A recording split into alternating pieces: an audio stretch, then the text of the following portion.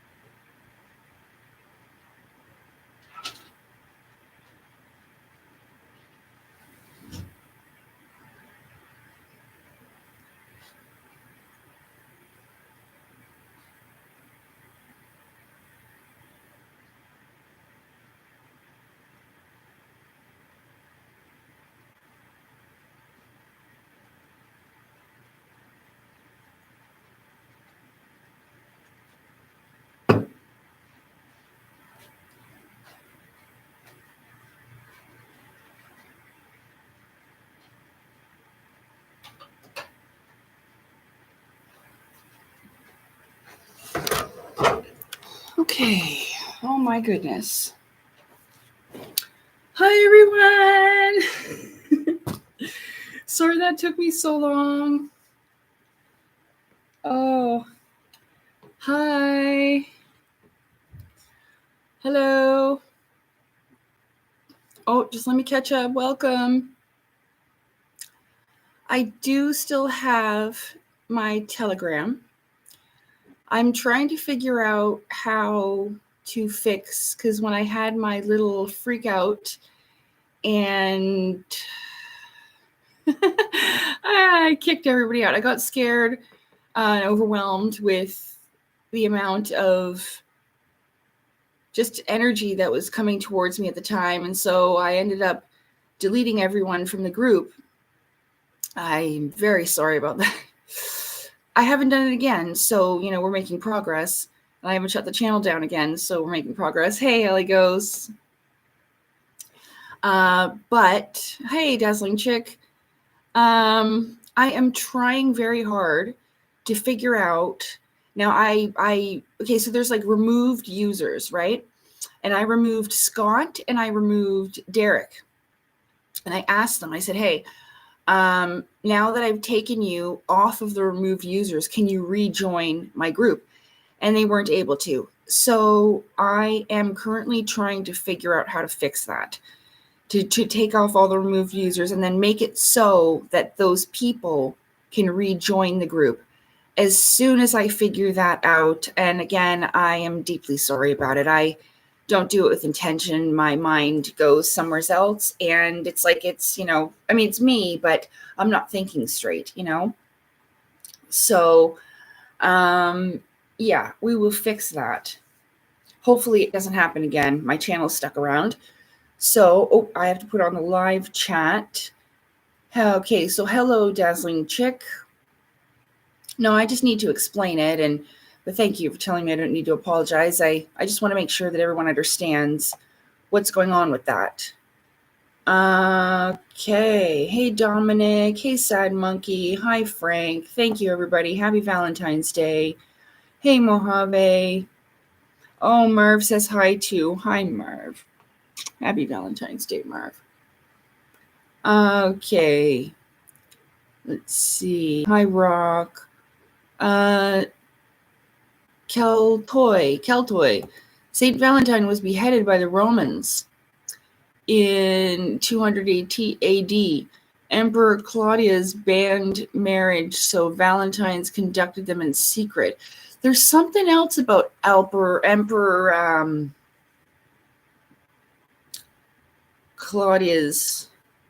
Heard about that before, but I can't remember what it is now. But thank you. I know. No, that's why I called it Love Day, because Valentine's Day has become very commercial. You know, it's all about spending money. Yesterday was crazy. I'm going to tell you about my day yesterday, because if you read the pinned message, what happened, I have a cavity that was filled, but then the cavity thing fell out. The filling fell out. And so I got an infection because I'm, consulting the Oracle. Even though I'm doing salt rinses and stuff like that, it still happens. So, like even a piece of salad was in there, it just, because it's it's right in the back and it's in the side of the tooth. It's not like at the bottom. So anyway, I'm getting it fixed on Tuesday. But yesterday I went to the clinic. Hold on. I just seen Scott say something. Toothache. It actually doesn't hurt as much. I'll get to the point about the whole thing. About the toothache. So I pulled my tooth out. Dentist is hard to get here. Oh, I know. Some places it's really expensive. I'm honest to God lucky because I have insurance on the support program that I'm on in Canada. So I'm, like I said, I'm very blessed and lucky for that. Although my regular dentist packed up and left the country. So I wasn't aware. And so by the time, because I don't have to go to the dentist very often, except for cleanings and checkups and stuff like that, I got my first cavity when I was 36. And that's this one it's the tooth right in front of where your wisdom teeth were. So when my wisdom teeth grew all in, they pushed all my teeth forward, grew and impacted. And they were in there for a while. I had my wisdom teeth in there ever since I was a preteen. And they were like under the gums. I could feel them coming in and then little stumps, but they grew and impacted. So when this one damaged the tooth in front of it because it was pushing on it for so long, but I didn't realize that's what was happening. So it caused me a problem. It's a shame because if I had known sooner, then I would have been able to make this better. Anyway, moving on. So what I was thinking to myself is people who feel envious over Canada's healthcare, let me tell you something. It may be free. And even on the program I am, it's free. And I'm very grateful. If I have an emergency, if I need a root canal, any of those things are covered. But yesterday, because the dentist can't see me until Tuesday. Hey, Floshi, good to see you again. Happy Valentine's Day. So I went to the clinic and it's just down the road. And thank you. And so I was there, and honestly, there's people that come and register and then leave because the wait is so long. I was there for 5 hours. Oh, and I regret, so I had a little bit to eat, but I didn't realize there was anything. So just back up a little bit, because I didn't realize there was anything wrong with me. At first, I started feeling a little tired. So I was like, oh, maybe I just need more sleep. And then I lost my appetite. And I was like, well, why am I not hungry? So there's no reason as to why I'm not hungry. I'm not stressed out. I don't have anxiety. I'm not, there's nothing going on. So it was pretty bizarre. But I just couldn't figure out what to eat. And then I realized, I was like, oh, I noticed that my tooth is sharp, and then it was a bit sore, and there you go. But I didn't realize at first that I was getting sick. So yeah, I stayed there for 6 hours, and then I had to go to the pharmacy. I was very, very tired when I got home last night, and I think that's why I screwed up making the live. I should have done it earlier. I was like, I have to make a live for Valentine's Day, and I kept doing it, but then I didn't. So anyway, yes, this is the Land Before Time. You guys remember the Land Before Time? Look it. See? The Land Before Time. I keep knocking Pikachu over. Is it dinosaurs? Oh, there he goes. Like Humpty Dumpty falling off the wall.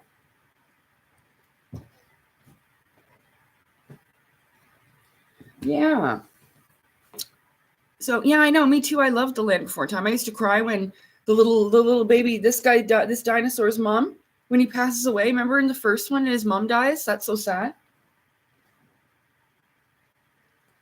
But that's how it was back then with dinosaurs. It was a brutal, harsh reality. You know, even as a child, you know, I knew that that's just how they lived back then. It's pretty sad. I have to show you something I found. And I was so happy. I wasn't feeling good. I was around all those people, and there was this man that came in and sat with me, and he had his mask on his chin. You know those people? And he's sitting there using his inhaler. He tells her he's having breathing problems. I'm like, oh, thanks, mister. You know, well, I don't want breathing problems, so I friggin' moved over a seat. But he smelled like he'd smoked a pack of cigarettes, a whole pack. And you know how I'm already a little bit uncomfortable out in public around people. Hey, Derek, how are you? Happy Valentine's Day. Yeah. So yeah, the clinic.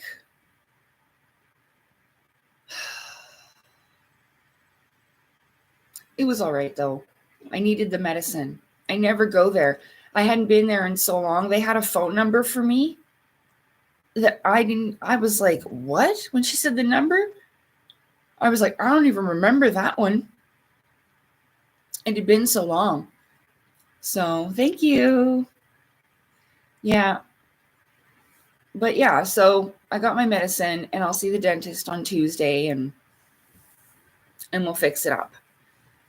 But I got my first cavity at 36, and you know, that sucks. Anyway, how are you? Are you all enjoying your day?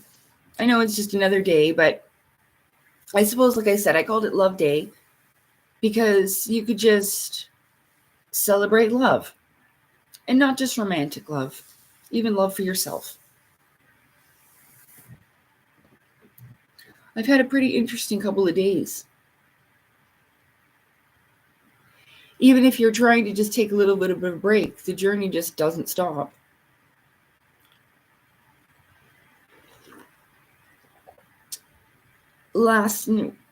Early this morning, because I woke up about 5:30. I went to bed early yesterday.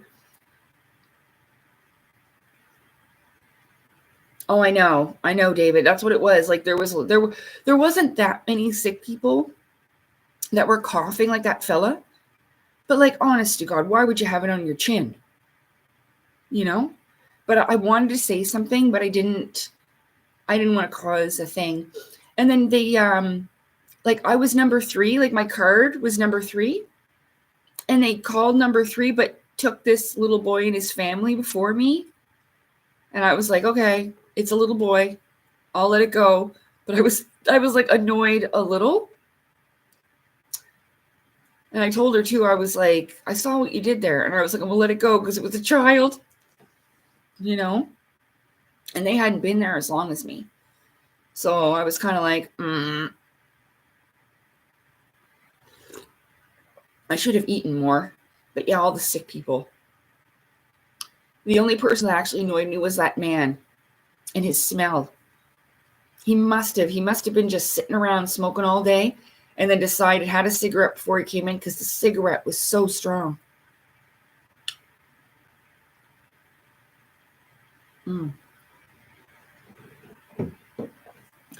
I did see a nice looking fella, but he was definitely married. Yeah. He reminded me of somebody I know. Yeah. So, it kind of sucks, like, on Valentine's Day, because honestly, like, even when I was engaged back in when I lived in California, I never got to go out on a nice date. I've never been on a nice date. Where I've gotten to dress up and put makeup on and put new shoes. Like, I've got these shoes in my closet that, I always thought that I would. So, like, I'll buy this and that, they've never even been worn outside. So, it's a bit sad. But it could happen for me one day. Like, I've never been out dancing. I've never been on a romantic date where we have a nice dinner, have a little bit of a dance, maybe see a movie. I've never done that. Well, yeah, I know. I've been single about 7 years. It's been maybe a bit longer now. And celibate. But it's about more than that. Like, I know when you say never been happier, but there's always those higher level relationships. I'm not talking about the bullshit we've had in the past, because I'm sure that's what a lot of us have had. If you've come to this channel, you're probably looking for a higher form of love.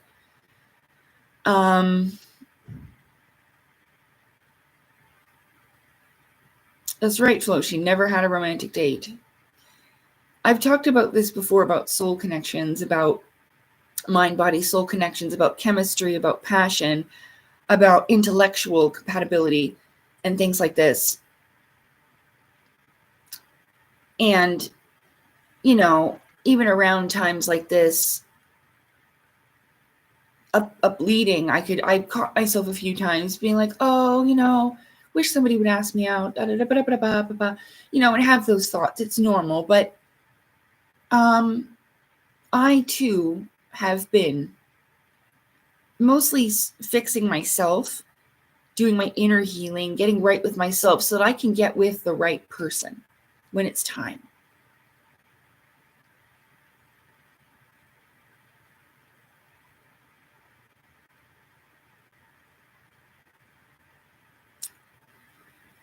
Thanks for your compassion, everybody. I know it's sad, isn't it, that I've never been excited to be like, oh my gosh, I'm going out with so-and-so tonight. Oh, I look so pretty and I'm so excited and I'm gonna hold his hand. And I've never had that. Never. So, but the thing about this part of my life for me, my singlehood, it's been a way for me to fall in love with myself and get to know myself. I think that once we come into unconditional love with ourselves and find peace within, we can find those things that we're seeking that match what we want on the inside of us to the outside.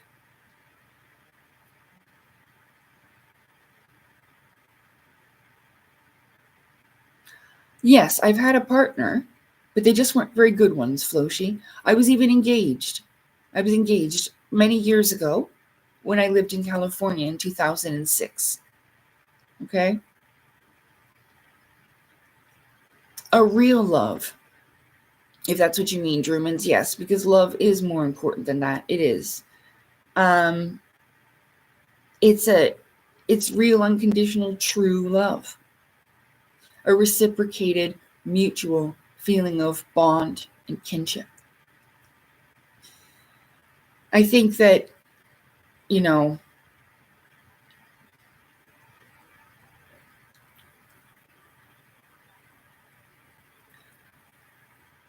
there are things that, because I've had opportunities that I think if I had been matched inside on a certain way, been right on the inside, that these relationships would have been better.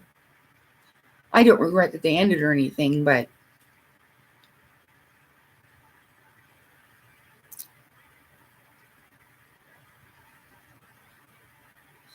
Yeah, that's an intuitive love. When you feel it in your stomach. Real love is when you feel it in your belly. That's an intuitive, knowing love. Yeah. Yeah, I felt it before. I would like to fall in love again. I would. But I will know when it's right this time. You know, it's not like people don't approach, they do. But there's a certain feeling that you'll get in mind, body, and soul. It's a knowing.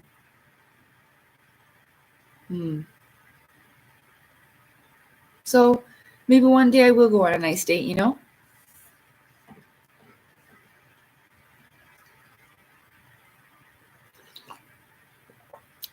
And if you haven't been on a nice date, Drumans, you will. You're going to meet a nice girl and you'll have the opportunity, you know? And you'll know that she'll appreciate it. She'll be laughing, she'll be smiling, giggling, blushing. She'll want to hold your hand. She'll want to be close to you. These are obvious telltale signs. You'll feel it in the body. You'll know in the mind. You will.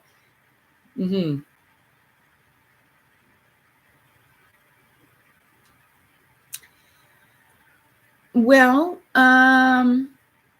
maybe it was just an anxiety attack.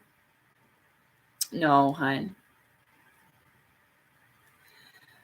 Well, that's the thing, right? Like, nothing lasts forever. Nothing. And there are things that I learned from every relationship that I was in. I learned a lot of things that I needed to know about myself. I learned about how to coexist with other individuals because I didn't have a lot of experience with that, especially with my childhood. We all have these things for different reasons. It's the lessons we take with us from them that count. And that's why I try not to dwell, on the more negative things of those relationships. Hello, Corey. Welcome. Happy Valentine's Day. A lover, not a fighter. That's right. Yeah. What the heck was I saying?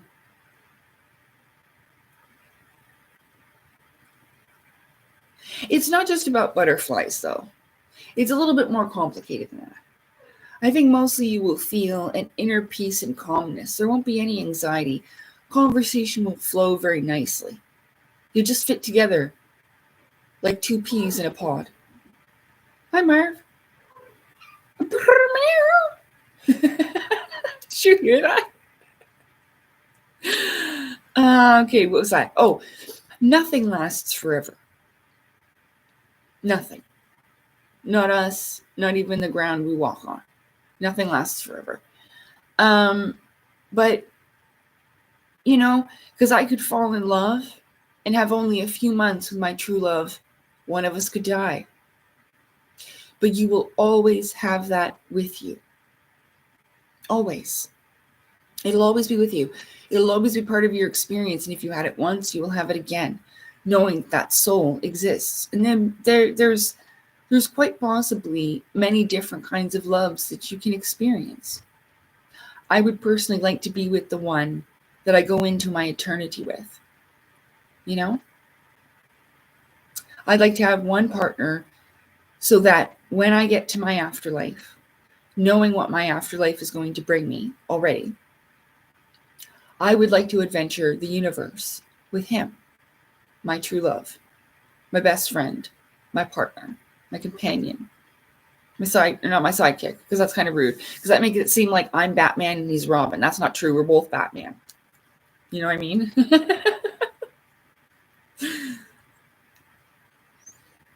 Like, that they may as well move on in this life and find a new love that's not you.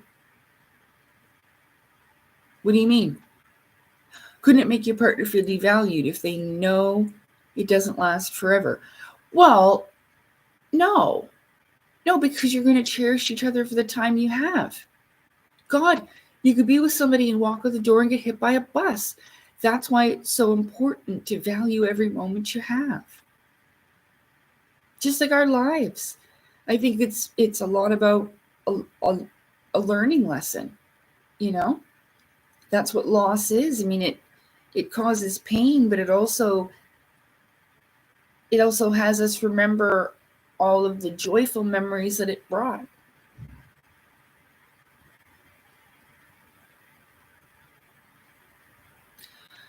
It's true. It's so hard. Druman says it's so hard to find love because there's many people that don't trust it. And that makes life harder for those that believe. I 100% agree. You have to believe, you've got to trust it, you got to be ready and open for it. But the one thing that's most important is the love you have for yourself. That's the most important thing. And it doesn't matter how that looks to anybody else, because lots of people judge me and tell me that I need to love myself when they have no idea about me. Okay? So that's just the thing. It's about your relationship with yourself, with your creator. It's about love, learning unconditional love. But it all starts from within. Even that twin flame experience thing that I went through, that taught me that all of that love was inside of me. It had nothing to do with that guy. That was inside of me.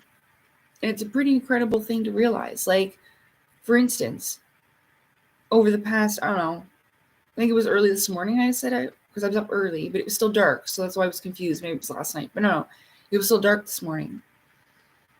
And I found something called the hero's journey. Now, there's like an esoteric, symbolic, allegorical part that I got into. But then as I clicked on another video, I watched this girl's entire video and then realized at the end, I was like, hold on. Oh, she's a writer. And she's teaching about writing. The hero's journey is used a lot in television and movies, expressing what I'm going through right now. It's this journey into the higher realms, but it's also explained. How did they say that? Crap. This is the regular world, and you're inside here. And then there's the guardians of the threshold, because this is the thing I realized. There's no way I would have been prepared to go into the higher realms. My spirit teams and the spiritual hierarchies, without going into too much detail, because I don't know how to explain it to you much anyway, but those people in the blue suits, yeah, them. We've had some troubles in the past.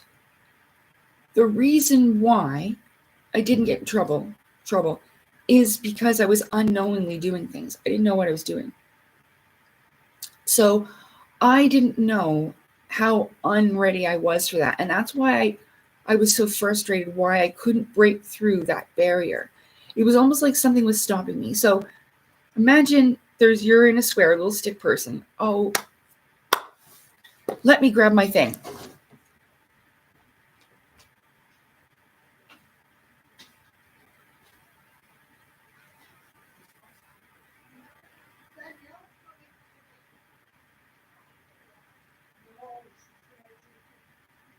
Oh, crap.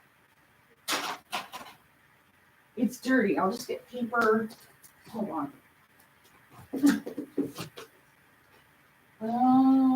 Marker.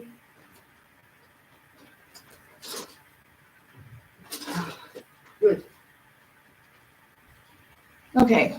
Sorry, I'm so disorganized. Ugh. I got a cool binder. It's got donuts and sweets on it. Okay.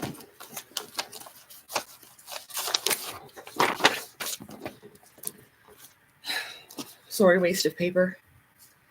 But I'll just reuse this. Okay. Whoops. Well, that's an uneven. It's uneven. Okay.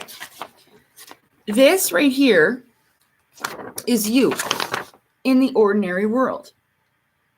Okay? Now, we're just going to put like only for, this is not a cat. It looks like a cat, but it's not a cat.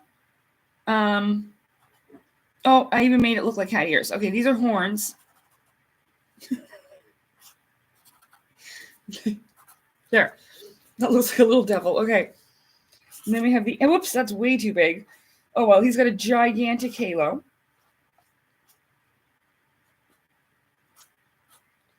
And little praying hands. There we go. And some wings. All right. I've talked about this before, too, about... You ever remember in cartoons when we were young? And they would show the angel and the devil on the shoulder? It's related to that. Okay, so you have these. So these here on the outside of the square, on this part here and on this part here, these are your guardians of the threshold, which keep you from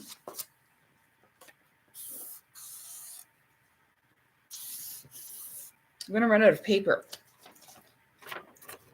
So if this is the third dimension, this is the fourth and the other higher dimension. So by passing through this threshold, the lower and the higher, these thresholds here, right? You're going into what's called the magical world. This was so cool. Okay, so this is the normal world. So there's even this scene, or let's just call this 4D, and this is 3D. Okay. So there's even a scene in Moana where this young lady, I didn't even see the movie. This young lady she literally gets into a boat, because it was so cool. As I was reading or listening to this girl's video, she talks about it being this journey and how Moana actually gets into a boat. And do you remember how I was telling you how I kept seeing even Cat Williams? Cat Williams has that little necklace on his neck that's a ship sailing thing, because he's a captain of his own ship. You see, you are a navigator through these unknown waters.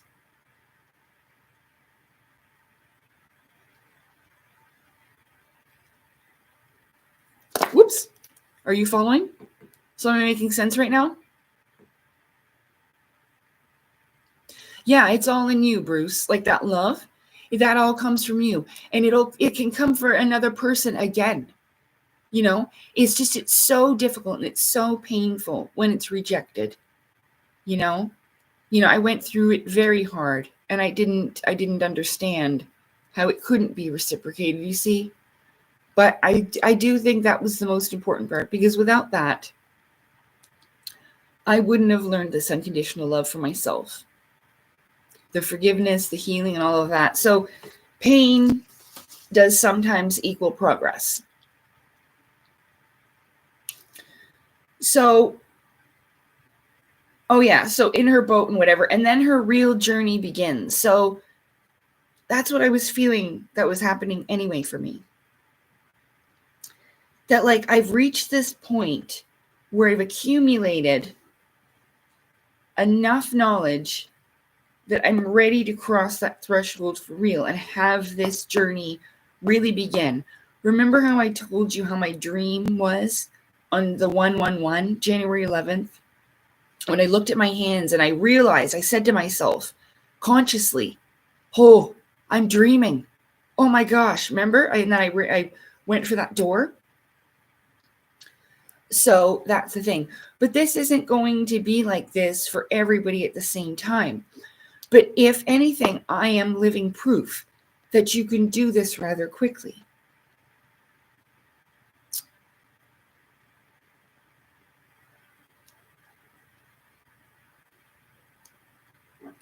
But these, you won't get past these guardians of the threshold into this for real. You might have glimpses and peeks through here and there, but you won't really break through what it is. But I didn't realize that. So in story format, people express almost their hero's journey that way quite often. And it's expressed as a circle. Anyway, it's super interesting. I was going to make a video and talk about it anyway. And share with you the videos that I watched about the different dimensions of thinking. Oh, wait. What was it? There's 12 steps. There's that number again. 12. Like the 12-fold what's that called? Hang on. The 12-fold something of mankind. Hold on. The 12, whoa. Constitution. The 12-fold constitution of mankind. Threefold classification.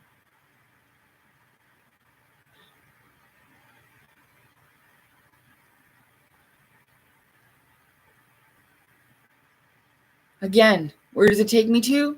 The Theosophy Society. No, I don't want to say that out loud. It sounds weird. Sorry. Threefold classification, sevenfold bodies. That's the ethereal, astral, and whatever bodies. Okay, sorry. Yeah, I was right. A physical body, astral body, pranic body, vitality, comic body, menasic, human intelligence, Buddhic body, your spiritual soul, Atmic is your higher self. And then there's dense body, etheric double. Etheric double.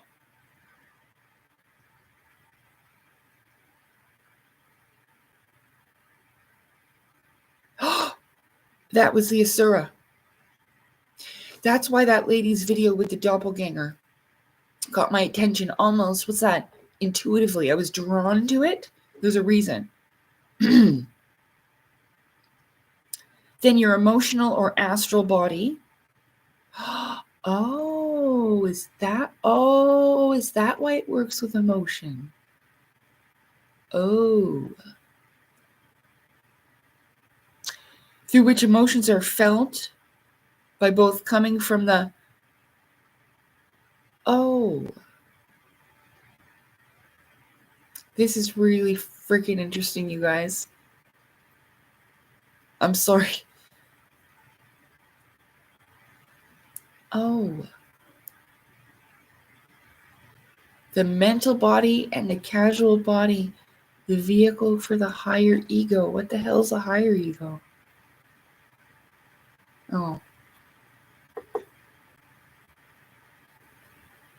Oh, it just doesn't say. It just says ego. Oh, the higher ego is the human individual element, the Atman and the Buddhi being universal.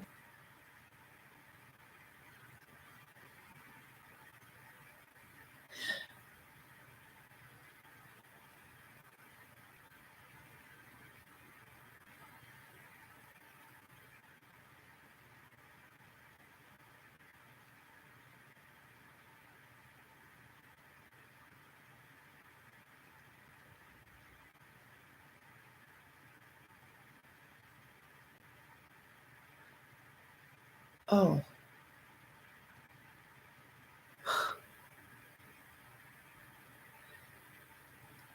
You know, I used to pray when I was a little girl. I never knew how I would figure out what I wanted when I was little. I know it sounds crazy. Okay.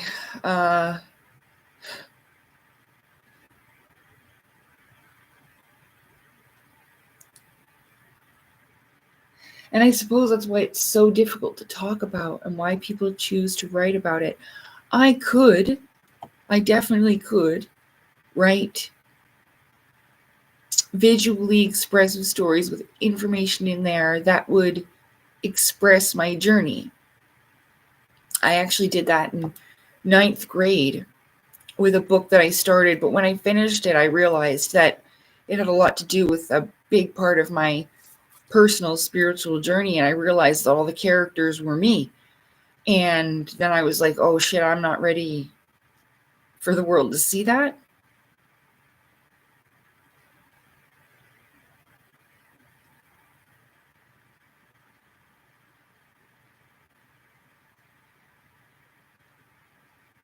Anyway, this I'm going to put this in the process of evolution. Do you know that I know I might sound a little crazy, and I just might be a little bit far ahead. One of the most beautiful things that has happened for me is that because I used to think, because of people used to put me down, but I used to actually think I was dumb, like stupid, good for nothing. And when I watched this other fella's video about the hero's journey, I had no idea he was talking about writing as well. And I was like, I wonder if these people realize, because he's a screenwriter. But he even mentions the esoteric. And so I don't know. And I mean, like, that's why a lot of these people, I think, are creators in this way. A lot of them. Even here, the lady, oh no, I better not say that, because people are going to make assumptions, because there's a lot of fucking...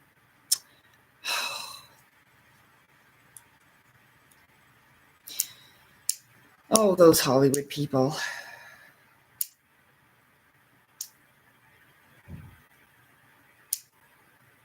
Anyway.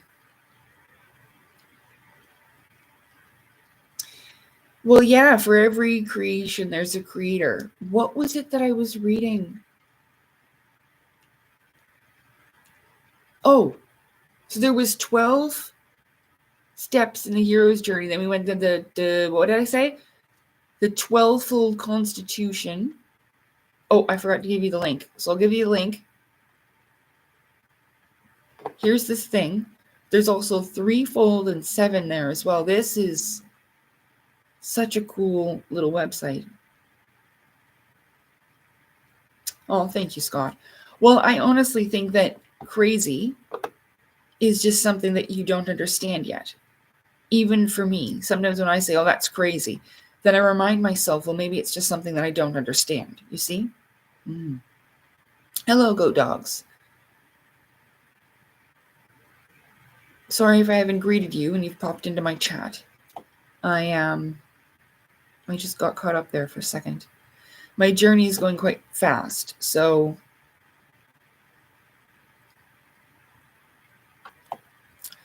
Threefold. That's the body, mind, and soul.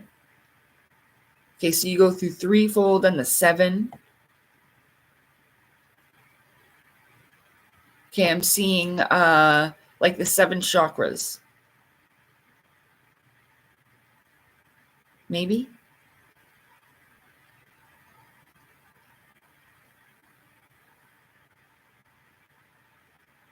And the colors of the 7 chakras, would we go with that? And then what do we do here? Huh.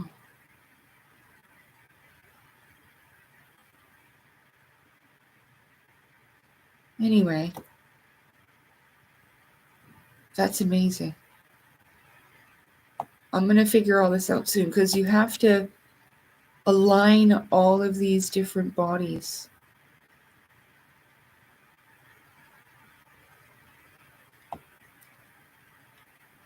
I suppose all this depends on how you really badly you want out of here, I guess.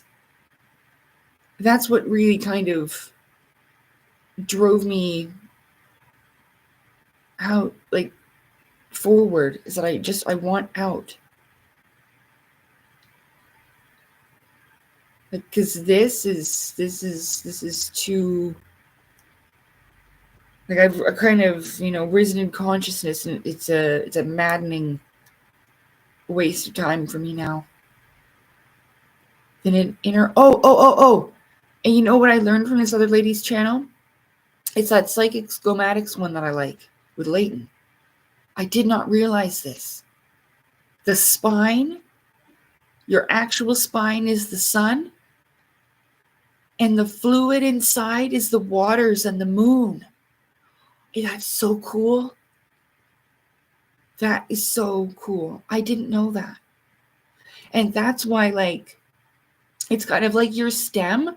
That's what I usually call it, your stem. And it's like this energy center thing, like your power cord for the body. It goes from your brain up and down, So 12. Then there's 12 steps in the hero's journey. Hey, Calmly, what's going on? That's right, Joseph Campbell. Yes, the hero's journey.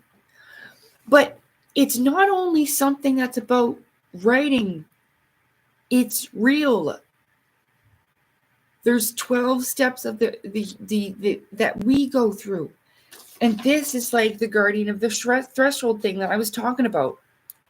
You kind of go into the magical world like you see in movies, where they'll, like Harry Potter, when he goes actually through the wall of 9 3/4, and he's like, holy fuck, that was the fucking moment. That's when his journey really begins. The Hagrid came. You're a wizard, Harry. Remember? He brings him, but then they go through the wall, and he's like, oh my. Like, he's seen some little bit magical stuff before where they have like a chase or whatever. I remember, but that's the moment when he goes through the 9 3/4. That's crossing the threshold into the next level of existence. Like, I think the ice wall may represent that too. Like this gigantic obstacle. How the fuck are you supposed to get through it? Especially if you've got nothing to, somebody you got to climb or whatever, like they did in Game of Thrones. Again, this is just me theorizing because I've never seen it with my own 2 eyes. So, Hi, Shelly. How's it going? Happy Valentine's Day. I didn't see you there.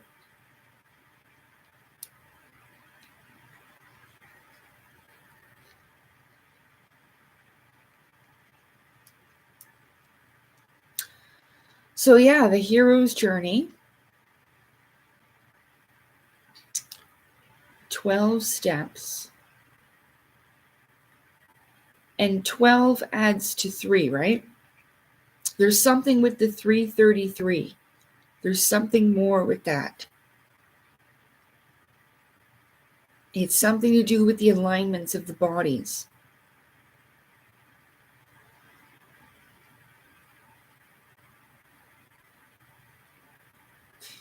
Did that girl's video only go to 9D?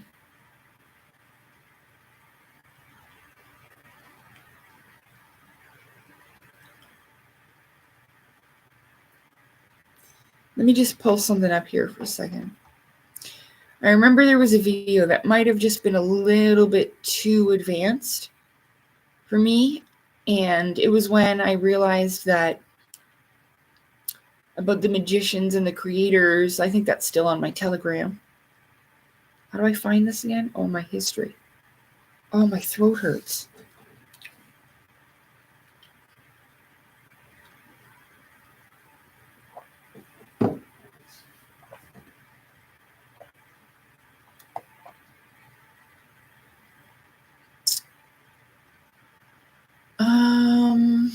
There it is. Dimensions and how to transcend them as consciousness.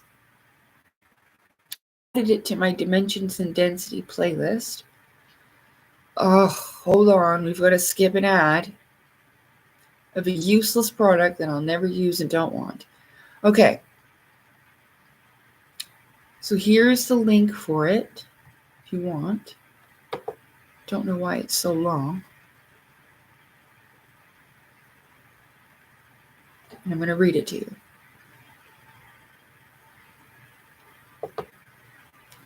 I think we're all going through some changes. The full moon was pretty interesting. The energy's going through lately, but I do hope you're keeping well. And that through these changes, you stay strong.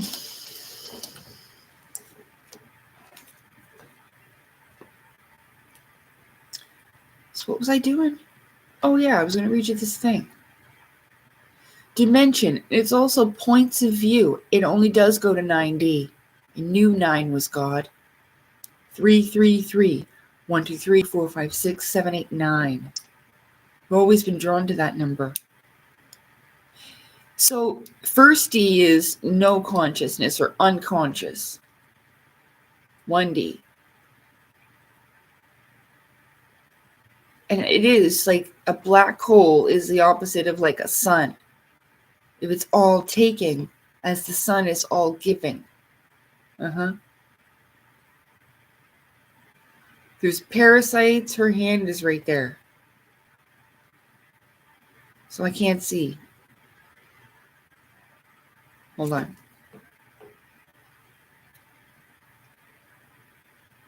Wait till her hand is moved. Just a little bit more. There.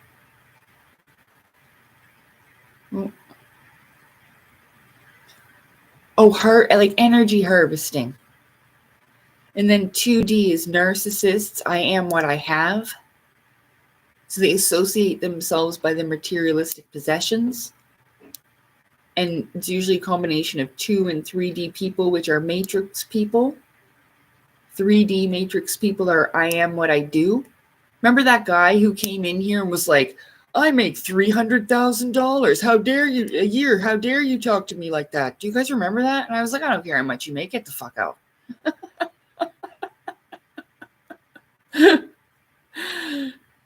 4D, mind and psychology complex. I am my thoughts.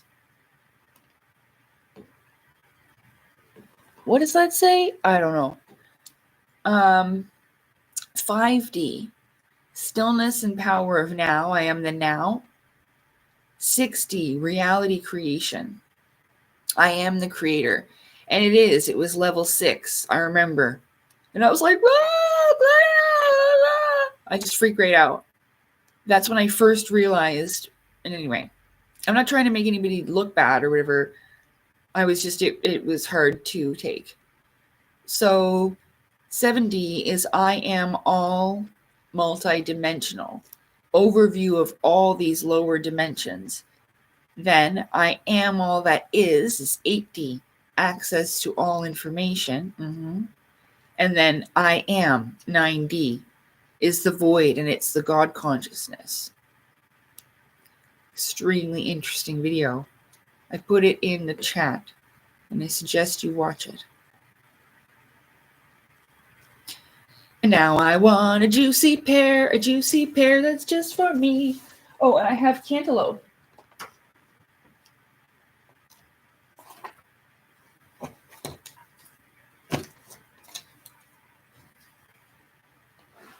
Yeah.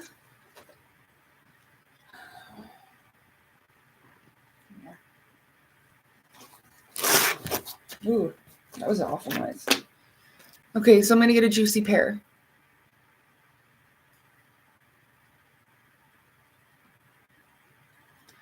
Two, 2, 2, and 3, 3, 3 a lot lately.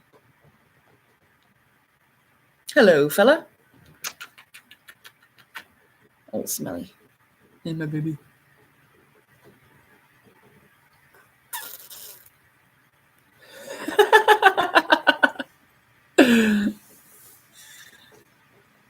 He just sniffs. He's like, what are you doing?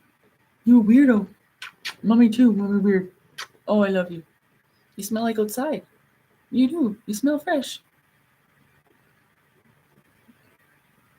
You want some tea? Oh.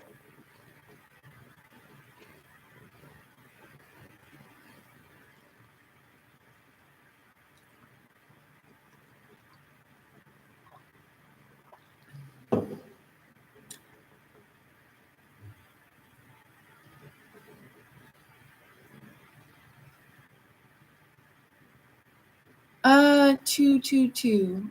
Yeah, so about the angel numbers. They do have significant messages. You know, it's not a coincidence when you turn to look at the clock and it's 11:11. It's not a coincidence. It's the universe communicating. When it's when they say that God is in everything and everywhere, that's what they mean. The source energy is everywhere. It's almost like just in the fabric of this creation because it's created by this source, right? So when you're seeing this type of thing, one of the things that's used is, time.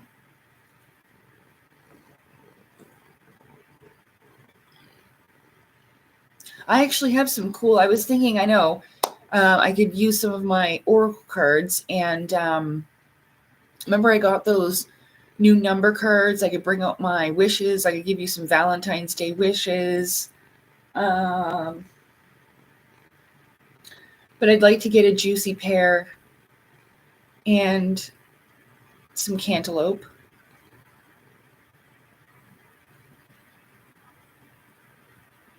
You never seen a cantaloupe? It's like it's like a honeydew melon, but it's orange on the inside. A cantaloupe, and it's got the seeds.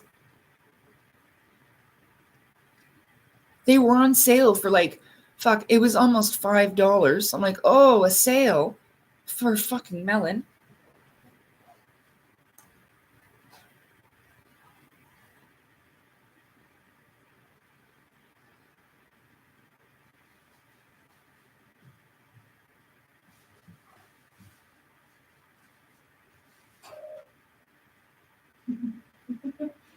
Here, I'll show you though.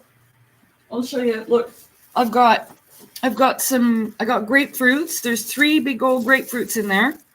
Grapefruit. And then I got apples. Some really delicious apples. And there are my pears in there. I got pears.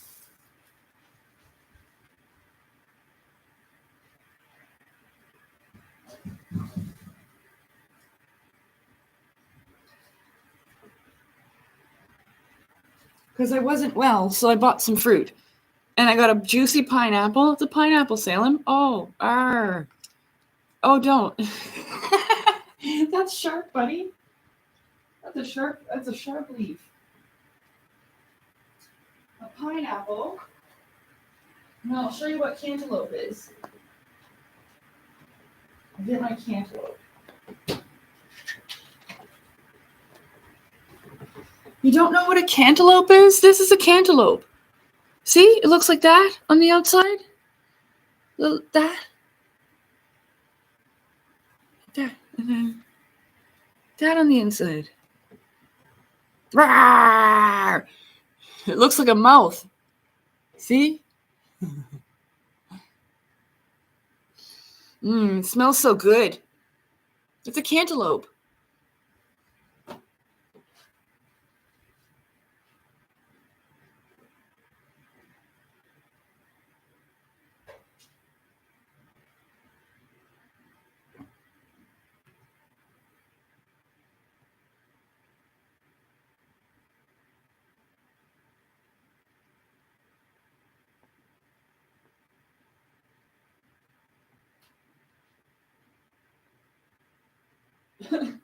Oh, Salem's making himself comfortable.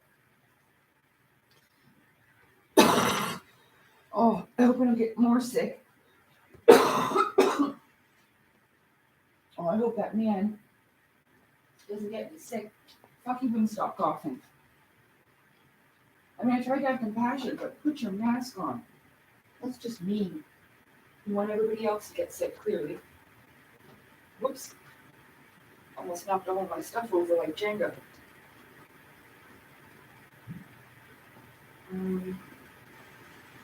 Whoops, there goes something else. Let's see. I feel like these are new ones.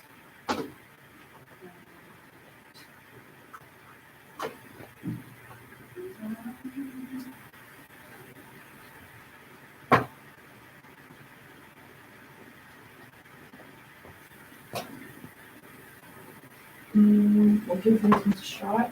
And these ones. Okay.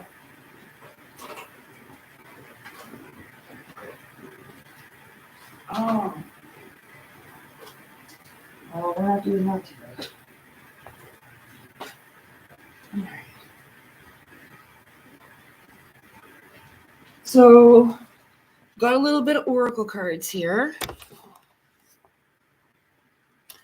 Do I have the numbers ones? Where'd the numbers ones go? Where's the numbers ones? Oh, there they are. These are the ones with the numbers on them, so we use those ones.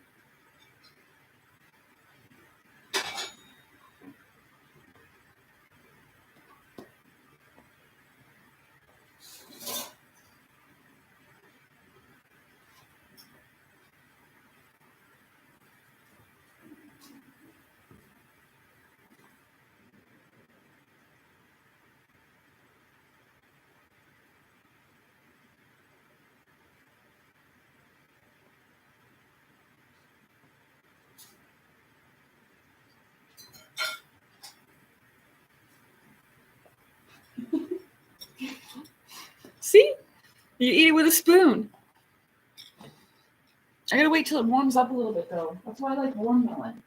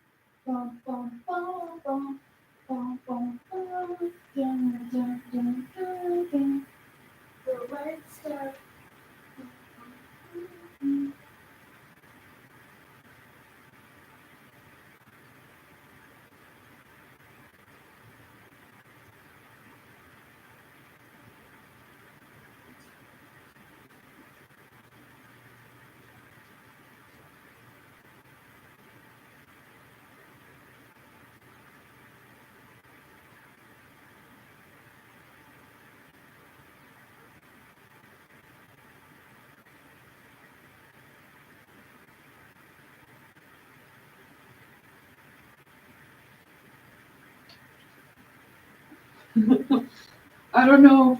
It's worked though. I put on subscriber mode, so like only my subscribers can talk. So that's why we haven't had anybody come in and say anything nasty or anything, because you have to be subscribed for over 20 minutes. If they're gonna sit there, find my channel, wait 20 minutes, it's pretty darn dedicated. Just to say something rude. But yeah, I didn't want them ruining my day. So try and come in here talking about how single I am or whatever. Ain't nobody got time for that. Marv! It's dark, honey, and it's cold out. When we open the window, we're all gonna freeze. Yeah, you don't need to go outside. You go outside all day long. I had to put my hat on, it's so cold.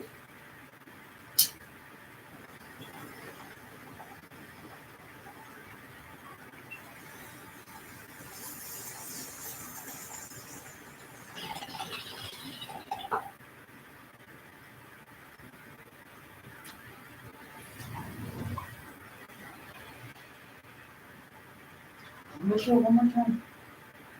No reaction.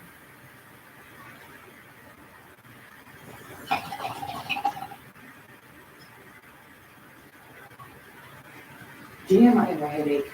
Wow.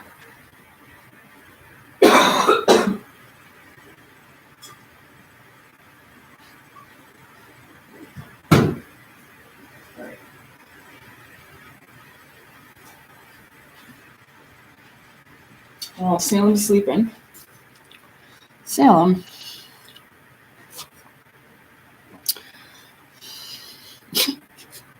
Well, Salem took my spot again, so I'm on the floor. Hello. I had to put my hair back because it's getting on my nerves. Okay. So,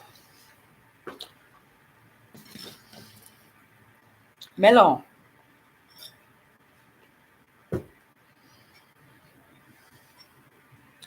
I don't know. I mean, it's not a bad thing. I feel like something's changed. But I don't know what it is. Ooh, a cold. The pear's been on the counter, so it's warm.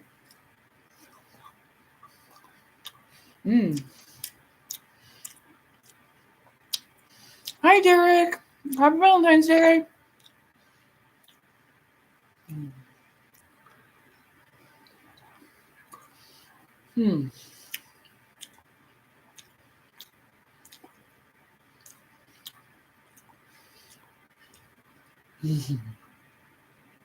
Salem's just purring away. Brr, brr. He can't sit on my lap. He's too big. He sometimes does. But he can't get comfortable because he's too big.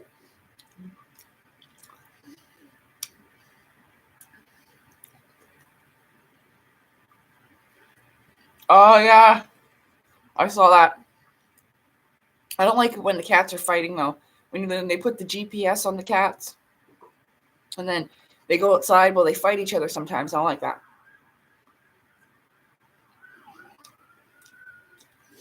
There goes the police. Hope there's no Valentine's Day battle across the hall.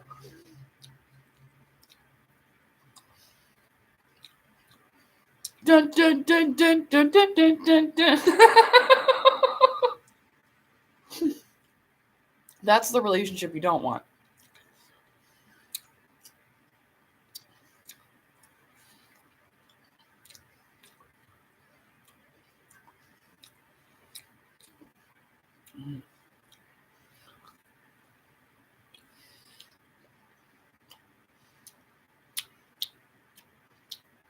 Oh, speaking of egg, I gotta show you what I found.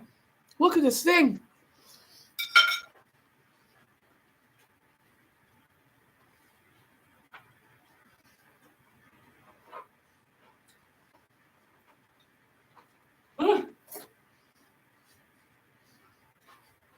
You guys ready? Look what I found. You want to see him? You want to see him? Ready? Boop. Look how cute it is. Boop, boop, boop, boop. Squishy, squishy. Boop, boop. Boop. Isn't that cute? Look at it. And I can squeeze it.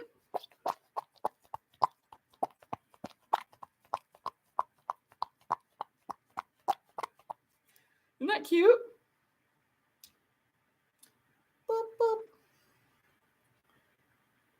So I keep it in my purse now. I found it at the drugstore at Shoppers Drug Mart.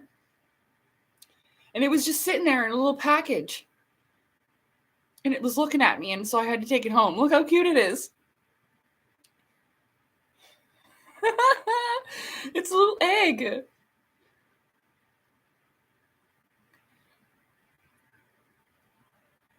Yeah, so then when I'm like thinking, it's almost like a little stress ball. You know? It looks like a frog. You know? Yeah. Well, it helps me focus my thoughts too. And so play with my little squishy. Because sometimes I'll just sit there and put my finger into my thumb or my like this. And it's not like I'm causing myself pain, but it puts a little mark on my finger. But it just causes me enough to kind of refocus. You know what I mean? Yeah, so I do that to try to refocus my thoughts. So yeah. But yeah, I seen Leslie Nielsen farted on camera. I saw that. You know what else I saw? Do you remember when that fella was at Disney? There was this fella at Disney and he was on stage and it was like the Lion King. What was that fella's name? And he falls off the stage, and when he falls off, he goes, "Oh, good Lord." And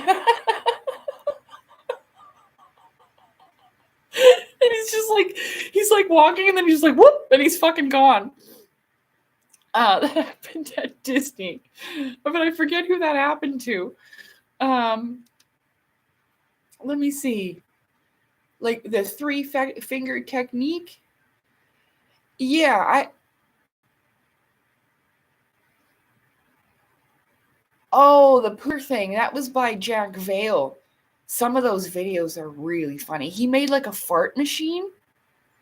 And you squeeze it and it makes like a really realistic fart noise. But you don't need one of those. Look, you know what I learned how to do? I'll show you.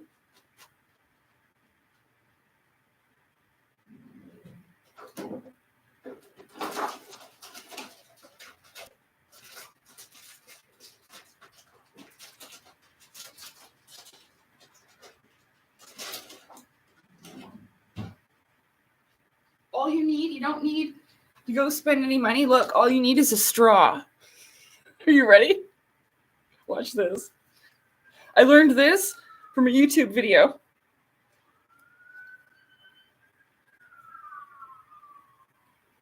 Hold on. Listen. Oh, you can't hear it. Okay, listen. It makes a fart sound. You put it in your armpit.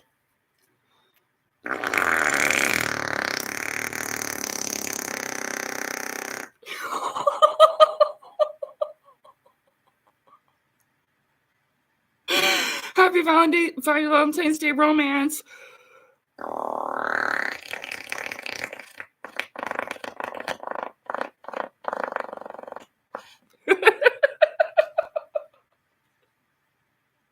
See?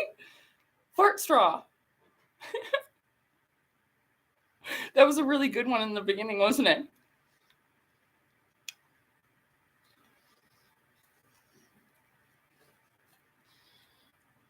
She's so immature.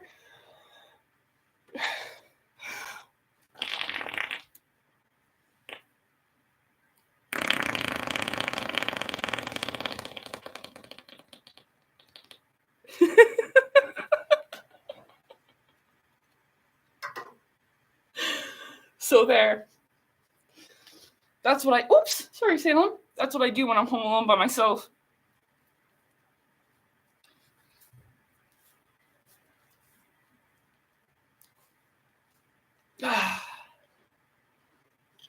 Anyway.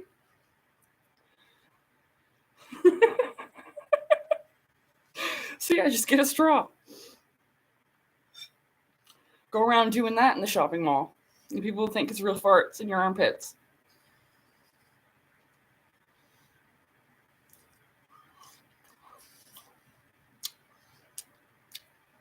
I told a story once about walking in on...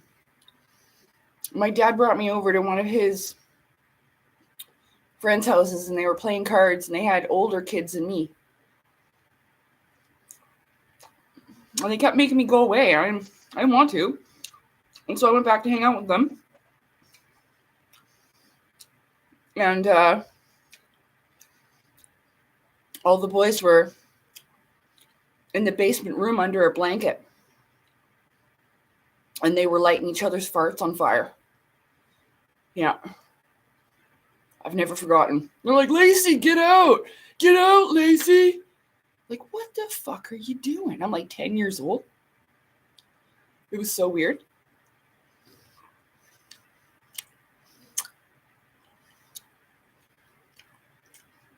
Thank you, LT56. Did you like that? I want to see a video. You are a straw fart. It wasn't as good. The first time I did it, I had 2 straws. And I was playing the armpits like a freaking musical instrument. It worked a lot better. But it's because I had a tank top on.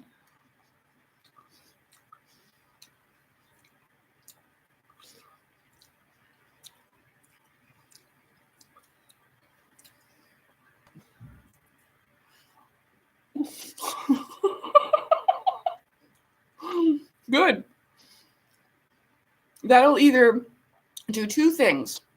It'll scare the wrong kind of people away, and it'll bring the right kind of people in, you know? So if you just turned on the live, and that's what you saw was me doing armpit farts with a straw, and you stayed, you're the right kind of person we need in this world.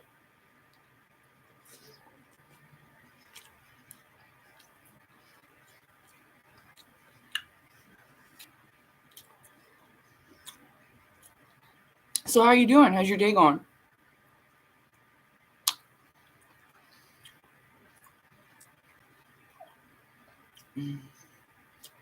Have you all gone to get a straw? You better. You better be at home having a laugh, making farts with your armpits. It put me in a fantastic mood. I mean, not today, but like before when I did it.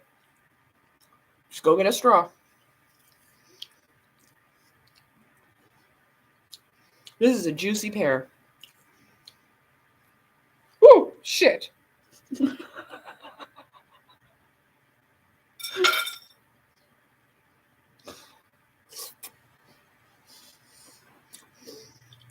Good.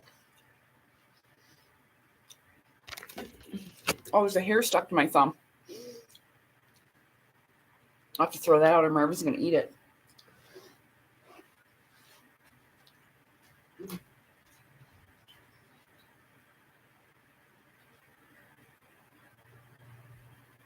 Are you coming in, Marv? You inside, Marv? Marvin.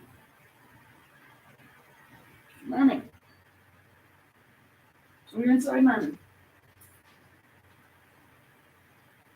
Where are you? Why didn't you tell me you're inside? I was freezing. Hey, I didn't even see you, baby. You didn't do nothing or say nothing. Nothing, mama. Okay. All right.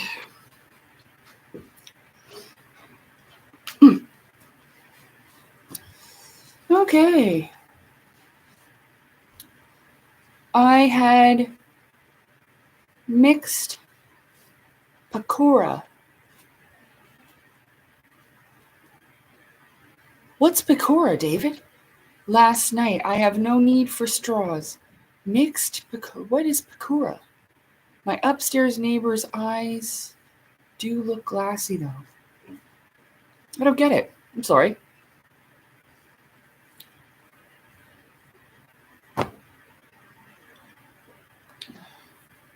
All right, then.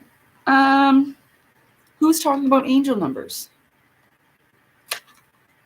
Oh, I do have fruit juice all over my hand. Hold on.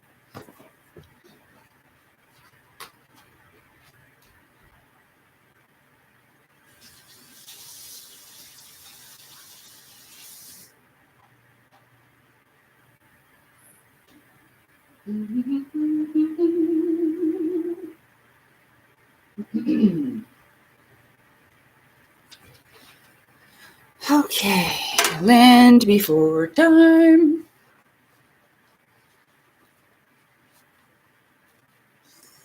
Indian fried food. Ooh.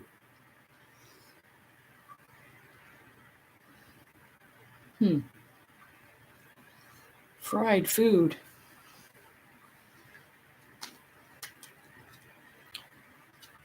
I've only seen a few things fried. I like Indian food.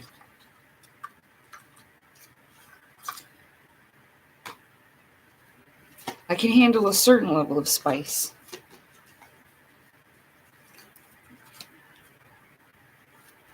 Boop. Oh. It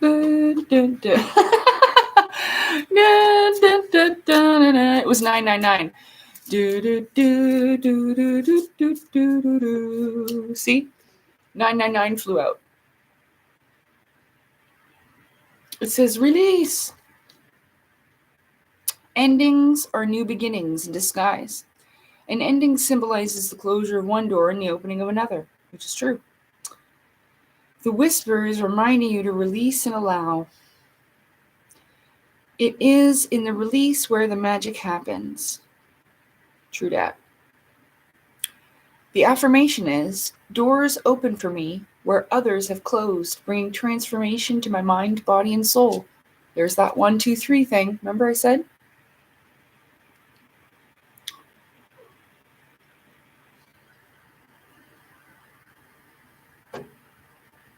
Cool, huh? So that flew out. Let's see what else we've got. Do do do do do do do do do do. Do do do do do do do do do. Do do do do do do do do do do. Do do do do do do do do do do. Oh, I don't know.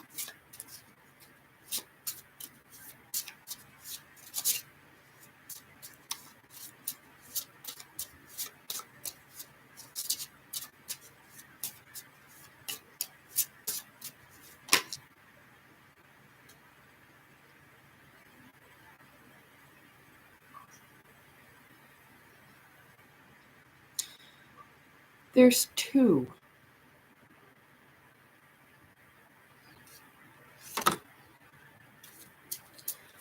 Do do do do do. Sorry.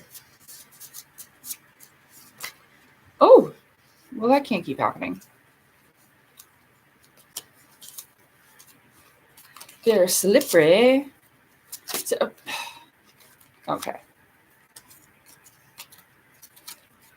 Do, do, do, do, do, do, do, do. I keep doing it.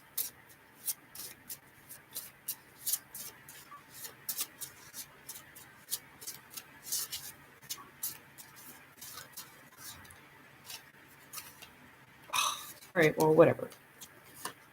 Okay. Interesting. Oh, wow. Okay, so the first 2 were 555 and 1515, which is creativity and change, interestingly enough. We had already been talking about the hero's journey, which was in both writing and the esoteric teachings that I've been into, known as the 12 steps of the hero's journey. It even has like almost the same names and everything. So with 555 and change, it says change happens outside your comfort zone. The time for change is now. The angels are whispering for you to trust your path and to learn how to walk it. Take the next step. Allow change to lift you up and guide you forward. And the affirmation is, I release all that no longer serves me as I am guided to move outside of my comfort zone and let change in.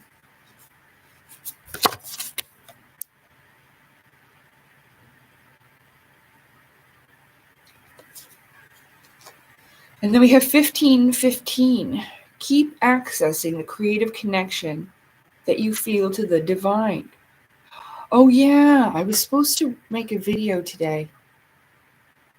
I'll make it another. I'm still gonna do it. It's like another part to the clearing things up about the channel, but it's more so about my journey with, religion and faith and all of this.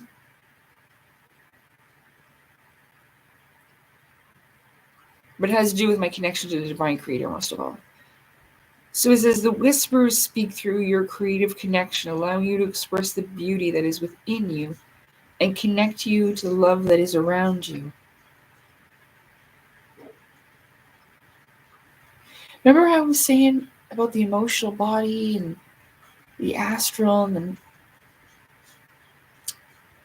this is so cool. The affirmation is, creativity is my birthright. As I express my creativity, I feel a beautiful flow of love and connection. True that. Marvin's in there banging at the closet trying to get in.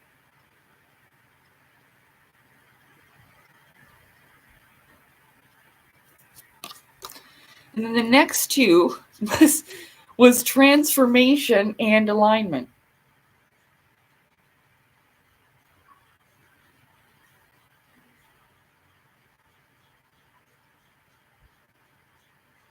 I know it kept happening over and over. I wasn't about to take all of them. It's 1919 and 777, which it was like, because it's like a number like this too, and then a 1515 and then 1919. So I thought that was interesting. Marvin, the other side of the closet's open. Marmar. The other side of the closet is open, and she's in there like.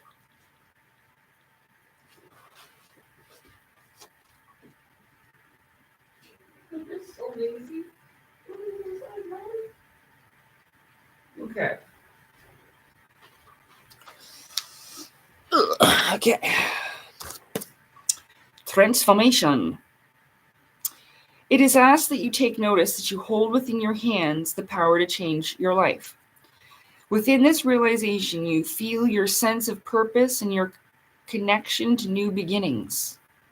And we also had the beginnings and endings. Where was that? Oh, the 999 one. Endings and our new beginnings. We had 999.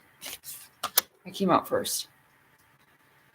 So, the affirmation is, I release what I no longer need to carry, and I open myself to transformative energies, to the divine.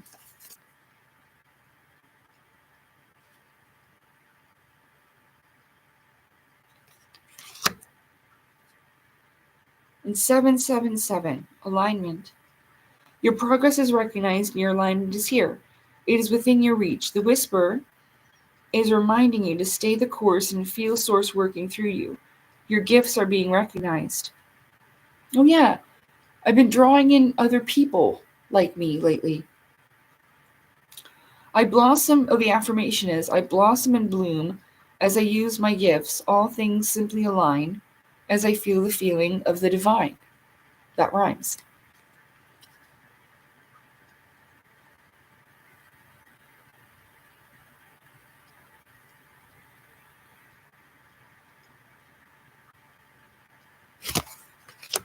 Huh, interesting.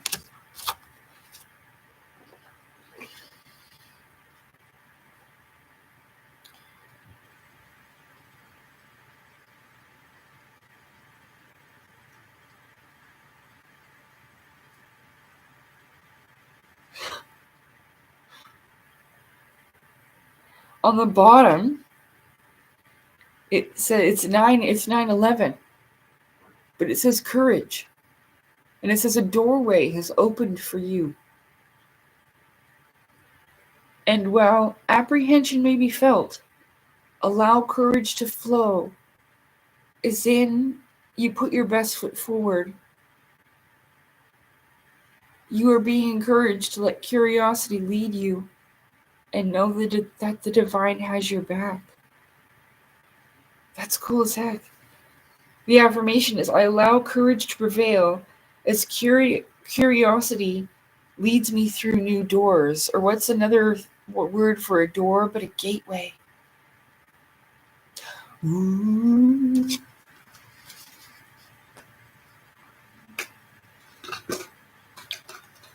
Cool.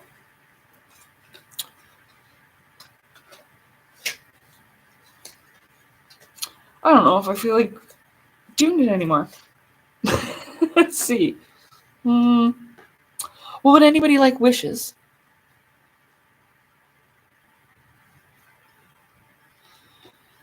I also have these romance angel cards. Everybody likes those. They're oracle card messages.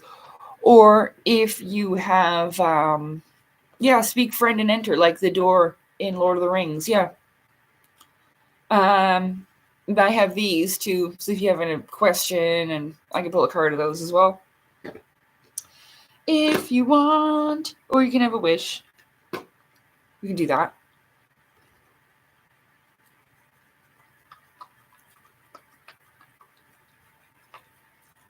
Boop, boop, boop, boop, boop. Salem's just sleeping now. Sleeping away. Oh, he is sleeping. Usually if he's half sleeping, he'll start purring again. But other than that, I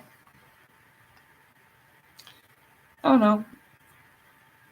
Things are good. It'd be nice to be with a special someone, cuddling, watching movies, do a little bit of kissing, you know.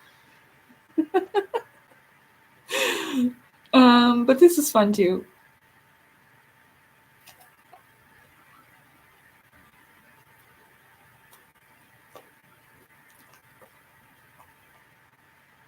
His outline reminds me of the... Yeah, well, he's got a lot of bass, this fella. He's all about that bass, Big belly. He's all about that bass. Sorry, fella. Big belly.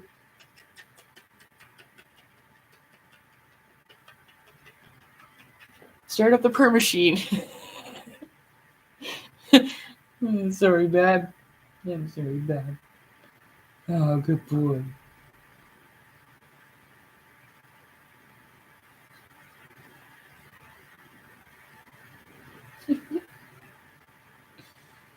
Oh, that's incredible on my neck.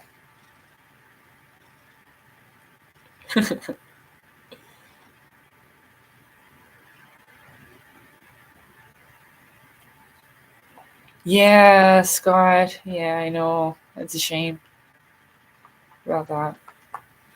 They don't realize that's an ancient symbol, you know?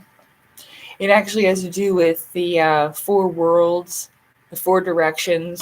Oh, that landed right in my melon. Gross. Ew.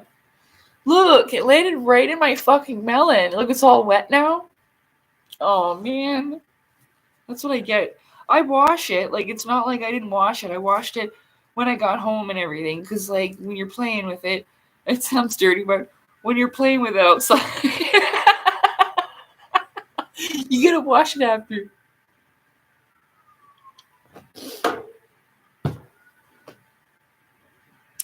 Hi, Rod. How's it going? Happy Valentine's Day. I'm on the couch because Salem, or on the floor because Salem stole my spot. But oh, you stuck? Here, let me help you. Your claw is stuck. Here, there you go. Oh, don't bite me. Here, you bite me for. It's not very nice. I saved you. What? What? What? What? There ain't nothing there. What? What? What?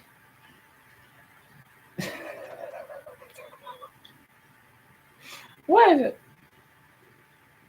It's melon. Here, no, you don't. You don't even like melon. It's melon.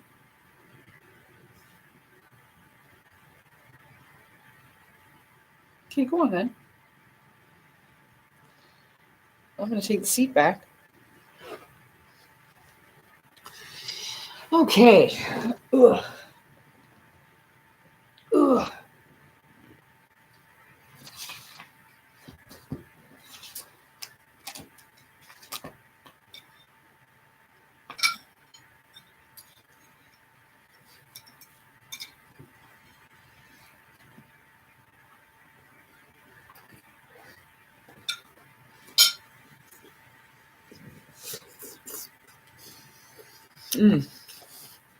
Mm.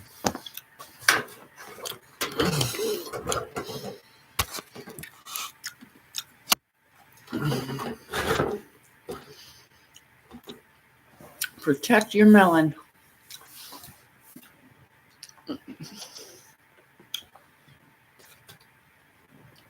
You have that? Well, no one said they wanted a wish or anything. Sorry, there wasn't any decorations or anything. I just, I wasn't feeling well, and the weather been pretty cold, so I didn't decorate for Valentine's Day. I wish I had of. I regret it, but hopefully I'll be able to do it next year.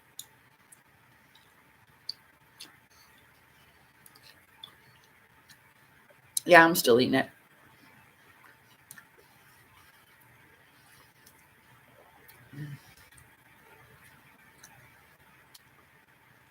I get one smile and one laugh.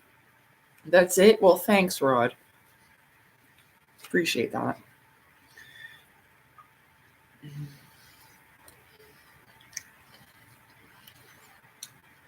Does nobody want a wish? Whoa. From the wish box? Yeah. Maybe. Hey, J. White.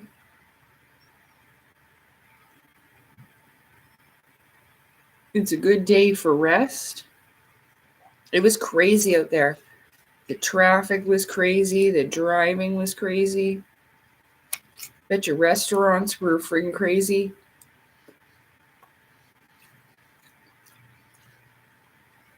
Oh, thanks. It'll get better. I got antibiotics. I don't take those very often, but because I'm consulting the Oracle,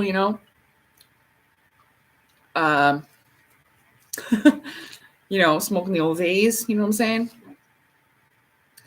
But it doesn't really help my mouth, especially if I have, it was my filling that fell out.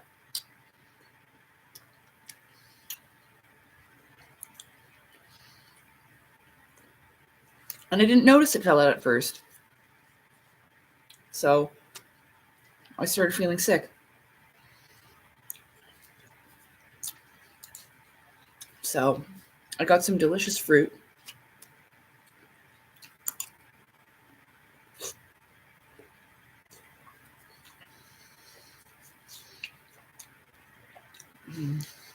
Well, I don't eat meat all that much anyway, but I was just thinking to myself, like, I bought fruit, but then I didn't really get that much meat and stuff. I had potatoes and vegetables and eggs and peanut butter, so it should be fine. But the fruit is so expensive that normally I just can't get any.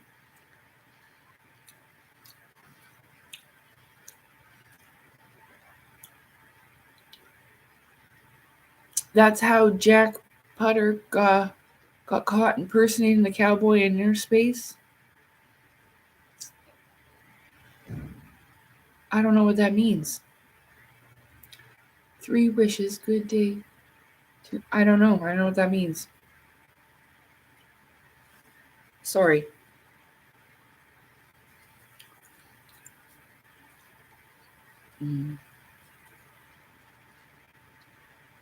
One of these days, I'm finally going to sit down and finish what I have to do on my book.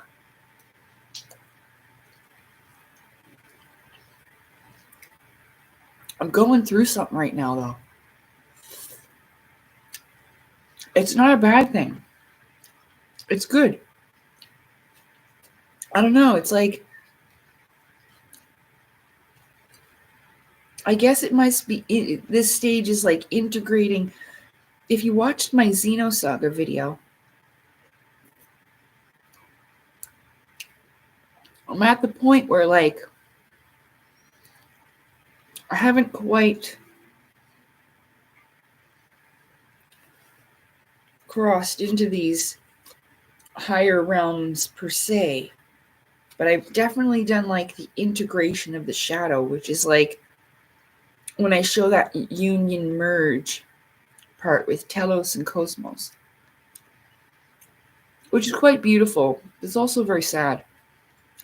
It makes me tear up when I watch that.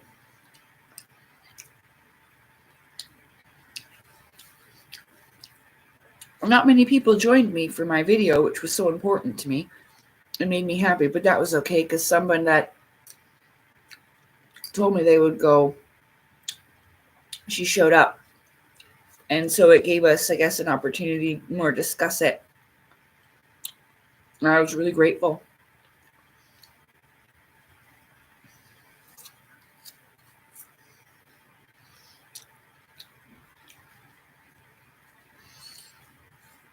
I suppose it won't be very easily understood or able to be interpreted quite completely and fully, like through the layers of it. It's not just what you're actually reading and hearing and seeing, but there's a bit more to it than that.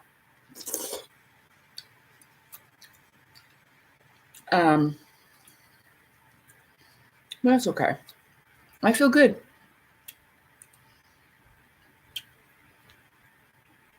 So I'm not depressed today, which I'm very happy about. You know? I guess it's just focusing on the positive things. Like I said, it would be lovely to have someone special that was a match for me. But we'll just have to wait and see what happens.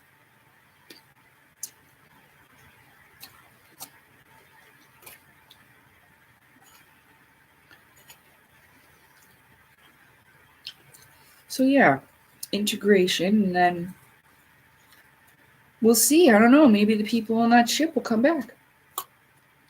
Maybe not. It's not an expectation, but one could always hope. I'd like for it to happen while I'm awake, just sitting here. Because where the heck was I reading that today?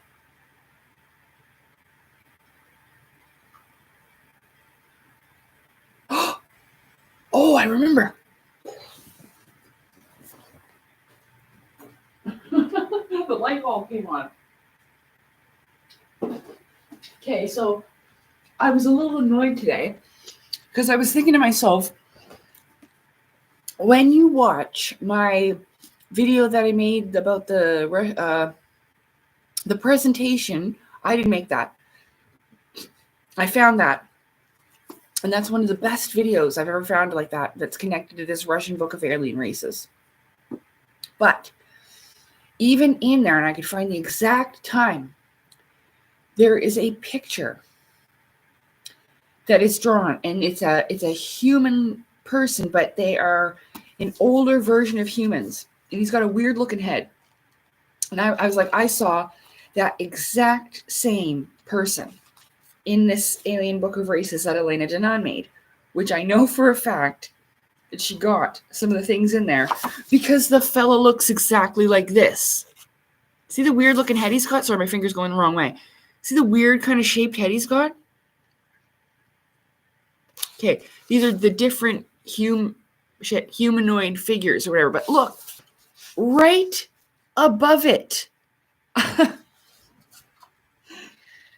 Now I understand why she made this, because it's like a lot of the information, a lot of things that people have seen, had encounters with, there's a lot of it in here, and it is quite good. It is. But look, right there, physical and non-physical humanoid, El, like the Elohim.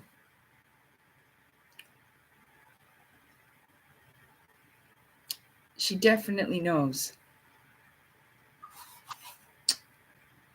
Whoa. With the use of substances like chrome or mercury. Oh. Anyway.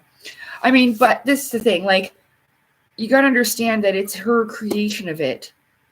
And a lot of people have a problem because she's so negative towards some of the species that aren't as beautiful as Thorhan and the lovely blonde-eyed blonde hair, blue-eyed extraterrestrials, right? So it's just kind of, it's not nice just because something looks bad. And she just has but that's her experience of it.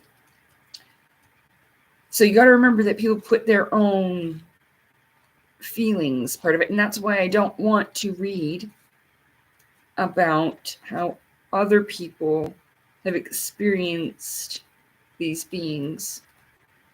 I'd like to experience for myself, for my own opinion. But yeah, so I thought that was really cool about that, the physical and non-physical. But that it has to do with the etherization of the blood and all that. Anyway.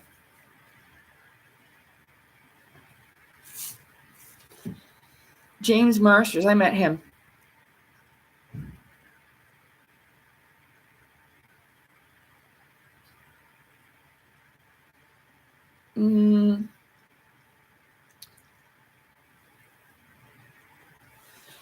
Well, yeah, like, the thing is that I could write in creative form, especially like I wanted to write about the Azoras. And of course, it would be a fictional, adventurous thing. And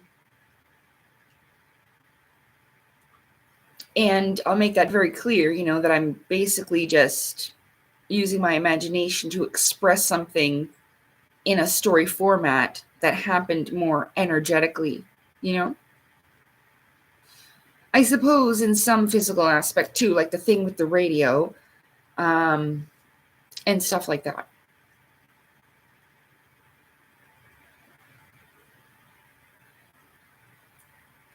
Oh, that's okay, Shelley. We're still going. Ever heard of the Tunguska blast? Yeah.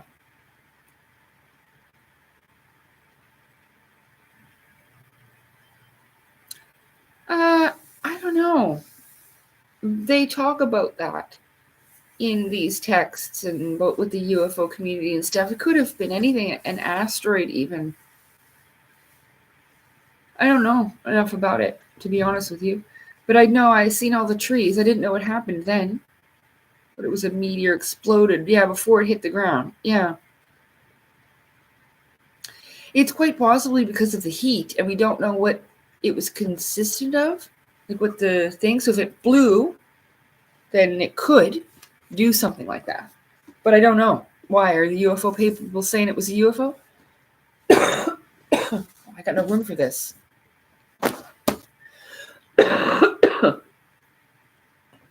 I better not be getting sick.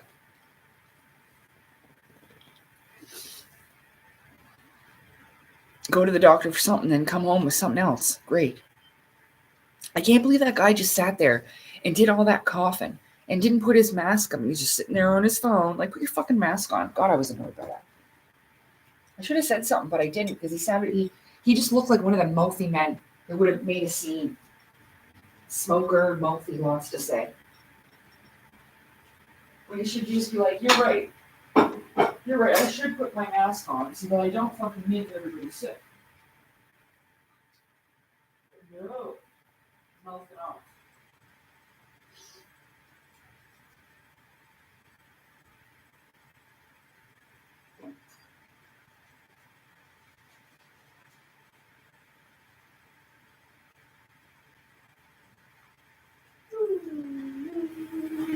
I'm hungry.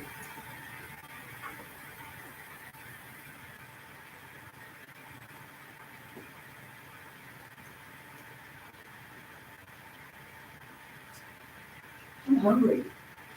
I'm gonna have to make something else to eat. I had a great big chicken salad. I made that earlier. I had a chicken salad. What else do I have? Cucumbers in there. What else? I think that's it. Chicken salad, did I make bread? No, I don't think I had any bread. I thought about it.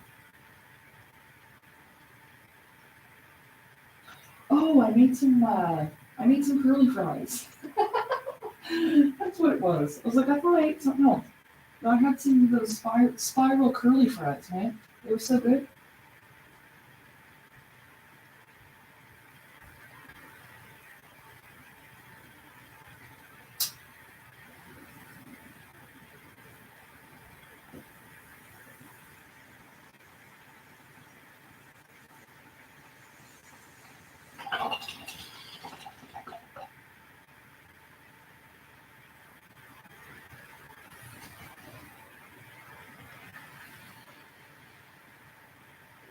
It's too cold, man.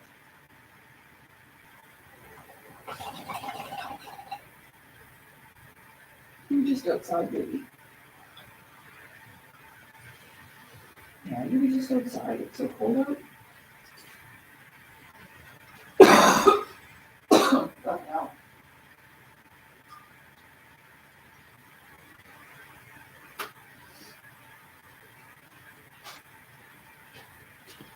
All right, well.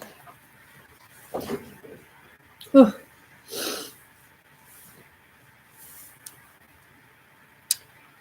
Yeah, so, I don't know. Don't care, it's a shame. Yeah, I know. Well, I don't know. I mean, like, they weren't enforcing masks or anything, but honestly, you'd think that people would have learned something and not just sat there. And I mean, there's children there, and he's hawking and coughing. Are you serious? So,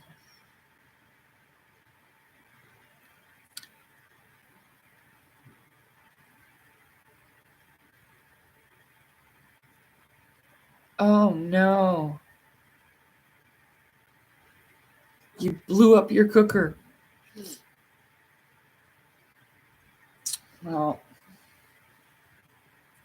I don't know. But I just have like this feeling inside. Like I I want to meet all of these people and in myself like not have a preconceived notion of what they're like or their history or who they're fucking fighting with or who they've been to war with. I don't really care. You know what I mean? I want to get to know you for you. I wouldn't want someone like to go to somebody else to learn about me. You learn about me from the source, from me, right? And I'm sure that's the same how you would feel for you.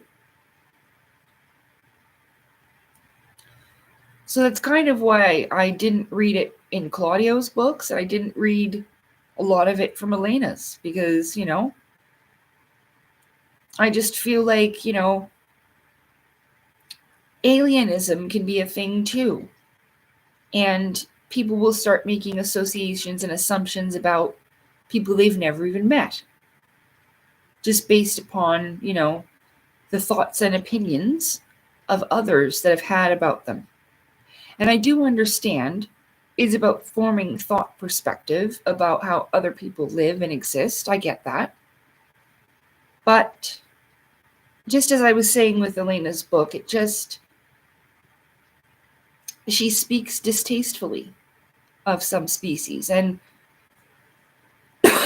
you have to kind of, especially as a scientist, you need to remove yourself from those types of things and the emotions out of it, especially when you're collecting and recording research. If it was a serious book about extraterrestrials, I would assume that you would do so. But it is a creation to express a universal truth. Like I was saying, when it comes to the shape of the planet with perspective, it doesn't really matter how you're viewing it or how it's about what you decide it is for you.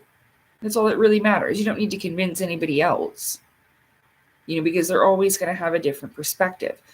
No two people are going to see the same thing the same way.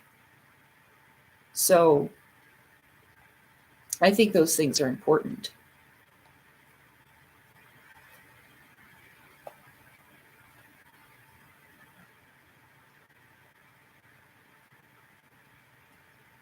But yeah, so one day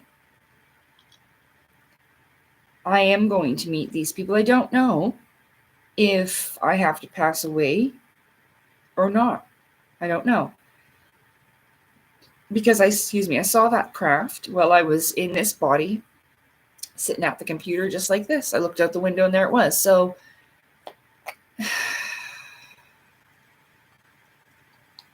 we'll just have to see. And I always said that I hope it happens on camera. I thought about it happening where they would just tap at the balcony window and I'd hear it and go, oh, someone's knocked at the door. And they'd come in and you'd see one of them in their uniform or whatever. I know, maybe people wouldn't even believe it. Like, oh, she got somebody to do this. I would never do that. But we'll see what the limitations are. Because again, if one of them were to come here and say the negative aspects of the government were to know about it, I would be in danger.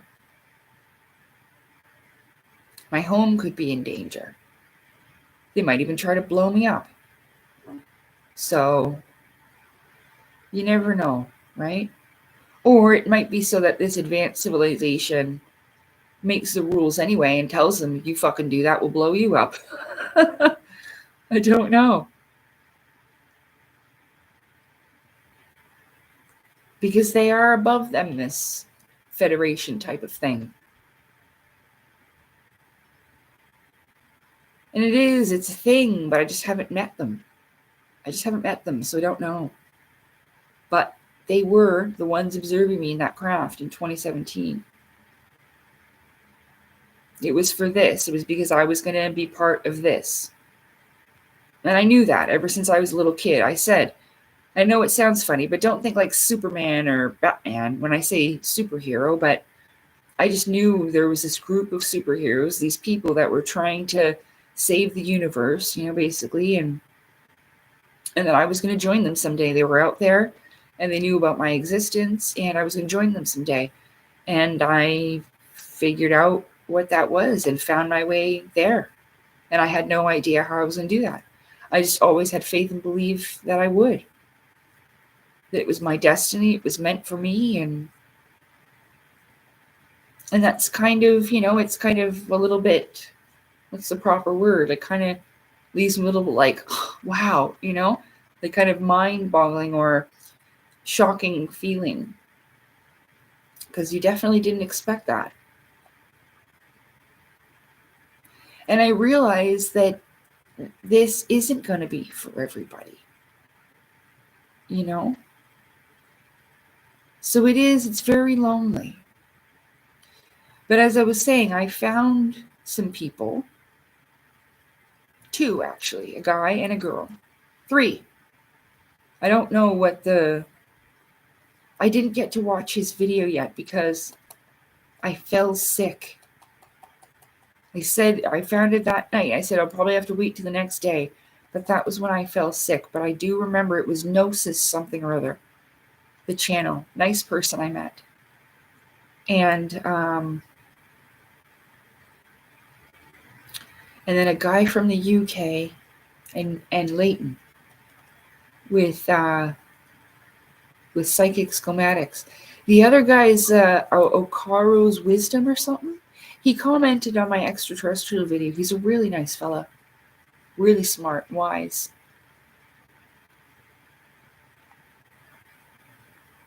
So yeah, I've been like drawing these good people in.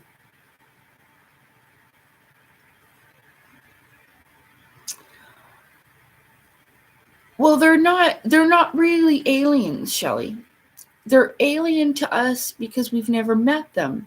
But they're actually civilizations that went before us. They're like our older siblings. So they're technically not alien at all. In fact, genetically, they are past versions of us.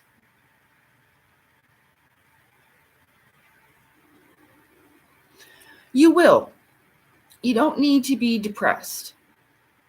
See, those lightning powers and stuff, it doesn't work in this world.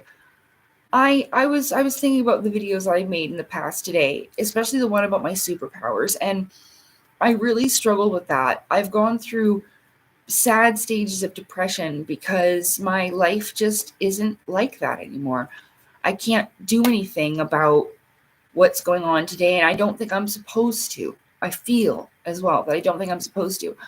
I really battled with it over the years because it's something that I really prevalently remember being in my past life. But, you know, I just, I don't want people to fall into the same type of kind of traps that I did in the way where I was sitting around waiting for my superpowers to come back or whatever, you know?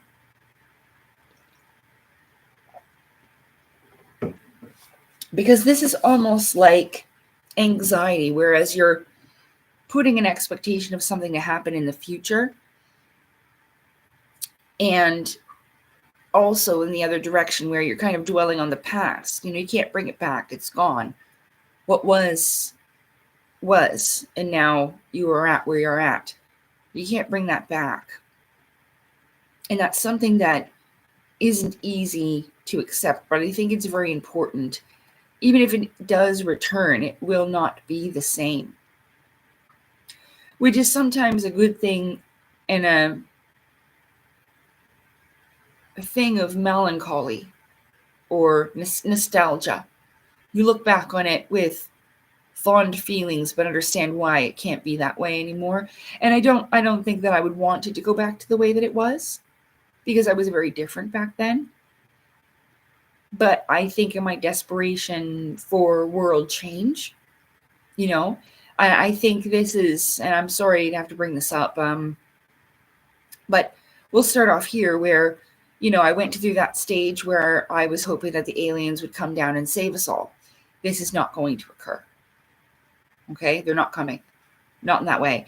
In all of my studies, there is this polarity shift point. Now, I don't want to get into some of the talk of, well, there's always kind of things when things kind of collapse, worldly changes and stuff like that, okay? But there are things suggested that there's like a reset of the civilization for whatever reason, okay? Whether it's, you know, done on purpose or it's just part of the Earth cycle or whichever. But after that occurs, then these beings come down. This would be our changeover point.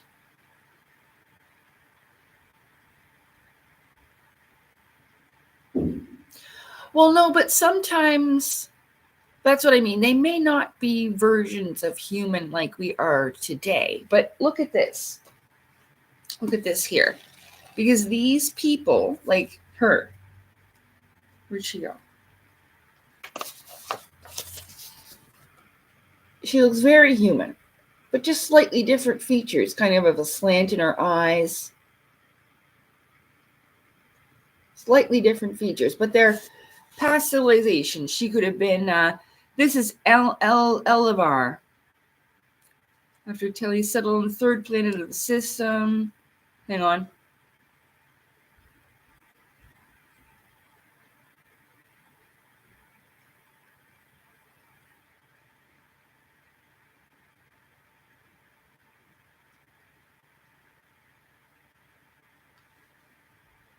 That doesn't make any sense. They're lost, the Elivar Ahil reproduced as precisely as they could their lost civilization from the man-mother world. See, they interestingly entered a cold war with their neighbors and cousins. There's all this stuff like that that I just... Yeah, that doesn't even really make sense.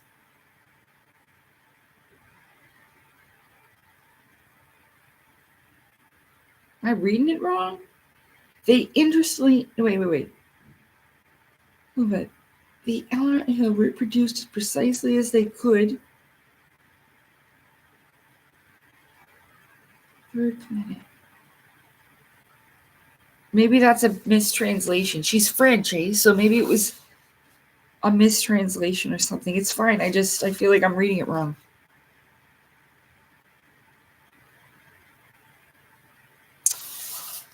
Well, that's the thing. There are going to be different creations other than things that look like us, Shelley. But just because they don't look like us, like it's like a person, they're people, but of their own people. They may not be called human, but they're still people.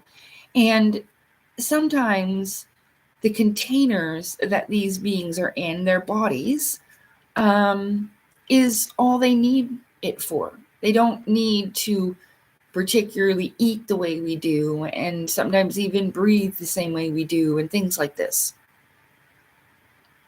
I think so, Scott. Yeah. Maybe the ones that look non-human. But they're still just like us. They just have a different looking container, that's all. There's no differences. They know things like emotions, feelings, they have hobbies, they've got families, likes and dislikes, just like us.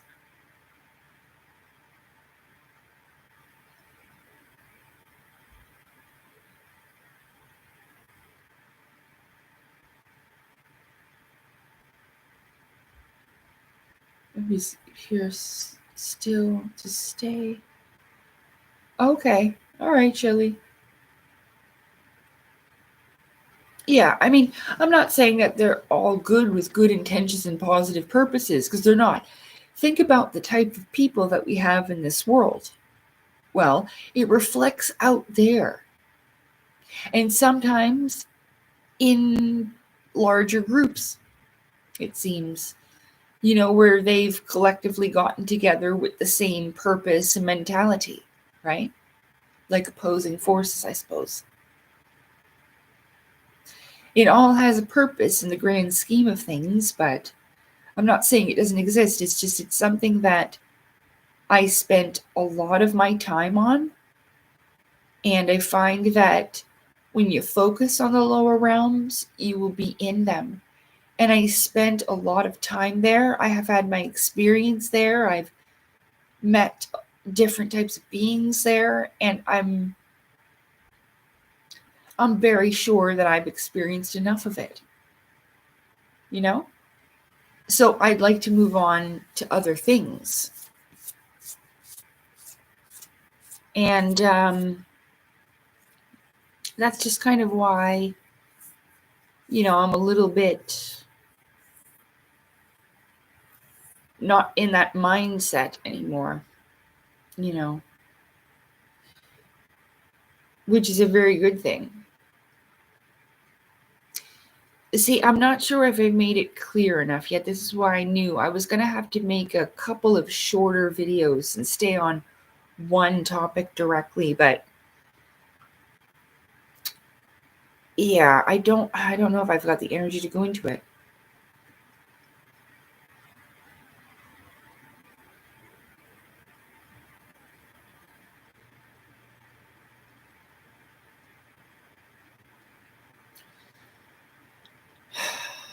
Because a lot of people are still confused, or they think that I'm being influenced by lower demonic forces or something like that. But it's difficult to explain, because saying that about the doppelganger, the guardian of the threshold, or the Asura, it's all the same thing.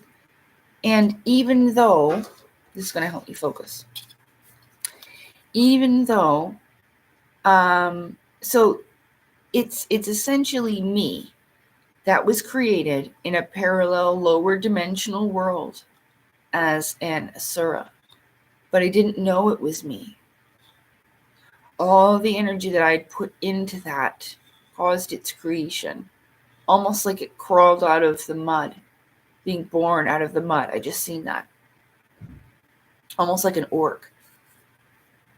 And that's how these things come into being. So no, it's not in our material physical world as I was fearing, and that they'd come up from the ground one day, but it's symbolizing about being in these lower dimensional realms. It doesn't necessarily mean that it's not anything real, because they are most indeed a real thing, and beings of pain, most definitely. Elena was right about that. But because she talked about them once after I emailed her, and I was just starting out calling her out on Telegram and starting my channel and everything. I was just so upset with what was going on. I wasn't being too ridiculous, saying terrible things or whatever, but I was just trying to get an answer because she wouldn't answer my questions.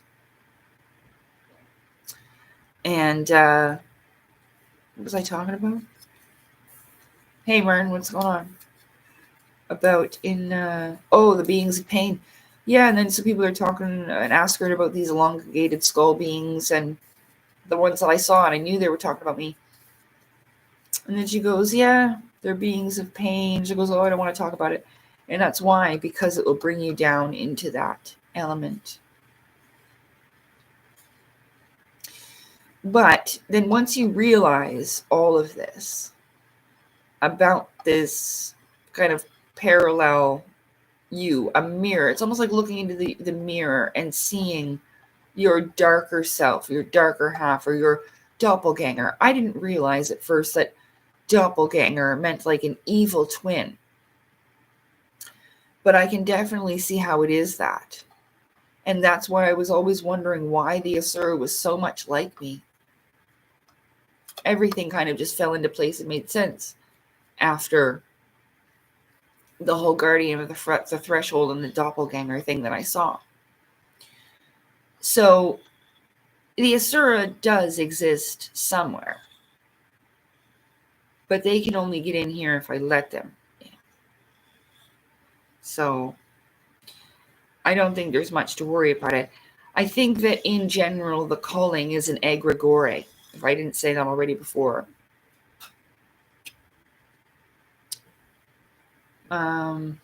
And that forms, again, by collective energy of what's in my Xenosaga, or a collection of wills. People's ideas, thought forms going in to this thing, creating it. It's almost like, it's an entity without an actual form.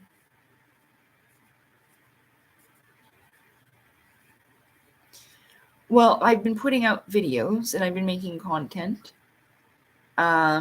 And you can always watch that, which is much appreciated because I put hard work into that stuff. You know what I mean? I can't always be on live streams. There's a lot of stuff that I need to take care of with me. And a lot of this is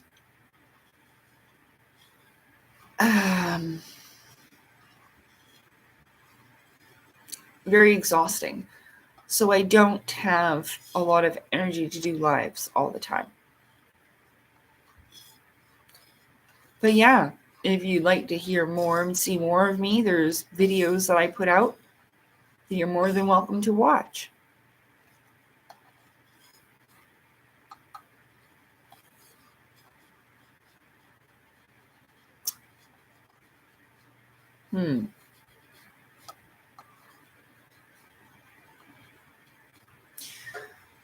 So yeah, so it's not like the Asura isn't a thing, or, you know, because I saw it that night.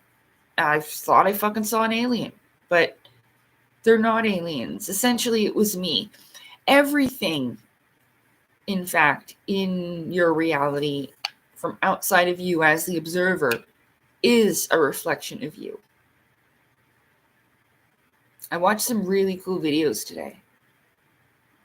Oh, you want to see it? It's called The Truth of Everything. And I know that seems like but it's actually pretty freaking good, this fella.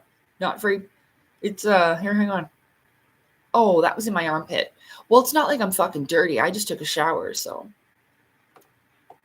I never need deodorant. I never do. Never stink. Apparently, that's very good. Okay, so what was I talking about? Oh, The Truth of Everything. That guy's video. I've been getting into some good, really cool Gnosticism stuff about the Sophia as well. Oh, I did it again. Okay, I found it. It's muted. It's called The Truth of Everything by Benjamin Davies. And it is very, very, very good. And it explains about what I was just talking about. About perspective and how you create your own reality and everything. There.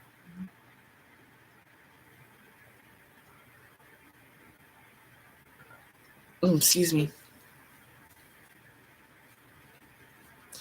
Yeah, I know. It's just like I know people would prefer this, but like sometimes I just don't have the time, you know? I'm just too tired. I don't have time. I have other things to do, researching, learning on my own, you know. So I try to do them when I can. Mm-hmm. Hello, Stephen. Welcome. How are you doing?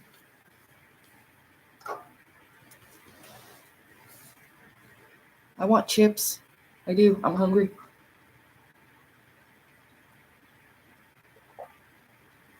I wonder if there's something else. I forgot to get crackers the other night. Good. Aw, thanks very much, Scott. It's really nice of you. Yeah. I mean, like, I'm finally at a place where, I don't know, it's good, though. It's a good place. It's almost like I'm just having, like, this temporary overview resting period, like, kind of putting things together from the time that I saw the Asura in 2015 until today. So from 2015 to 2025, that period. It's almost like that. Well, I mean, I had started even before then, but it didn't really, because I was into this stuff at 2012 and 2010 too. So as 2010 as far as I can remember, as far back. But after the Asura in 2015, I really started my research. I went looking everywhere I could. It was like chasing a white rabbit everywhere. Oh, there it is, there it is. And I'd never find him. And I'd have to keep looking. But through all that looking, I've learned so much. And it helped me with my own mental, emotional, and the whole aspect is a spiritual thing. As in raising the spirit. But it helped me with my mental, emotional, and overall growth. It led me to understand about these different bodies. I finally learned what astral travel was, and I always thought that was a little thing that the New Age hippies did. Sorry, no offense. So, yeah. And I'm starting to understand things that I didn't think I'd be able to understand before.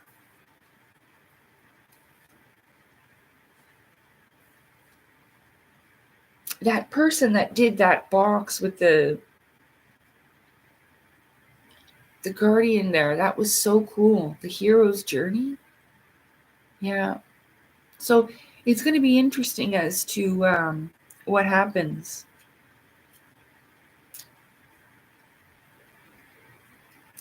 I love nachos.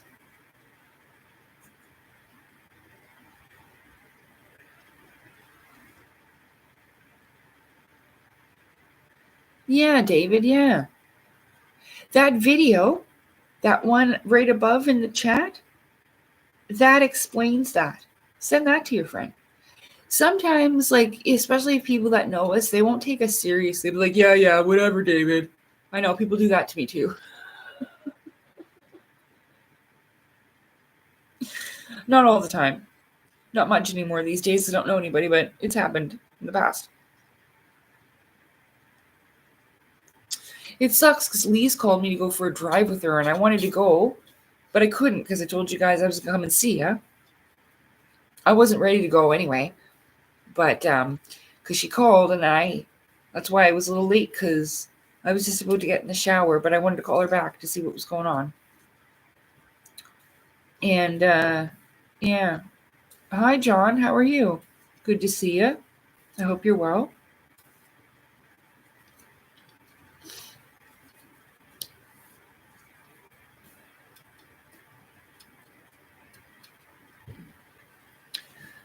Yeah.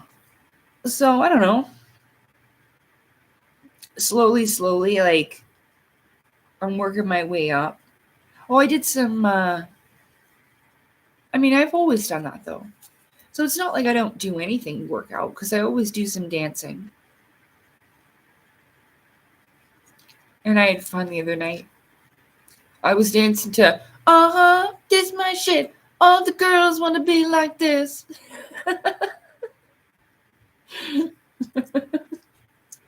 That's Holler Back Girl by Gwen Stefani. For some reason, that song was stuck in my head.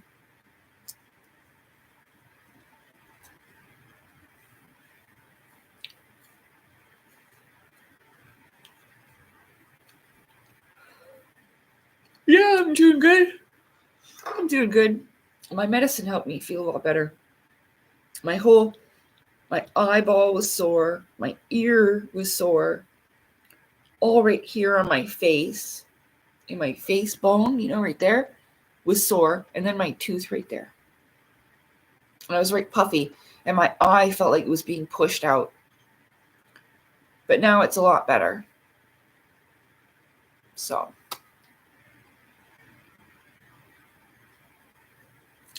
Holy jeez. You're not having a good time over there? Bad cold, knee injury, neck injury, back injury. Oh, holy goodness. I hope you're feeling better soon.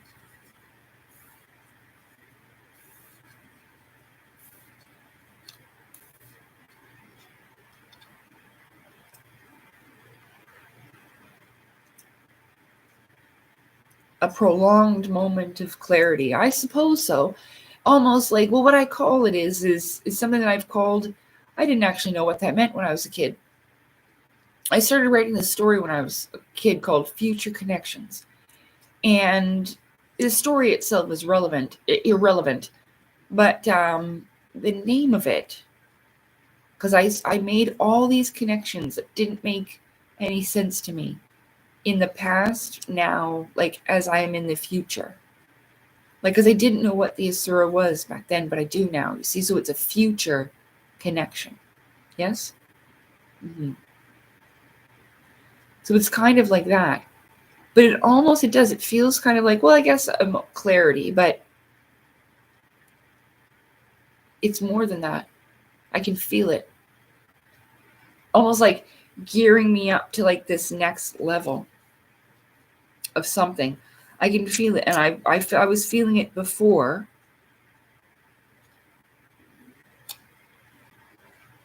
I just didn't expect.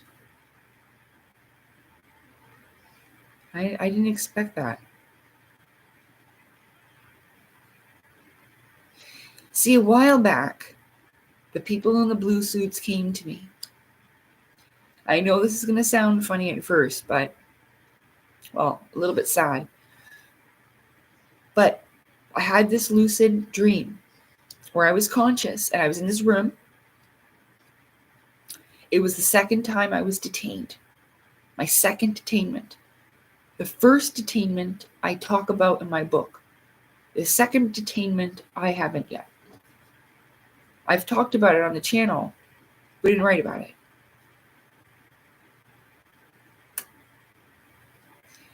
And I came into the room If I'm looking at it this way, he walked into the room from this way, and it was just like a regular room. It had like a darkish color carpet. It was carpet for sure. And the mahogany wood colored desk, and it had, what's that? Drawers? No. What is this? Cupboards up above. But there wasn't really there wasn't anything on the desk or anything like that. It kind of just looked like a created space where everything looked brand new. But he walks into the room and he sat in a chair. And he looked at me, this fella. And he was a big man, tall, broad-shouldered, blonde hair, light color eyes. I think they were blue. And he was a big-jawed fella too. Just a big man. Not I'm not talking as in weight. I'm talking just like his structure.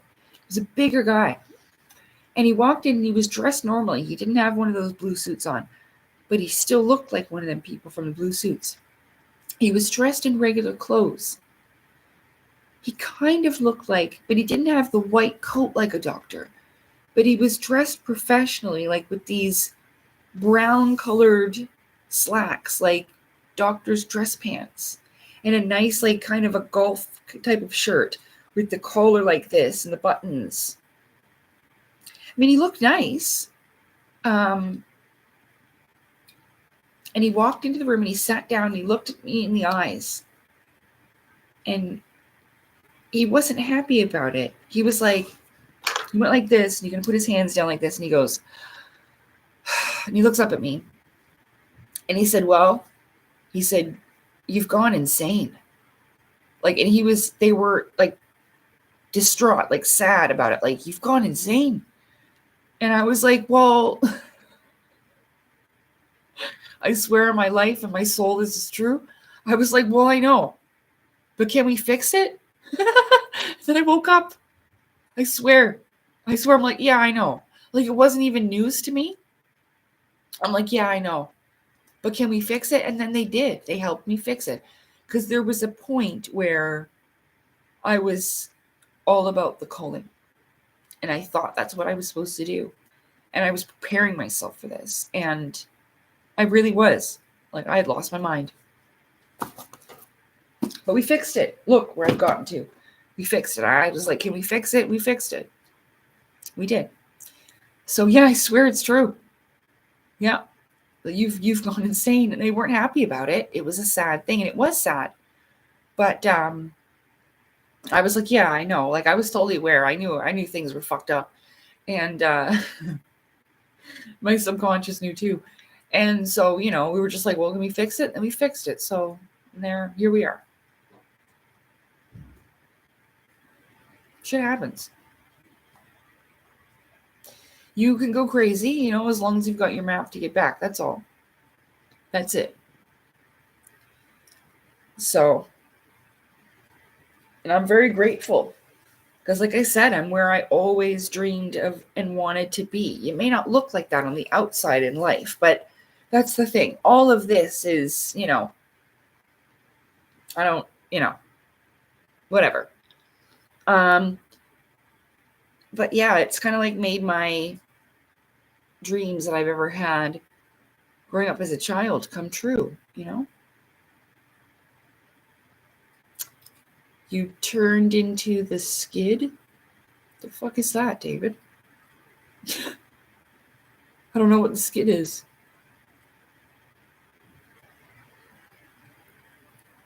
You say things sometimes. Isn't it because you're from overseas, you got different words for things? Is that it? What does that even mean, skid? What did you say before that confused me too? That might be why. Or are you American? What does that mean, skid?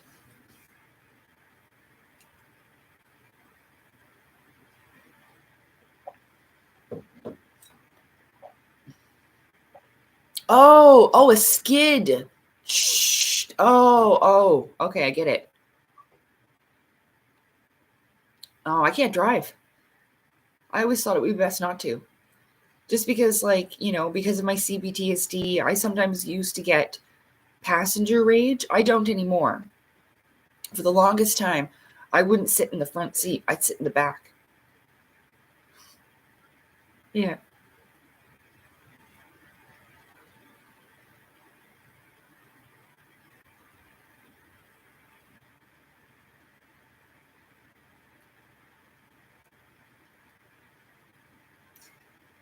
But yeah.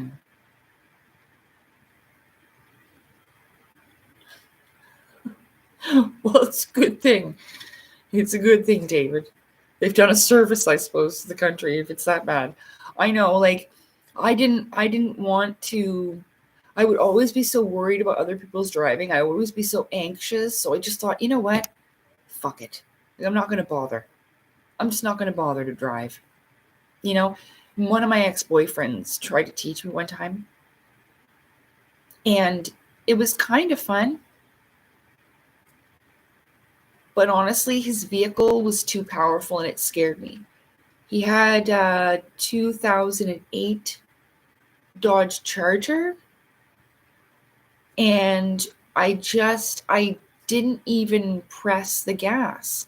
Like, I just touched it, and the car just jolted forward and just went, and it scared me.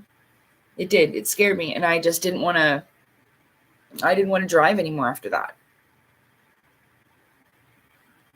Did I show you guys this? Look, I'm getting like gray hairs growing in right here, like fucking Rogue off the X-Men.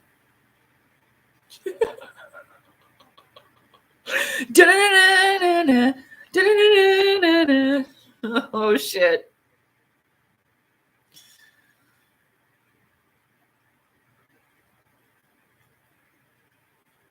What am I having for dinner? Wait, what the fuck? Am I driving? Yeah. Yeah, I just didn't think it was a good idea. And you're a responsible person if you've chosen that as well. Because there really is some people that shouldn't be driving out there. You know? I didn't want to be in a bad mood one day and just like, do something stupid, rear end somebody on purpose, like cut me off. I've seen women driving crazy out there, so yeah, not for me.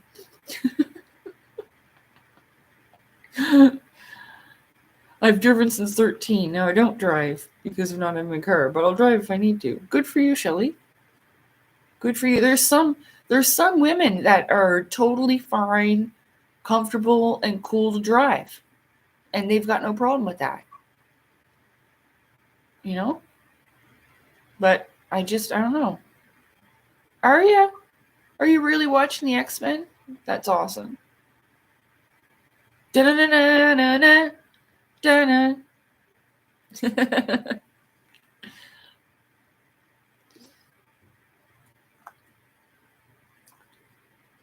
Yeah, I know. Because you're a giant person. The Hulk. You told me that before.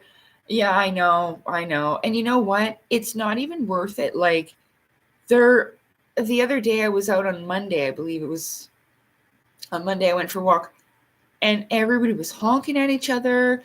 They were cutting each other off. It was horrible out there. And I was laughing at the lady with the grocery store, and then she goes, maybe they've all got the Mondays. And me and everybody that heard that started chuckling. Yeah, the Mondays. I totally forgot it was Monday. Mm-hmm. She goes, oh, sounds like a bad case of the Mondays. Isn't that from Office Space? Yeah. I went to the grocery store up the road because I forgot to get tea when I ordered groceries the last time. So it was a nice day. It was nice and sunny, and I got all dressed up for the winter cold, and I went for a walk. Mm-hmm. It was beautiful today, but I couldn't get myself ready and feeling well to be up and about. I had a big meal and everything, and I got up at about 1 o'clock, so I had to sleep more.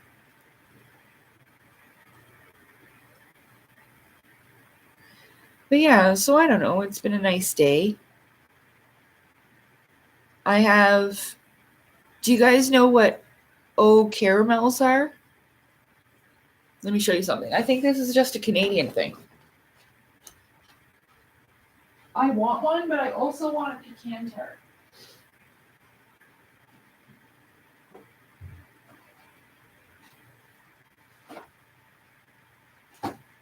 Do you guys have these?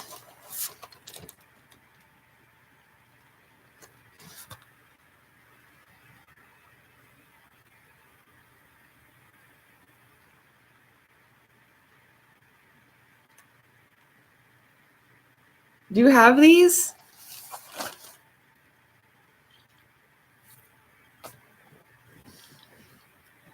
I thought, no, eh?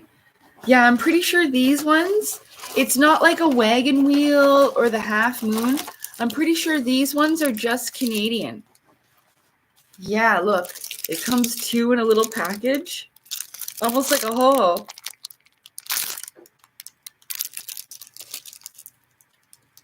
Oh.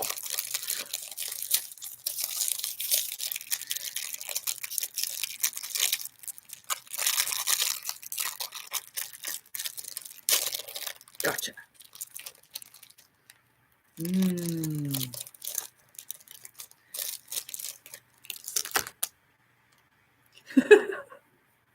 Where'd my straw go? Oh.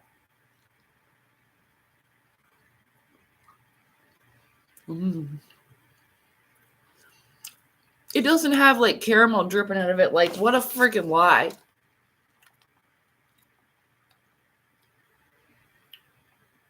Nothing in it.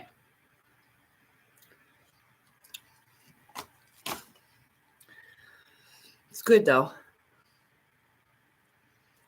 Oh, there's a little bit more.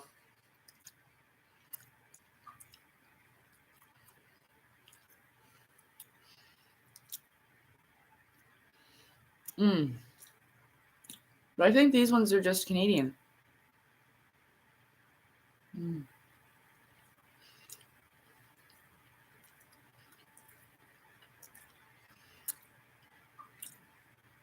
I take the bus too, Shelly.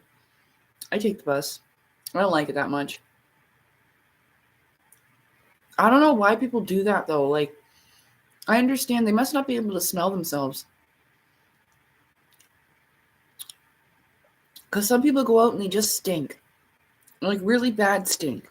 And why would you do that to others? I don't think that's very polite.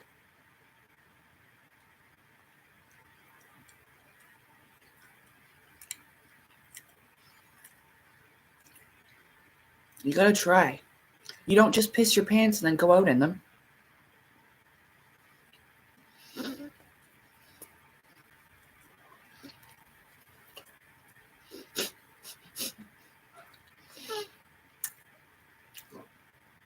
Salted caramel chocolate lollies.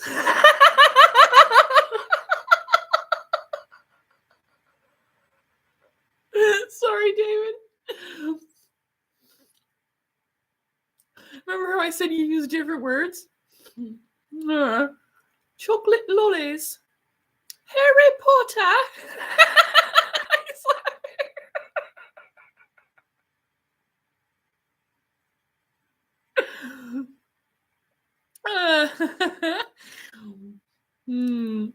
It is chilly. It's a mess out there.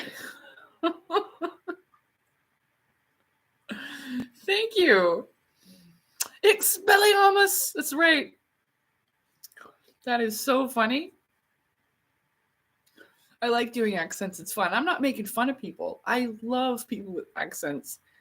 I just love it. I love the way different, like, people talk differently and like different word uses. Like, I don't care. Like, what does that mean? You know, and then I learned something new.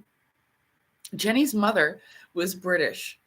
And when she would drop something or do something, a string of these words, she'd go, damn, blast, fuck, shit, bother. Damn, blast, fuck, shit, bother. You hear a... Do I have chocolate in my teeth? Okay, no, that's something on the screen.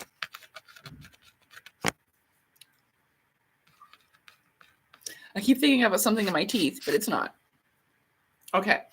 Anyway, so yeah, her mom was British, and that was a hoot. I would be like, what'd she say? Because I wouldn't understand. I'd be laughing. Yeah. What was it? I was watching Tom Holland in Uncharted, and the really Scottish guy, and he's like, wait. I seriously don't understand what you're saying to me. And the guy's like, you little bastard.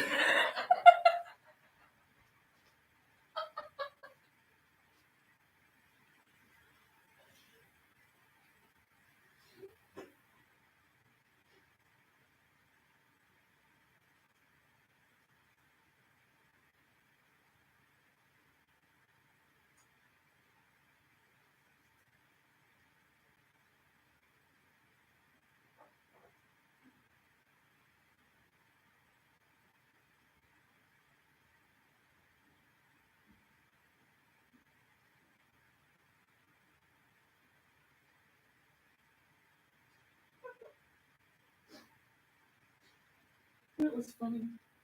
He did an okay job. Uncharted was way better as a video game. If you can watch the video game as a movie, it's fantastic. I really like those stories too. It's like the male Lara Croft.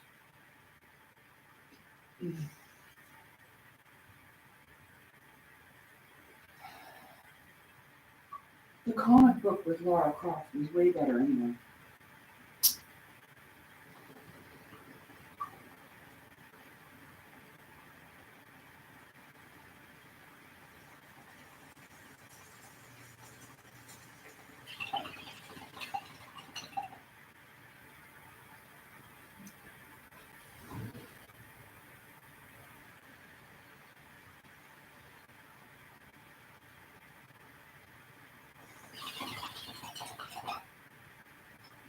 Oh yeah.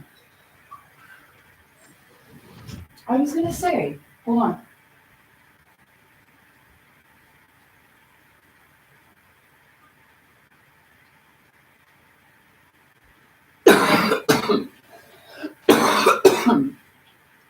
I was just gonna say that the comic book was a lot better for Tomb Raider. But I was thinking they should make it into an animated series. But they kind of have. I just watched one that was animated, and they even had I think it was like a secret society references and everything, like so obviously in it. And I mean, that's what the secret societies and these people have done. They're like the Knights of Templar started doing that a long time ago, where they would secure sacred relics and magical relics so that people with bad intentions wouldn't get a hold of them. This is a real thing. Unfortunately, they keep it away from the rest of us, you know. But yeah, so that's in there. And basically, Lara Croft works for them, if you haven't figured that out. In a way, she's associated with them. In a way, and she requires these relics. But like I was saying, there's different types of secret societies. Just because they're a secret society doesn't mean they're keeping or harboring terrible secrets. You know, and even it's a shame because even within these groups themselves, they really, I mean, to a degree, they can only control so much. So there might be people within these groups that do not have the same intentions as the rest. There's that too. But yeah, they did. And I was very impressed with that. They should take the comic book stories, because they even had this excellent one. I talked about this before, about where Laura goes to look for Shangri-La. And it actually shows her going through an ice wall on skis. It's just like a thin sheet of ice, but it is a wall, and she smashes through it. Yeah. And she ends up finding it. But anyway, it was in the mountains of the Himalayas. So anyway, they should take that. It was by a company called Top Cow. I don't think they're I think they're out around anymore. But the comic books that they had would have made a fantastic animated series. So I hope someone else gets that idea. Now that they've put it on Netflix, maybe that's already occurred, which I would absolutely love to see. I would love to see that. Yeah. Because the movie was good. Like the movie, if you've seen the newer one where Lara Croft is younger, not the one with Angelina Jolie. Those ones they're okay. They more have the element of, like, you know, when the statue comes to life, it's like bang, bang, bang with all them swords. That was fucking cool, because you'd find that in the video games, and that's more of like the supernatural, mystical element that was kind of missing from the newer movie. Now, in Tomb Raider Survivor, which is what the newer movie is based off of, Laura does crash on the island. There are people there. It is very, very, very, very similar, if not to a T, following the storyline of the game Tomb Raider Survivor. That's why it shows her, you know, even when she falls and gets something in her side, like in her stomach, and she has to pull out that stick, that happens in the beginning of the game. So, it is very similar. The thing that was missing with it, yeah. I have the remastered. Oh, I didn't play the one for the PC. The PC one's too hard. But I did have the remastered for the PS2, the anniversary version. Yeah. I have all those, and I played them. But yeah, so the difference with the new Tomb Raider Survivor is that in the end, Himiko, I believe it was, is actually an entity in it. So they changed it to make it more real worldly, like that this woman had a disease in the film. But in the movie, you've got to fight Himiko. Boom, boom, boom, boom, boom, boom, boom, boom, boom, Yeah. And like other, spirits and stuff that's going on. Yeah. So that element was missing from it. But that's kind of what makes Tomb Raider so cool. She fights a whole bunch of different types of mythical creatures going into some of these tombs that haven't been opened by anybody else, If you like stuff like this, although this movie's a horror film, I enjoyed it and it reminded me a little bit of Tomb Raider, but it's about the god Anubis. And I believe it's called the Pyramid. And they go and they unlock this tomb, and it has booby traps and these cats in there that are spiritual deities, and they literally attack Anubis when he tries to come after them.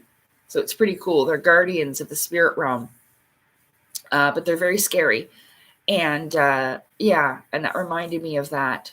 The Pyramid, that's another one. But it has like a supernatural aspect to it, right? Like it's literally hiding a god. Mm-hmm. Well, keeping a god entombed. Yeah, the newest movie with Alicia Vikander. Yeah. And she does a good job. Like, she kind of looks like Laura. Well, she's younger when they go onto this boat and search for that island. And I mean, like I said, it's very similar to the game, I find that sometimes they change it and people will lose the experience. Like Final Fantasy X would have made a fantastic film. Final Fantasy 9, 8, and people will never see the story because they don't play video games. Oh, but I'm probably going to cry because I've always wanted to be in a live action Final Fantasy. I always wanted to see myself like that because it's not like I've lost faith or hope that it won't happen, but I just think it's kind of unhealthy to sit around and wait for this world to kind of come to you. I always thought that if I wanted to see myself, my dreams come true, that would be the only way I'd be able to make it happen, but that did not turn out to be the case.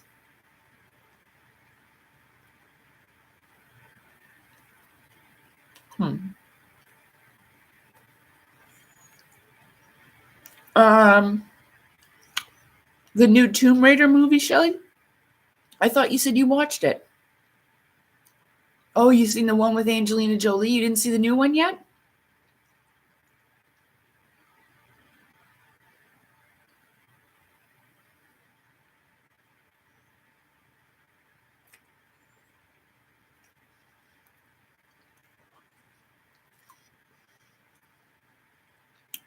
Would everybody bow to new people in real world Final Fantasy?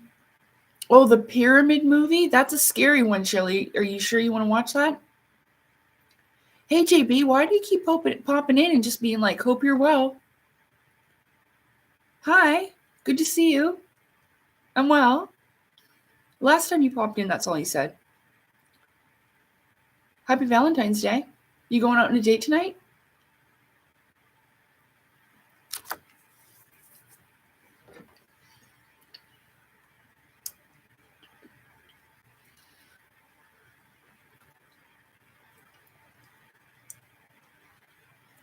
Oh, okay. Well, you're working and listening. Well, it's good. It's good to know you're there. You're pulling you're pulling a dazzling chick. That's what she does. And she has to pop in and let me know she's here every once in a while. It's all right. It's good to know you. Good to know you're here, I mean. So, the Pyramid movie. Are you sure you want to watch that? Okay. Um, it should be on free streaming sites. I don't know if you've got Amazon Prime or Netflix.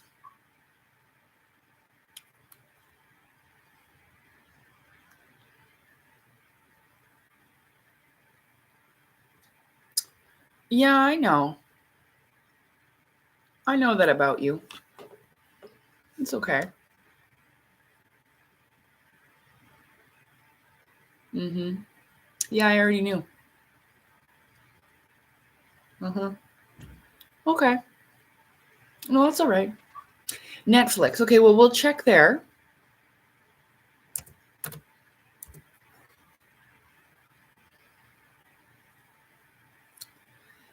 It might be, and I can give you information where you can find it.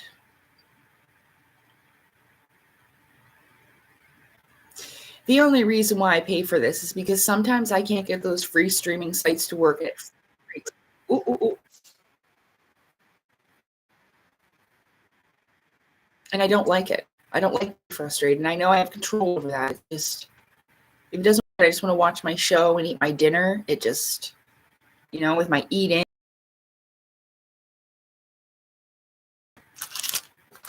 Okay.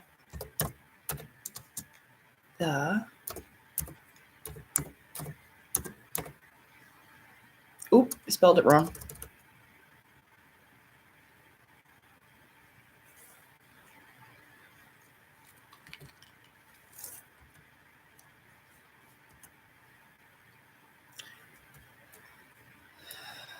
I'm not joking right now.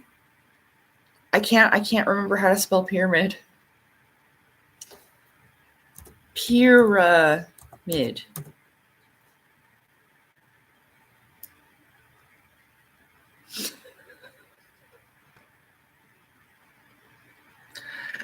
Are you for real right now? The strangest stuff happens to me sometimes. I can't remember how to spell pyramid. Pyramid. Piramid.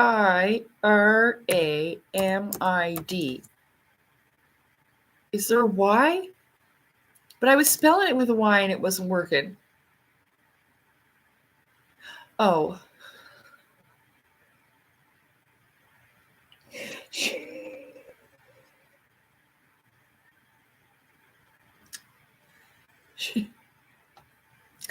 I'm a little bit embarrassed. Just a bit. Okay, so it's a Y. Okay, sorry. That's why I couldn't figure out like what. Oh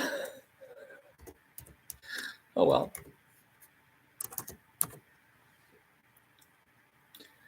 Okay. I don't think it's on there. Okay, well, we figured out how to spell it.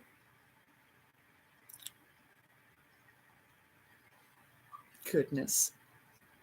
Okay. The P-R-A. No, not the Pyramid of Giza, the Pyramid movie. Let me see.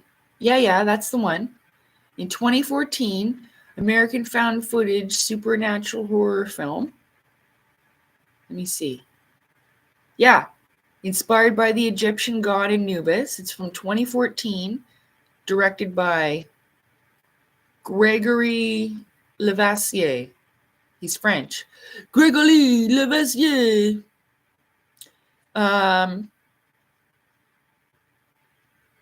Sorry.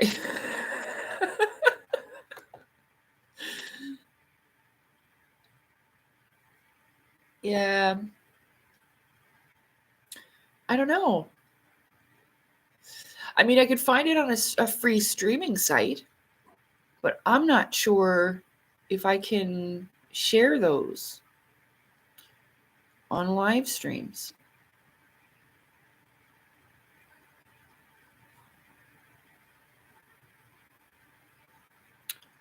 I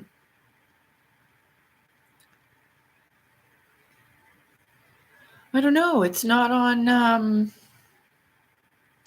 Yeah, the pyramid. Do you remember the one where they found the god Anubis?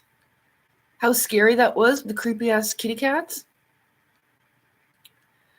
I was talking about Tomb Raider and how, that's like, because they're opening a new tomb that no one's been in yet. And it kind of reminds you of the Mummy with like all the traps and stuff that's in there. Yes, so I am. It's the found footage one. But it's like they're in Egypt and there's a couple of them that go in there. And they dig it up. They're digging up and they dig up an entrance. Yeah, I remember it.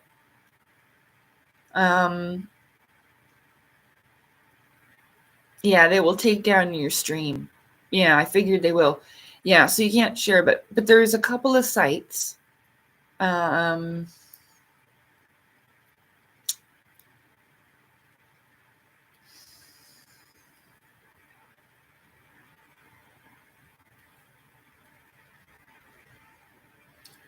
I don't know what to do.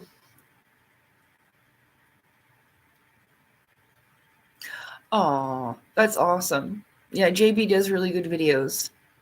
Yeah, I remember some of the episodes because I used to watch a lot of the episodes of X-Files when I was growing up. So when I'm watching his videos, I'm reminded of the ones I watched when I was a kid, which is nice because I haven't watched it in a long time. Actually, I think I was watching X-Files when I was in California as well because Josh was really into X-Files and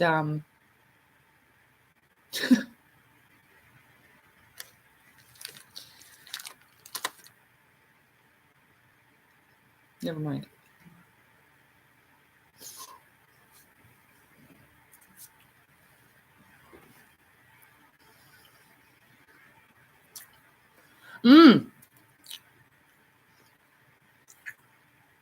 Me too. The Ruins movie was really good.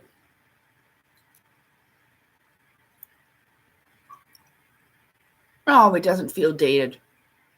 They're really good, JB. You do a great job. They're enjoyable. They're nice. The clips are good. There's funny parts. Yeah, it's really good.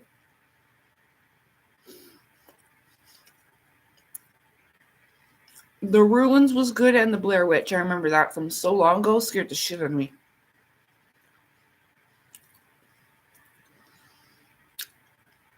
Oh, you didn't like that with Anubis? I think I just like it so much because the god Anubis. I was so excited to see him. It was so cool.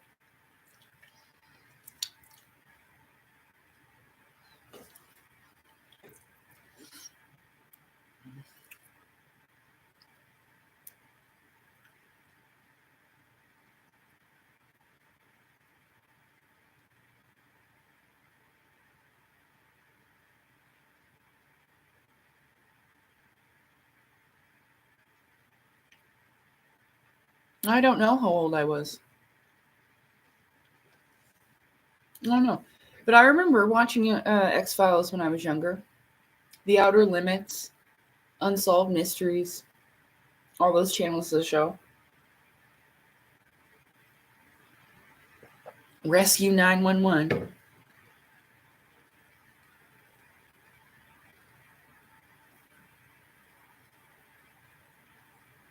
Yeah. They say that Stargate SG-1 and all that, like the Stargate series, is similar to some of the stuff that the government's gotten into. Yeah. And they express it through that show. That's what I've heard. Yeah. And it's kind of cool, but I had a hard time getting into it. It's one of those shows, it's like a what they call a cult classic, right? And it's just one of these shows.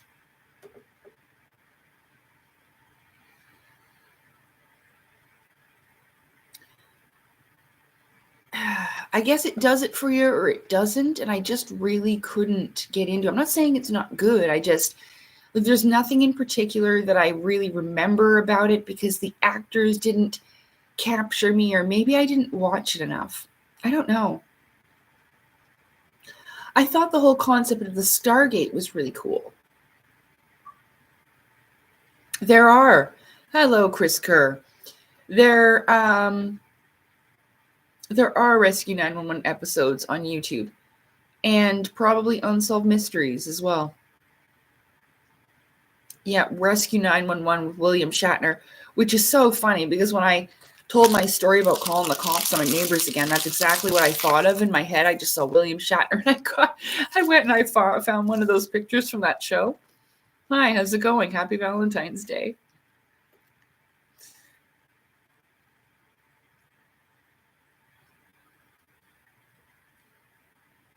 Oh, is it? Nice. So we're 1 day and 1 year apart, eh? That's cool, Dom. Yes, it did come out in 93. 85, 86, 87, 88, 89, 90, 91, 92, 93. 8. 9. It was 9?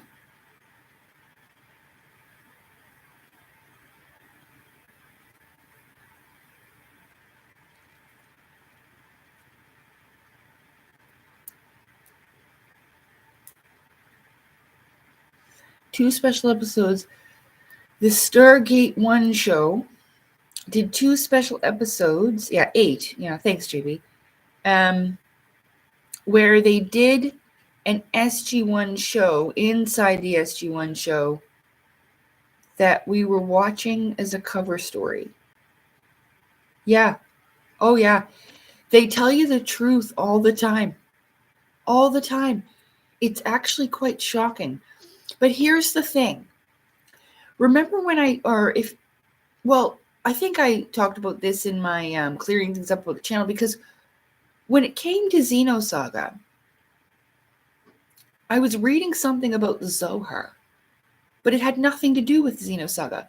But I didn't know what that was. And so the first thing that came to mind was that thing in Xenosaga. Now, on that video, someone made a comment where it said in the game they were playing, there's archons or whatever. And those are also in Gnosticism. And maybe in other places as well. But I heard the lady that was talking about the Sophia, her video, she talked about the archons. Now, there's also aeons from Final Fantasy X. So I think what it is, it's to give the brain even a starting reference point, a point of beginning.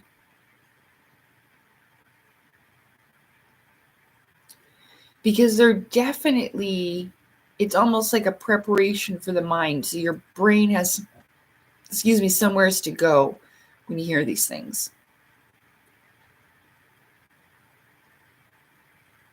Yeah, he really was. He was really good on that show. Rescue 911 was cool. Okay. Series.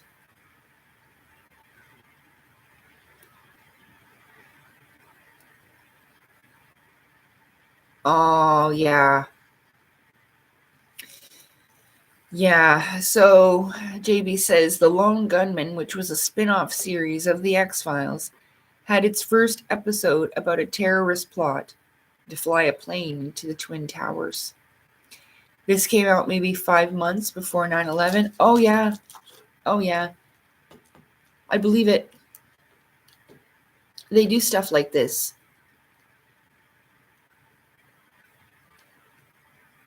The Simpsons does it. You'll see in that. They're not predicting anything. It's been pre-planned. And so,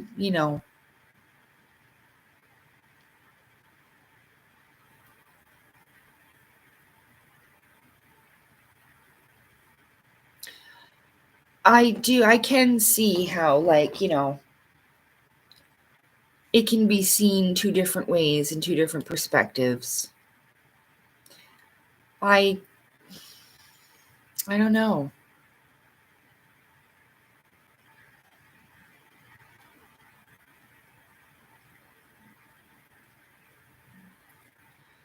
Just so tired of seeing things in a negative way, that's all.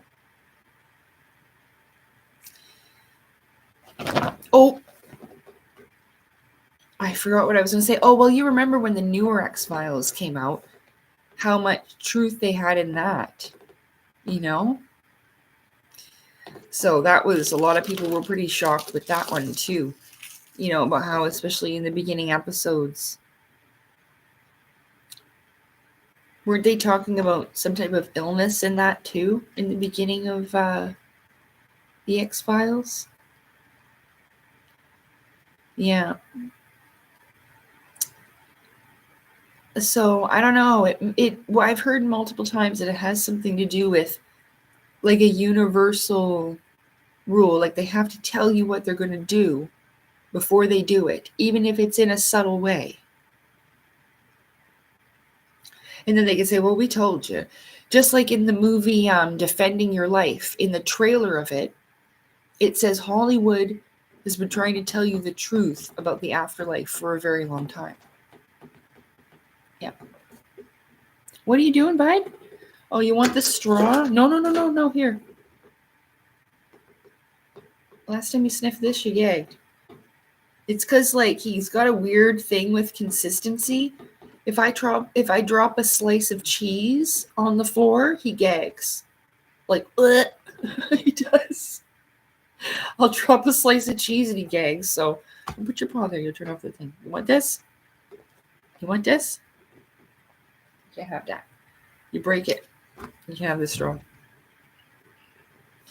I give you a paper straw. These are plastic straws that I bought years ago. I wanted to try curling my hair with straws, but it didn't work. No, I got those bendy things. Here. I'll put it on the floor. I'll pretend to put it on the floor. Oh, there you go. But you still can't have it because you'll choke on that. If it was a paper straw, I'd give you that. Okay, honey? I'm sorry I had to trick you. But yeah. Well, yeah, that's the thing. Well, I don't know about this whole...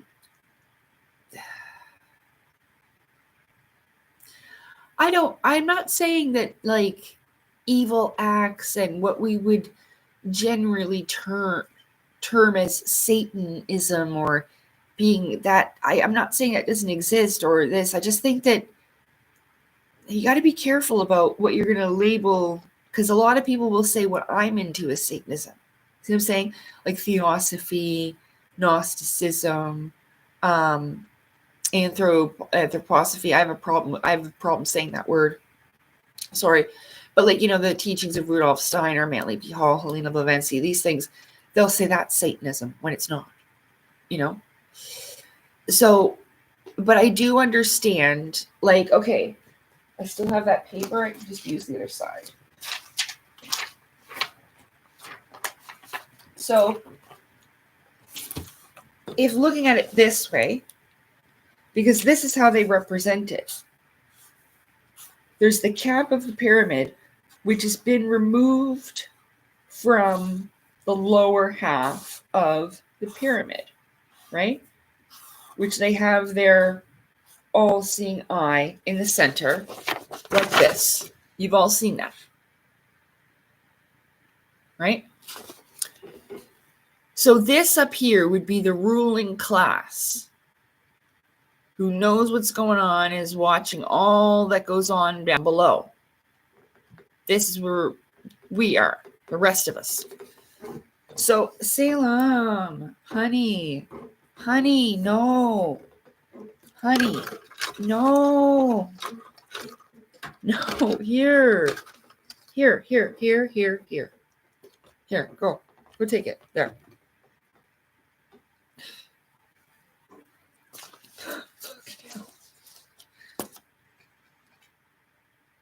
I just have to watch him so that he doesn't like...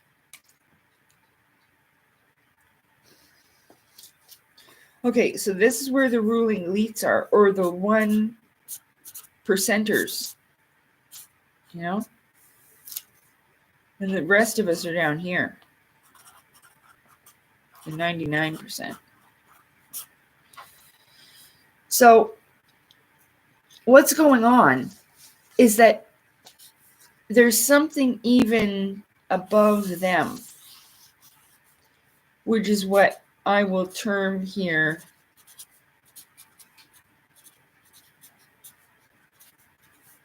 the Federation with their UFOs. Okay. Do some, looks like a hat, but it's a UFO. There we go, a little UFO man there. Okay. But then we have this up here. This higher civilization Federation type, which is on above them. So basically what they're doing is under this. You know? Because what is this that these people that are getting ET contact, they're like, yeah, tell them the story about the ice wall. Tell them that you're going to Neptune with Thorhan. Make a creation. Why would they tell them to do that? I don't know if that's I don't know if that's 100% true. If they've actually been given direction by this higher civilization, I don't know. But the point of it, what I was trying to say is that there's a group of people in the world that truly are up here where the rest of us are here. And they assumed themselves here, and they keep themselves here by keeping the rest of the information away from us. Right? Especially about this higher civilization, because they want to all be chosen. I don't know why you'd want Lady Gaga and Beyonce, but okay. I don't know.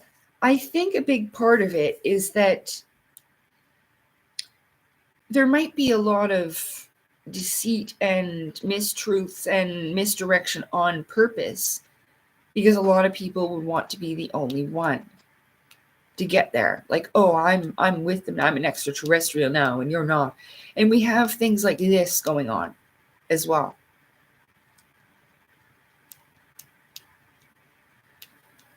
Oh my goodness.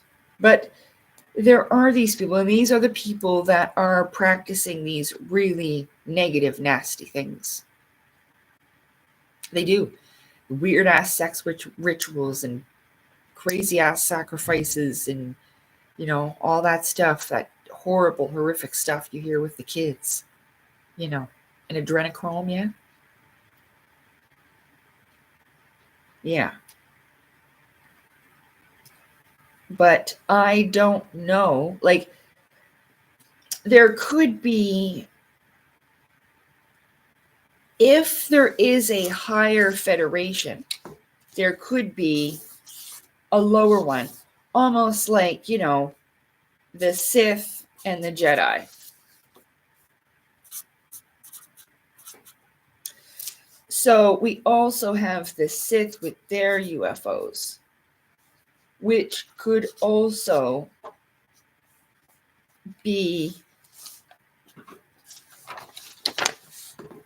have their own thing going on. You see what I'm saying? Like the Sith and the Jedi. It could very well be like that. Hey, Mew, how's it going? See, I told you Dazzling Chick was around. Oh, yeah, the kitty jump scare. Salem's just over there having a time with that straw, though. Seriously, he's played with it all the way, all through the living room, all the way. Now he's over there. He's over there. And he's got it in some box, just knocking it around, going crazy. He loves a straw, but I give him the paper straws because they're safer. He's bringing it to me now like a dog with a stick. Look at him. Look at him carrying it like a dog. Did you see? He's walking around with it like he's a dog with a stick. Isn't that funny? What is that? Oh, it's my treats. But yeah, so there could be like this, and they're the ones that require the humans, whether for food or their plasma or whatever. You know what I mean?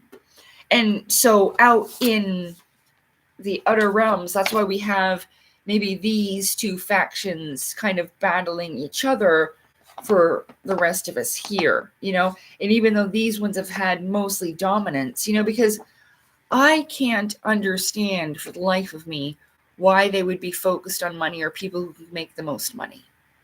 You know what I mean? And I've heard that before about getting the attention of these higher civilizations. Why the fuck do you need to be rich like Oprah? If it's going to be people like Oprah, I don't want to go over there and hang out with them. You know what I mean? Yuck. So, but I think that might be something going on like that, They use this symbol, they've almost hijacked it because they've assumed this almost artificial God consciousness. They think they are God. I mean, essentially, they've created this materialistic world that's solely focused on money and materialism, and they've tossed the spirit, well, given like an artificial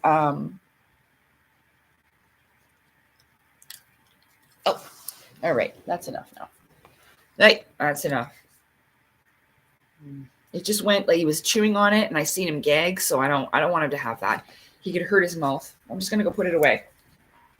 But yeah, that's most likely, especially from all the things I've heard and seen and these different kind of factions they have going on with these ET races and stuff. That's probably what it is. And then, different individuals, they make a choice. You're going to go to the light side or you're going to go to the dark side, depending on what your experience is. And, there's no determination of, who could change or who could choose in what direction for what reason. There's just so many that could have different reasons for different things. But, here, you don't even like that. That's not for you. That's Mummy's. Yay? I told you already. I dropped it on the kitchen floor earlier and he gagged. But like seriously, if I've got a slice of cheese and I drop it on the floor, he does it too. So I don't know. Not everything though. It's only certain things that make a certain noise, and then he'll gag. I'll be right back. Don't bite that.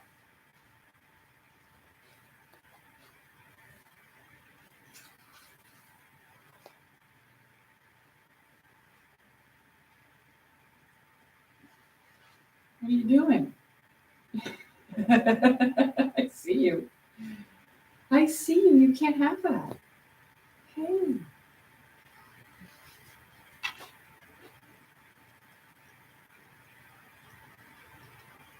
I see you, Brett. Give me that thing. Give me that thing. All right, we're going to get off this thing soon anyway.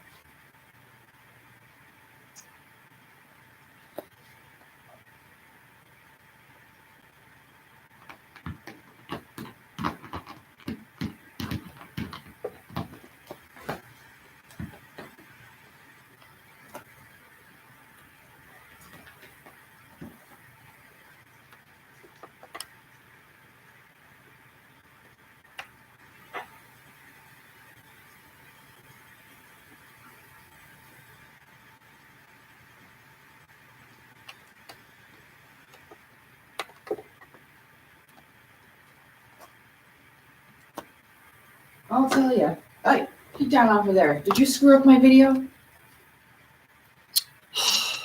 Salem Jenkins.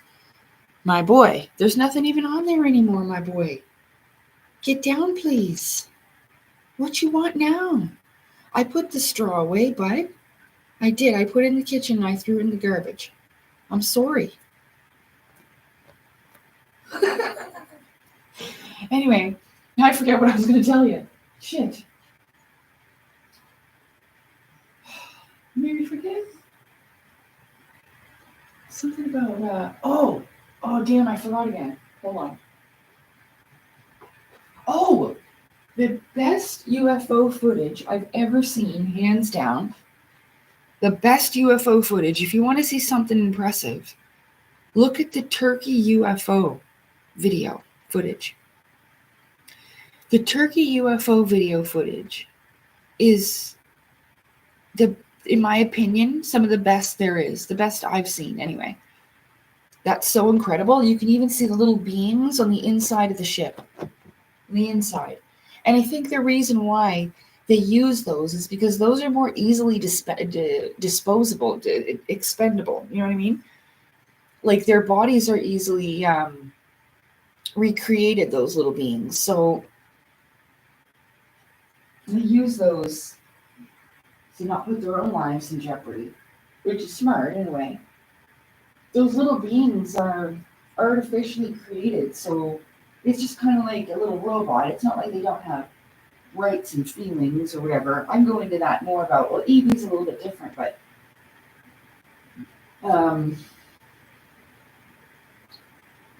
you know, because they're still seen as people, they're just not the same. Of course, they're not, you know, naturally born as we are, but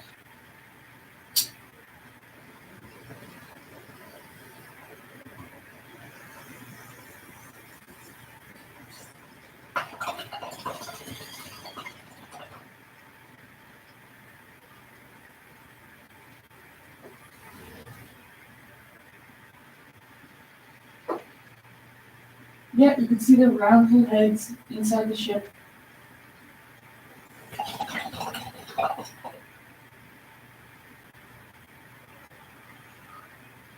And they're just like hovering the craft over the ocean.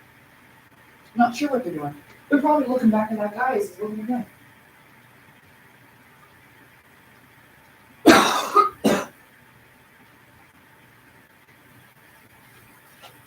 I mean, they could have been doing their own thing in the Turkey UFO. Oh yeah, the Turkey UFO is, whoops, there goes a friggin' plushie. The Turkey UFO is some of the best footage out there that you'll ever see. And he has a lot of it, and it is translated. It's at the beach around 2 o'clock in the morning. Did Pikachu fall? No, it was a domo. A little domo. I got those in California. Did you see this yet? Look at this little thing. It's a little squish. It's an egg. It looks like a little egg. Isn't it cute? So I have something to play with. Boop, boop, boop, boop, boop, boop. I know, isn't he sweet? I found him at Shoppers Drug Mart. Salem wants him, though. Look. You can't have him, Salem. He's mine. He's Mummy's. What are you doing? What are you doing? You're so naughty. You're so naughty. I gotta go put on the air machine, huh? Here. What do you like that for? Boop. Boop. He's fascinated by it. But yeah, so I found it at Shoppers Drug Mart. It was $3. And you know, I really liked it. I had spent all that time at the clinic, and I was just a little bit like, I wasn't anxious. I was just like kind of overstimulated, you know? And so then I found this. Yeah, I know. And so I can just play with this. I've got like a little plushy one that's on my purse, but I kind of like that better because it's a different type of thing. It's got like a little squishy, like it's like gooey on the inside. Yeah. I can't draw or sketch out public. I've seen people do that and spend like and produce their energy this way. Yeah, I've seen that before. And I'm like, I could never do that. Whenever I draw, I have to be at home. I can't do it like if someone's watching, because a lot of my drawings, like, not all of them, but a big majority, I'll have a vision in my head of what the drawing already looks like. Then when I look at the paper, I can see it almost. Oh, I had to swallow a burp, sorry. Ouch. So I can see the image on the paper, and then it's almost just like drawing over it. Jose, I mean, Lacey, my beautiful brown speckled hen, will you be my Valentine today? Of course I will.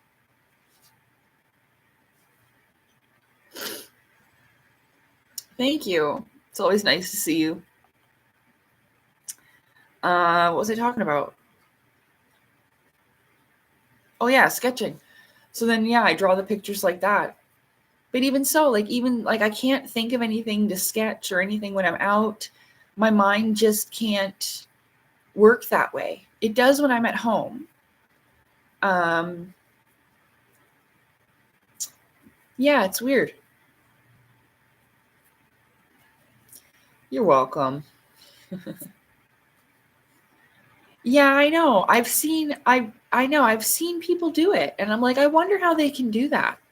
Sitting there sketching and drawing or even writing, I just haven't been able to. So that's good you can.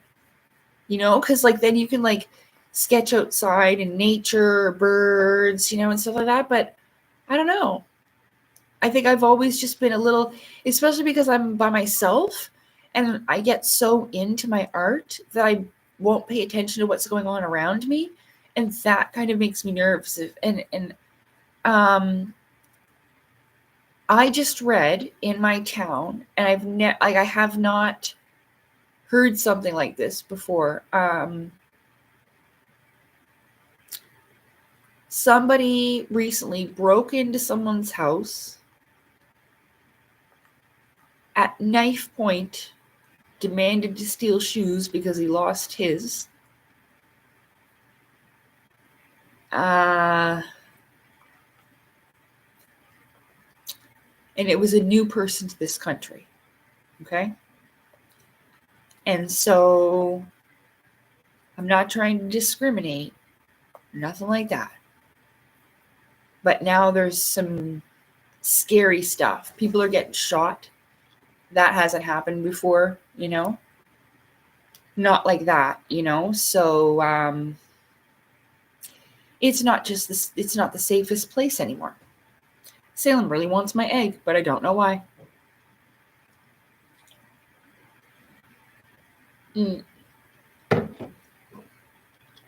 So,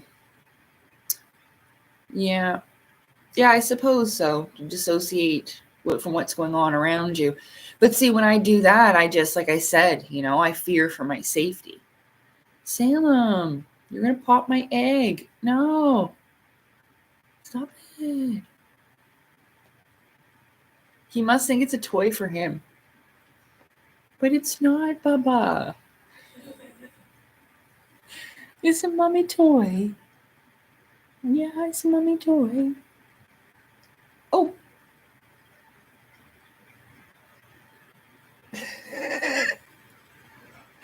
That's how he gives me kisses. He like scent marks my glasses and rubs up against my glasses. Yeah, Marvin kissed my face over here. I know, they're so cute. They love me so much. Oh man, Southern California. That place holds a special place in my heart, and it's really sad to see, but again, this was also predicted to happen because they planned it. And again, this is why there's been such an influx of immigration worldwide. And they knew that would happen. And I'm not blaming people. It's that people, they come from war zones and chaotic areas where they're used to living a certain way, forced to have to out of survival, right? Just like that fella, So he just stole somebody's shoes because that's what he would do if he was at home. So, but again, that's on purpose. I read about it before. I just,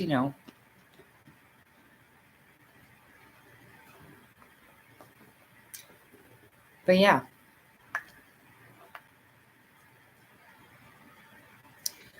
Hopefully, Oh. Oh, I'm rubbing off all the letters on the back.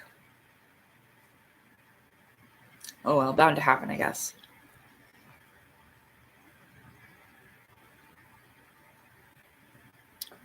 Well, see, that's the thing again.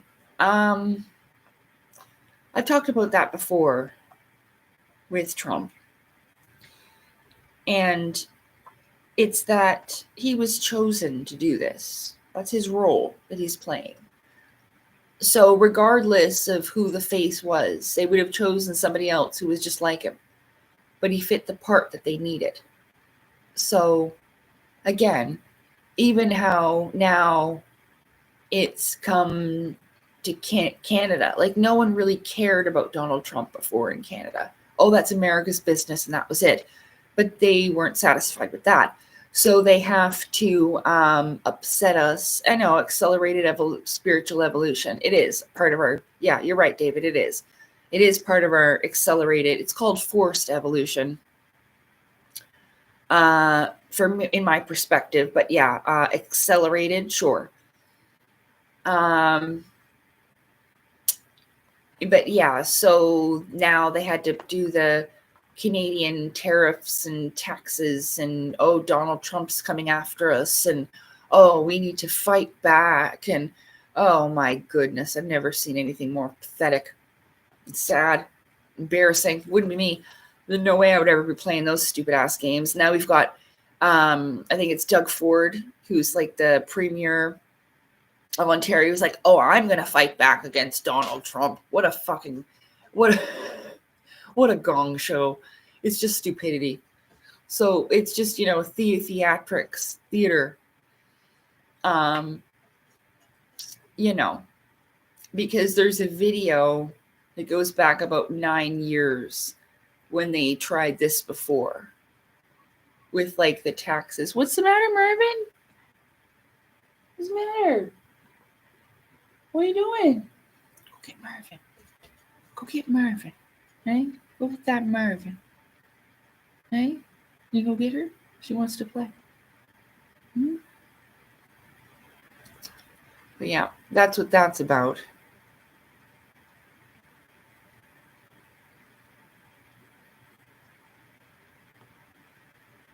Well, I posted about that on my Telegram.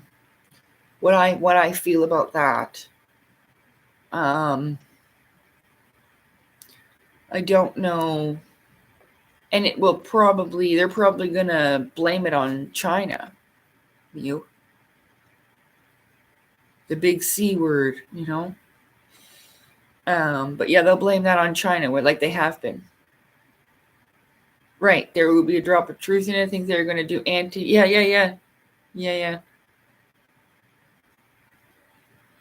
Yeah, exactly. We're thinking the exact same thing. Yeah, so it's that, Mm-hmm. Mario versus Browser.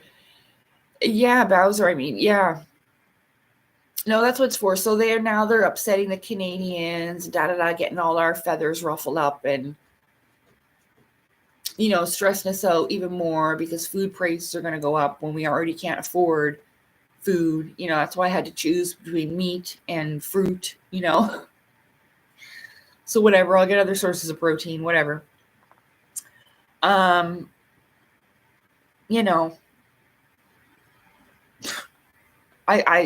mean, it's good they're encouraging us to buy Canadian, which is a good thing. It helps our country. It helps Canadian-made products. We should be all self-sufficient, or could be.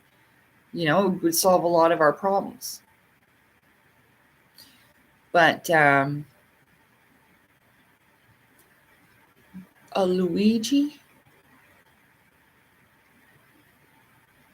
I must have missed something.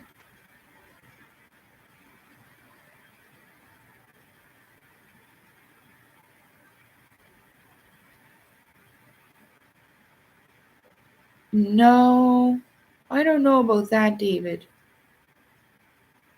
No.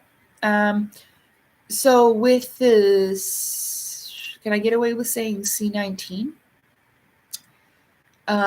With those, origin is damage from food, environment, and most importantly, radiation from Chernobyl and the sun. The sun has begun solar minimum. No, it's at solar maximum. We're at solar maximum, not minimum. The sun's actually at its highest point. Well, I mean, that's the thing, Shelley. I'm not it's not like I dislike him. I don't like or dislike him. I don't pay much mind to it. Even my own prime minister, he's a ding dong. But they're all playing parts. That's what I'm saying. So, love him, hate him, it doesn't matter. Because he's just playing a role. He's not any kind of savior.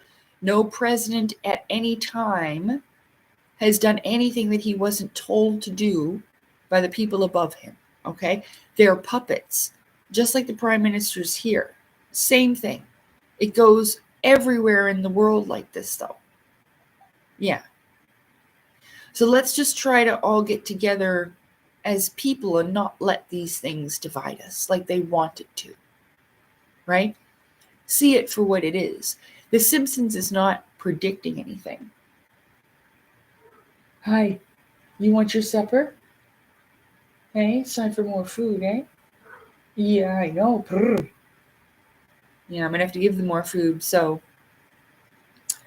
well, YouTube won't monetize my channel. My content is just too controversial. I did say A.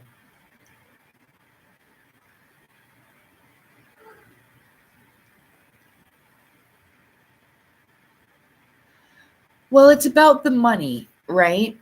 They make more money off of having it against the law. In the United States, the incarceration, the jail system makes an incredible amount of money. And so that's really what it's about. In Canada, they decided that it's more profitable to sell it in stores like the booze store. Now we've got weed stores, which it's government, and they make money off of that. Yeah. So really, they profit off of it, and that's the only reason why they've given it to us, because there was a large margin of money to be made, and they would take it away from all that money being spent on the street, right? People are going to do it anyway.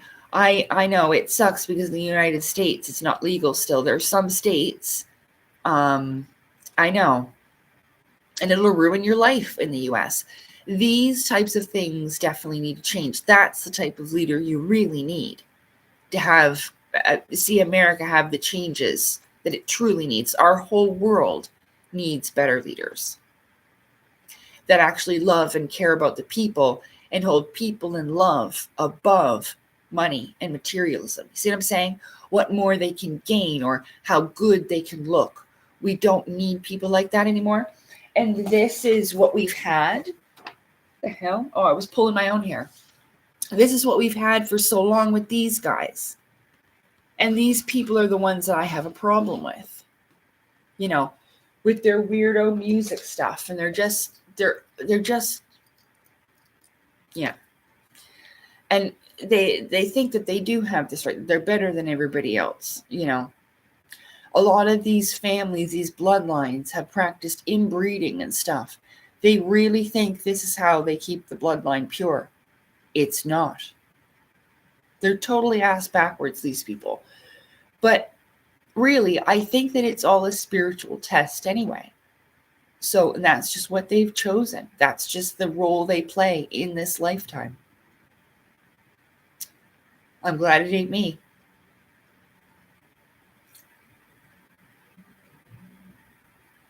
Lots of hair pulling on Valentine's Day? You mean like fighting or...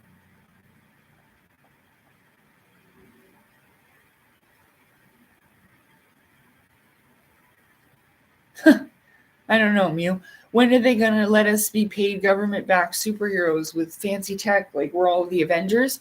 Yeah, I don't know. See, they have this stuff for themselves. It makes them feel superior. Their money, their stuff, their secrets, their secret islands, their fucking meetings, all that shit. It makes them feel important and special. They need that. It's a bizarre foreign concept to me.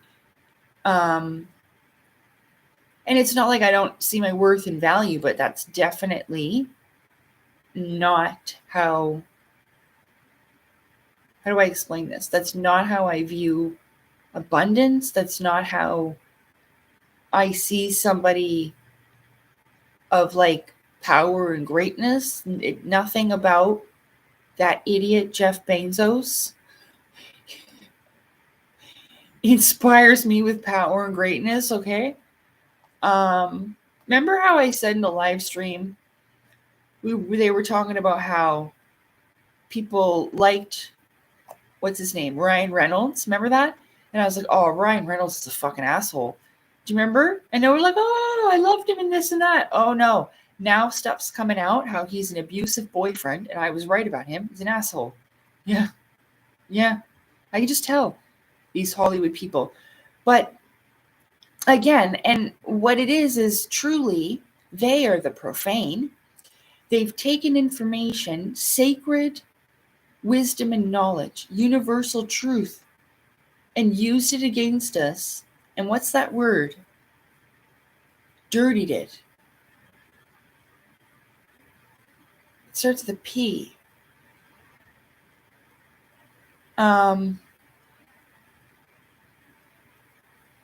Perverted. Perversion.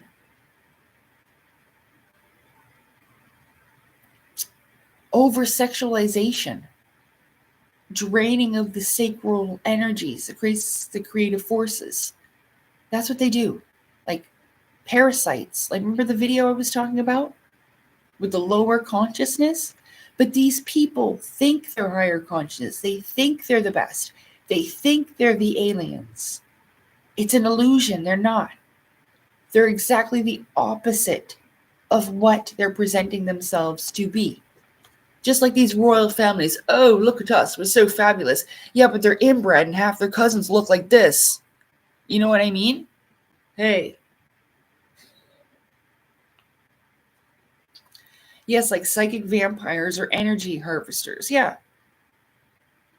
Well, sort of like what you would call devil worshippers, I guess. It's a little bit of an older term that's kind of confused with the Bible. I'll say that. But I get what you mean, you know? I just think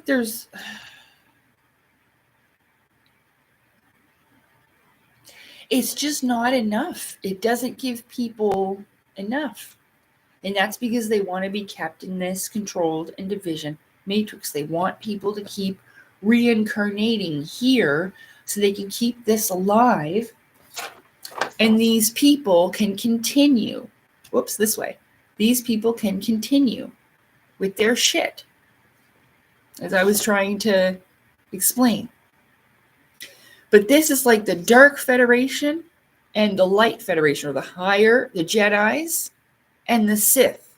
There's two sides of this advanced civilization because people can go either way. You can go to the light side or you can go to the dark, just like Star Wars, you know? Yeah.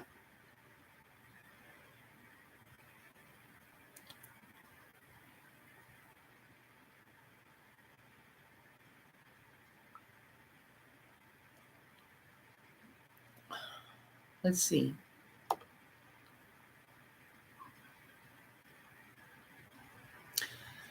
Well, see, the thing is that a lot of people have a misconception about the Egyptian culture.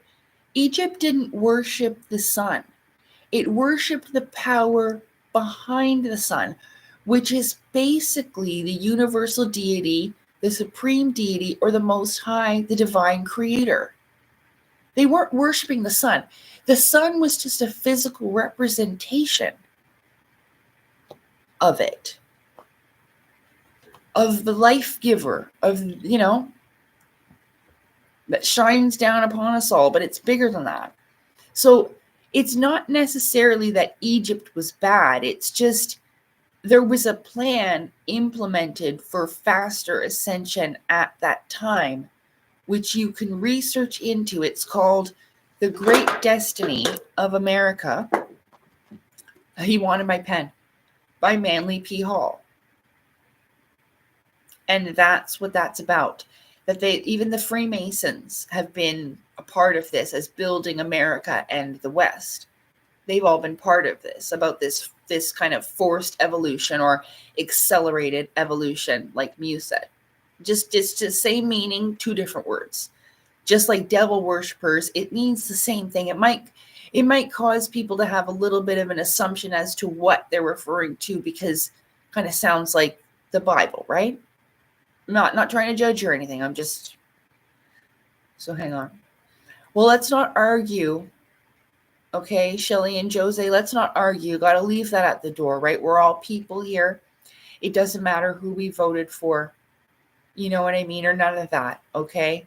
Or what perspective we have. And remember, I was just saying, listen to me, Jose, that he's just a puppet. That's it. He's not even a real leader like that. Their leaders are chosen. They knew after what was happening. I know it doesn't mean, I don't mean for you to shut up. Like, I understand that there's a lot of it, like what he's doing right now is horrific. With the deportations and all this, like there was even a fellow that supported him. And then Donald Trump deported his wife. You see? So, just give me a second here. I gotta, yeah, I know. But some people, they, I know that you have emotions and feelings. Yeah. So there was a Donald Trump supporter, and his wife had the paperwork going. They were doing it the right way, but she was already with him. And they deported her, So it was quite sad, and he was quite shocked about it. So, but again, you have to remember, the plan was stress and displacement to cause evolution. Forced evolution, evolvement of souls. Sometimes pain means progress. And it's like I said, do I agree with it? No. Did it work for me? Yes. So if I was in an argument with them, I know the bastards look right at me and go, well, did it work for you, bitch? And I'd be like, well, yeah. So what am I supposed to say? You know what I'm saying? What am I supposed to say? Because it did. Am I saying I agree with it and that it's okay? Like the whole forced evolution thing, like this shit? No. Is it maybe just how things go within certain cycles? Possibly. It might repeat. Of course, we just haven't been around to remember it.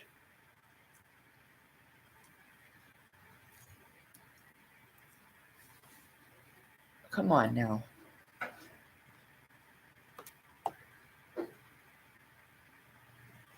Like, I'll just say, like, they've tried to prove that Trump has felonies and all this kind of stuff, and it's never been proven. I know he's obnoxious and annoying, but it wastes more energy hating him. It takes less energy to just ignore him. Just ignore it. Everyone was so upset when he said, grab them by the pussy. But honestly, how many people on a daily basis go, grab them by the balls? Like, what's the difference? I wasn't offended. It's just the feminine equivalent. Grab them by the crotch. Grab them by the testicles. What's the difference? I don't see one. So anyway, it's not like like I said, I just don't bother with it. Like,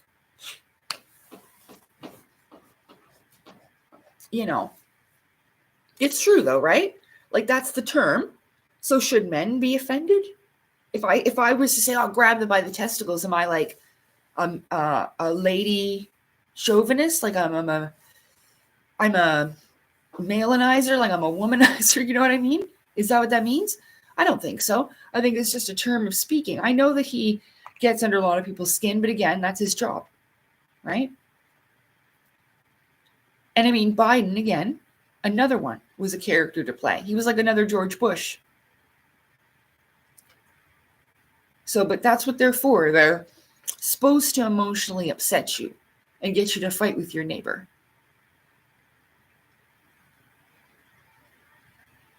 No, JB's actually Canadian. JB lives in the same province as I do.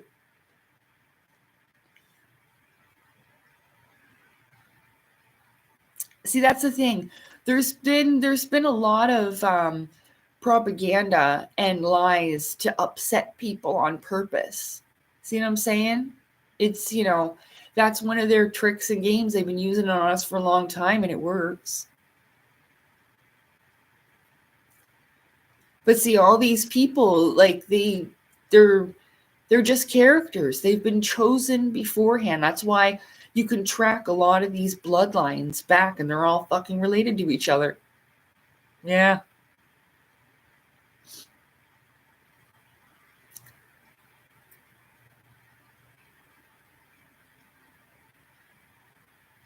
Okay.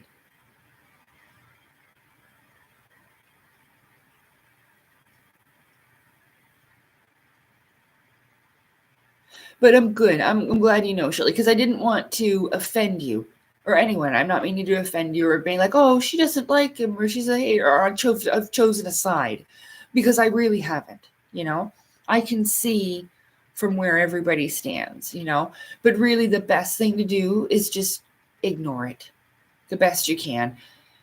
It's just meant to upset. I mean, of course, hoping for better things is great, and it will get better, but it's supposed to be like this right now, and hopefully it just won't, last all that long, all that much longer. You know what I mean? If we can ascend ourselves to rise above all of that, I think that it would progress, because they know that shit isn't working on us anymore. They're in the process now of threatening near Earth asteroids. It goes asteroids and then aliens. There's a video you can look up that talks about some of their plan. It's called The Last Card by Dr. Carol Rosen. And it's pretty much progressed the way that she said it would. But that's because they planned it this way. And Wernher von Braun was part of that back in the day. Yeah. So asteroids and then aliens. So.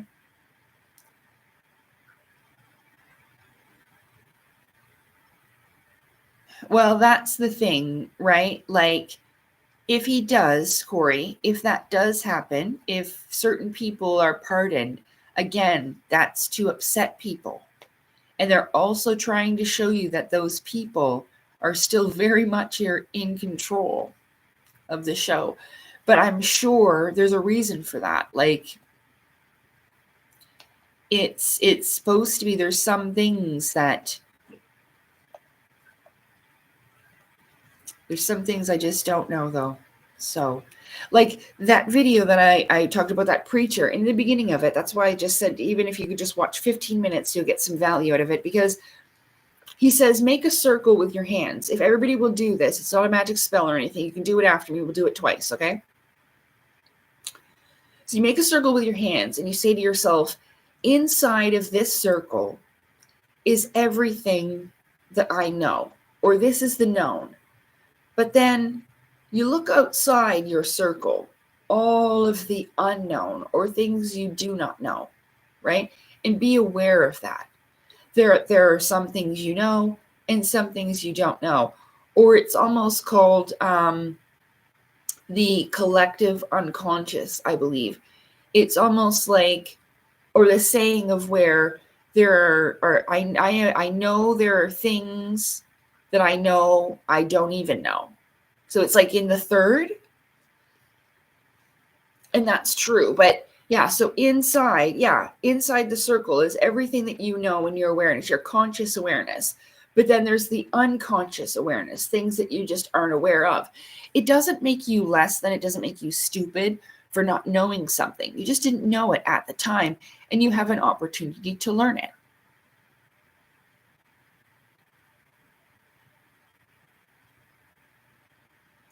Yeah, I like the serenity prayer. I like that one too.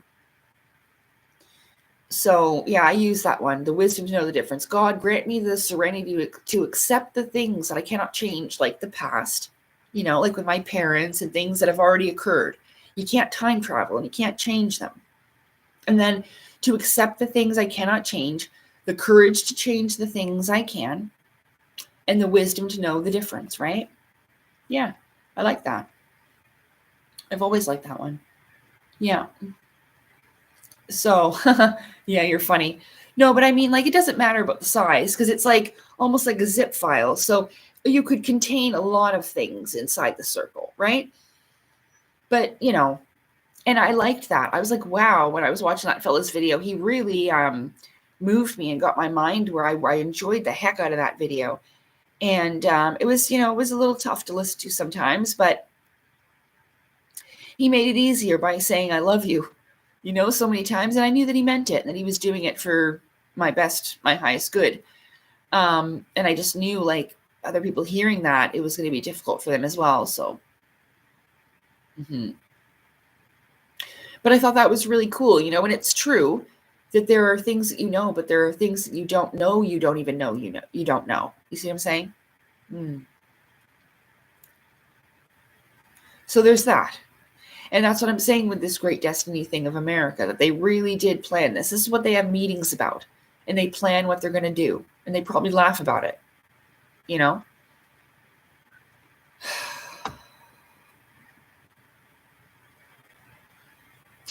They may enjoy things now, but on the great wheel, there's always karmic debt to pay, especially when you cause this much suffering to others, to keep yourselves up here. So there's that, so it's not like they get to live that way forever. Oh no, Raina. Well, they're having some problems with the shipping in China, and again, they're causing you stress on purpose, even with that. Yeah. Because they know people love Temu and their packages. I haven't gotten any in a while. Since the last time I showed you, I haven't gotten any since. Probably since Christmas time it was, yeah. And yeah, I'm really sorry. You might have to order it again, if it ends up being lost. But actually, you might go, I think it's over 10 days. If it doesn't move, they'll refund you your money. That happened to me. So one of my Temu packages, that's why my Christmas package didn't arrive. And it just had no update status for over 10 days. They refunded me my money and told me that if my package does arrive, I can keep it, but it never arrived. So I had to reorder everything, but they refunded me my money. So I don't think it's because of tariffs. USPS right now has put a hold on packages. Sometimes I read the MSN thing, and this is one of them. That's probably why I read it, to tell you this now. I think it's a coincidence. The US has put some restrictions because of the fentanyl that's been coming into the country. So letters won't be affected, but packages will be delayed. Well, don't lose hope. Your dress and boots may arrive. I know. I hate that too. I really get attached to objects like that, and I picture myself wearing it and everything like that. So I don't like it when my stuff doesn't arrive either, but have hope and think positive. Keep an eye on it. Temu will give you shipping updates to your email.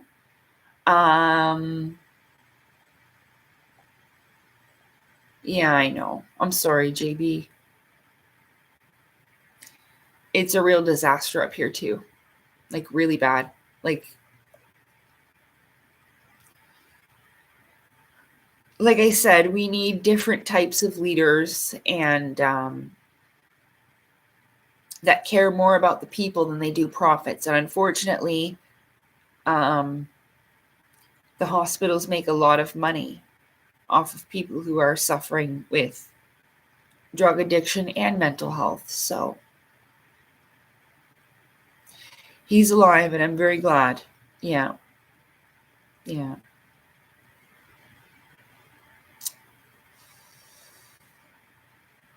Yeah. Well, I mean, the thing is that it's most likely that they're not trying to stop it. The biggest, oh geez, the biggest drug pushers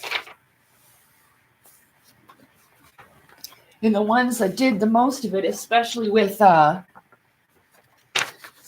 opium fields back in the day, guess who it was? Ready?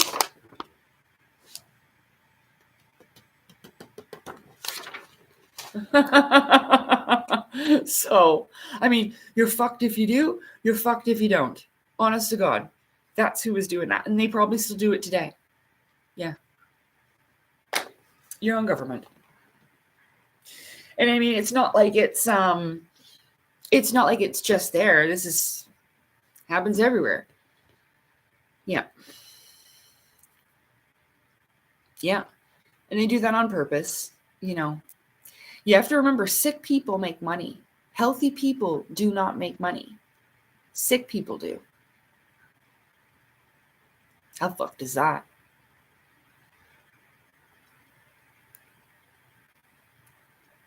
Yeah, but yeah, well, I mean, hopefully, because I think the majority of people are aware that that's been going on. I mean, they put it in documentaries on the freaking History Channel, you know? They've been aware of that. It's just, see, when you're put in a position of power like that within these three-letter agencies, I mean, did you see the movie on Edward Snowden? A lot of those people will take advantage of their positions.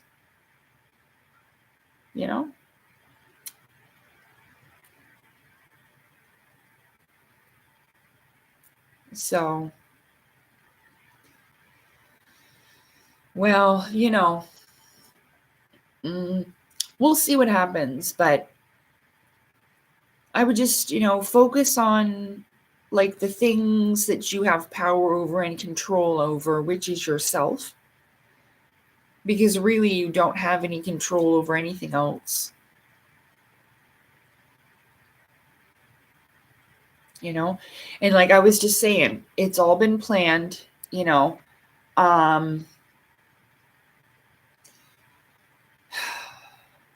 if you work on you, then none of this is going to affect you. And I know it's not a guarantee, but at least you can move out of the matrix in some way. Shit. I'm aware of, but I'm also product and proof of that you can accelerate rather quickly in just one lifetime. Is it easy? No, but it's doable. And then you can get out of here and move on to other things. Some people, they're not meant to be on their last life, that they'll need another one. It doesn't work the same for everyone. But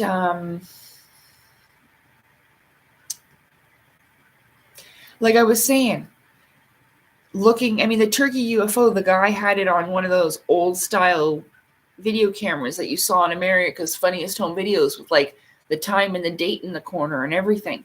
He did it on an old camcorder. It's from 2009. But just by seeing that, it opens your mind up to things. And a lot of people are kind of worried about that, like, oh, what things? Well, that's where like the confidence in yourself, or sometimes people even call it the armor of God, the protection of your creator, knowing that nothing is stronger than you, not in an egoic way,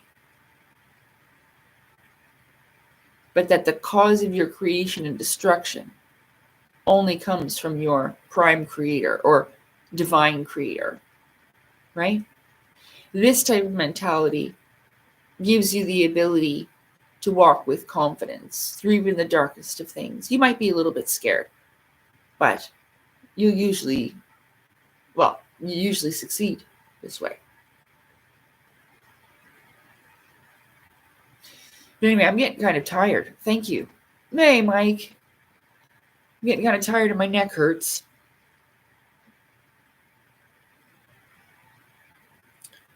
Oh yeah, the whole world needs an overhaul, you know? But that comes again, I spent a lot of time waiting for the aliens to come and save us, and I think honestly that's just, no offense, but that's just a new way of waiting for like the rapture or Jesus to come back and save us. I think it's kind of turned into something else because it needed to evolve.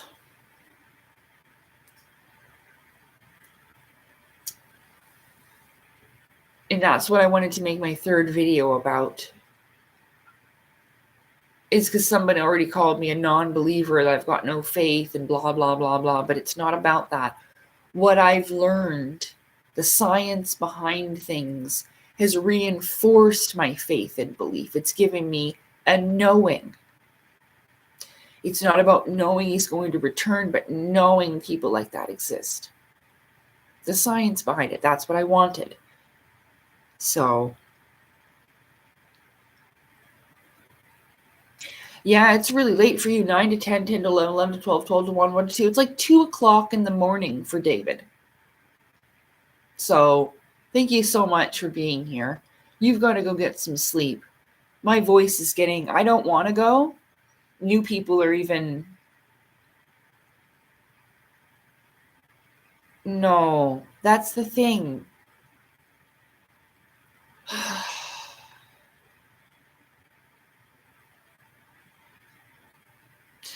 Do you mean in a way like the next Christ avatar? Or, and I'm not trying to be disrespectful, I just need to know where you're at or what you mean, all right? No disrespect, no wanting to fight, no nothing like that. I need a drink real bad. Just give me a second. But do you mean it? Like, do you actually think that, because I had a friend one time, that when I'm trying to talk to her about all this kind of stuff, this was years ago, she looked at me and goes, Lacey, I believe one day that Jesus is going to come down in a cloud and save us all, and that's it. And I don't want to talk about it anymore. And that was the end of our conversation. So let me know.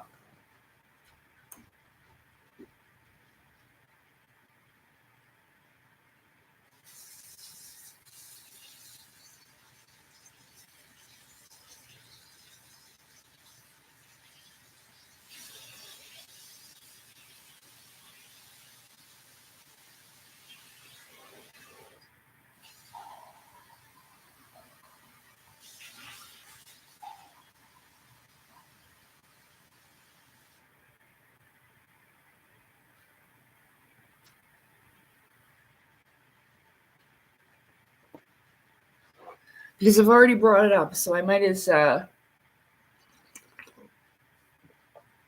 well, here's the thing. There could have been, and most likely was, somebody like that existed, right? I talked about this before.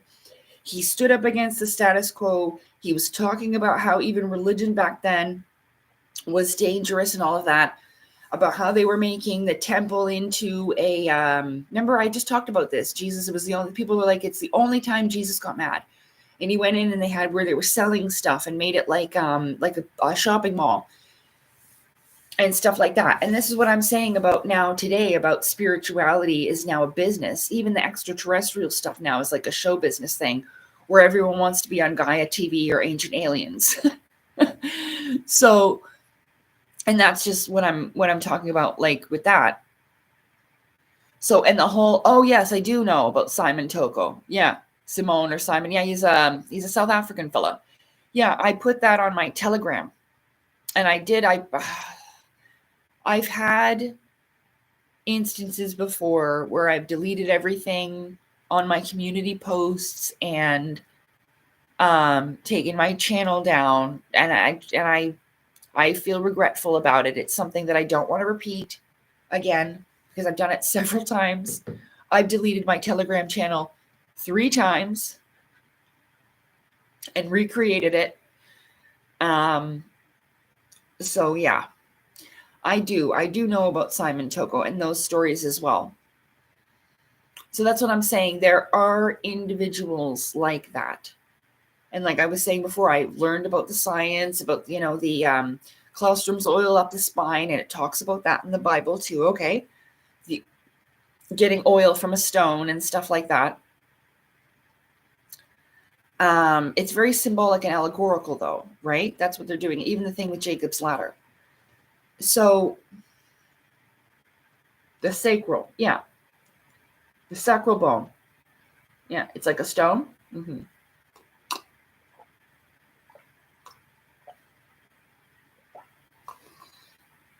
I'm getting a sore throat from talking so much.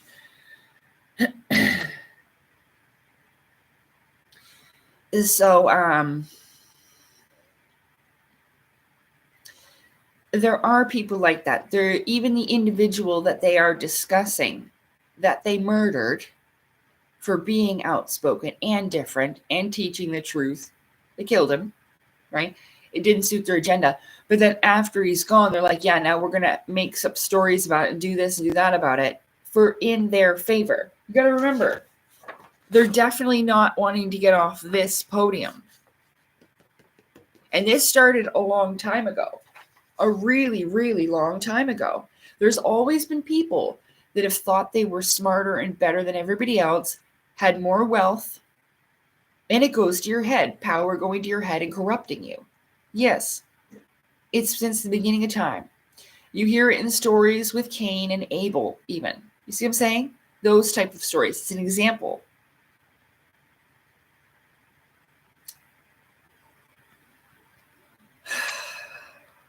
So we can see the Christ avatars, because there's most likely not going to be one.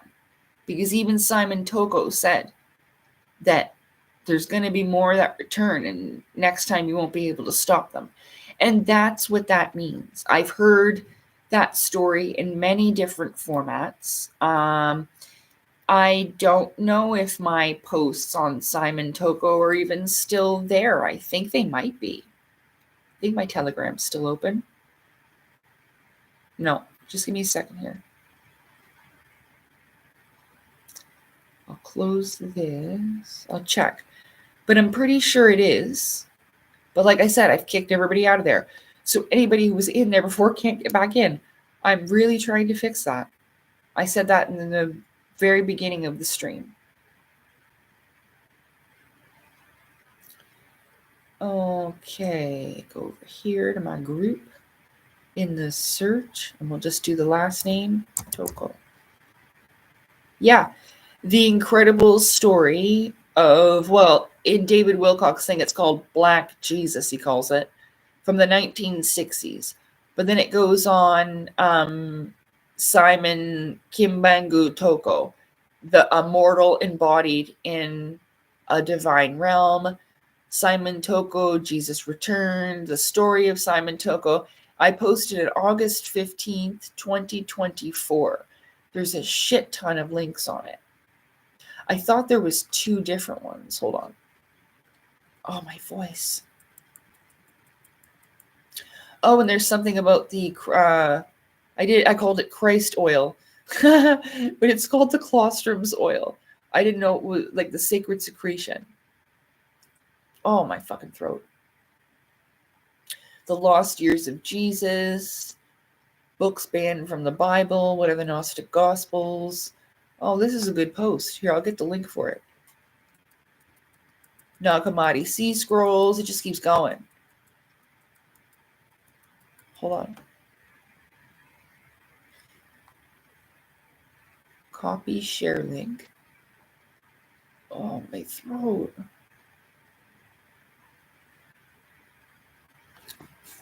It's this one. Post 131. That's the stuff about Simon Toko. But there are people like that existed. But if you're expecting to see the fella in the white robes with the brown hair and the beard, how they depict him, it's probably not going to be that. Okay? The Christ will return. There's many individuals who achieved that, but there's some stuff that they just lied to you about. Like Jesus being the only Son of God. That's bullshit. Yeah. He meant S-U-N, not S-O-N. And that's their manipulation. And they even talk about people like me in their texts, even though I'm not claiming to be anything like Jesus Christ. But you can see how it's closely related.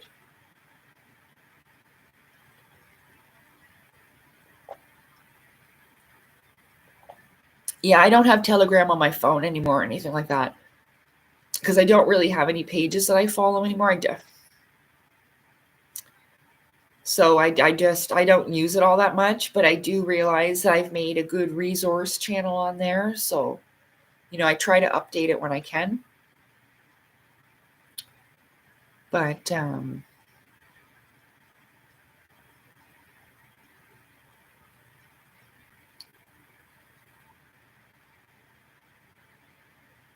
yeah, okay. So when I had my little freak out and I removed everybody, I was just so overwhelmed. I remember I was so overwhelmed. It was like I felt like I was in the middle of a crowd of people and there was just so many energies around me, and I deleted everybody off of the channel and made it a private channel. But then I made it public again. But I got Scott to try. He's in the chat, or he was. I don't know if he's still here, but I got Scott to try and Derek, and they both, like, even after I removed them from the removed users, they can't rejoin the page still. So I don't know how to fix my error yet, but I am trying to fix it. Yeah. So it's not like, I don't have faith and belief. It's just different. I mean, it's widely known that no one really knows what Jesus looks like, and there's a reason for that. It's because he was symbolism and allegory. That person didn't exist because they created him as symbolism and allegory for the classroom's oil. It even goes down to say Jesus was hung between two thieves. The two thieves are the left and right hemispheres of your brain, because the Christ oil is here in the middle, like almost like a cross. So it's the left and right hemispheres of the brain are the thieves.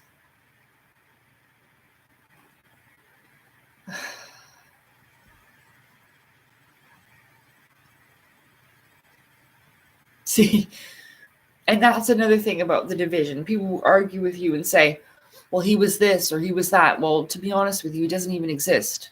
Not in that way. So technically, he was a Jew. He probably looked Jewish. That's their story, right? Because they made it in their story. There were people like that stood up against what was going on, but they murdered them, just like they killed anybody else who didn't agree with them back then, And then anybody who was speaking any kind of truth, they made them look like devil worshippers, like Helena Blavatsky and Rudolf Steiner. And so any kind of knowledge like that, Manly P. Hall, they also got people to be away from that as well. This is what they do.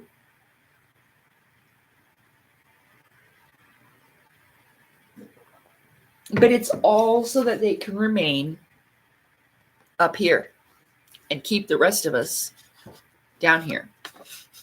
What I was saying with. So, yeah.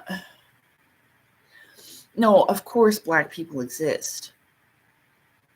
But that's what I'm saying. Like, there was an avatar known as Simon Toko. I've even read the stories about how he summoned an army of dimensional beings that looked like little gray aliens to fight something. I put it all in those links, and that link that I gave you for my Telegram. Yeah. I know it sounds bizarre, but those are these dimensional beings. And if you reach these higher levels, you will have access to that. So It's all there in that post. I remember all of that, but there is these different avatars. So, but anyway,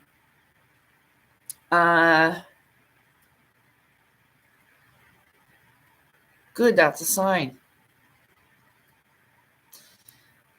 It's a sign. So maybe you should definitely check out that post on Simon Toko, you and others, if you feel drawn to do that. But it's just like it. Even if he was, say, do you really want to wait for him and have him do it all by himself, even though he's very capable? I am aware. Or would you want to be ready in case you are needed? Would you rather be ready when you're needed, or be needed and not ready?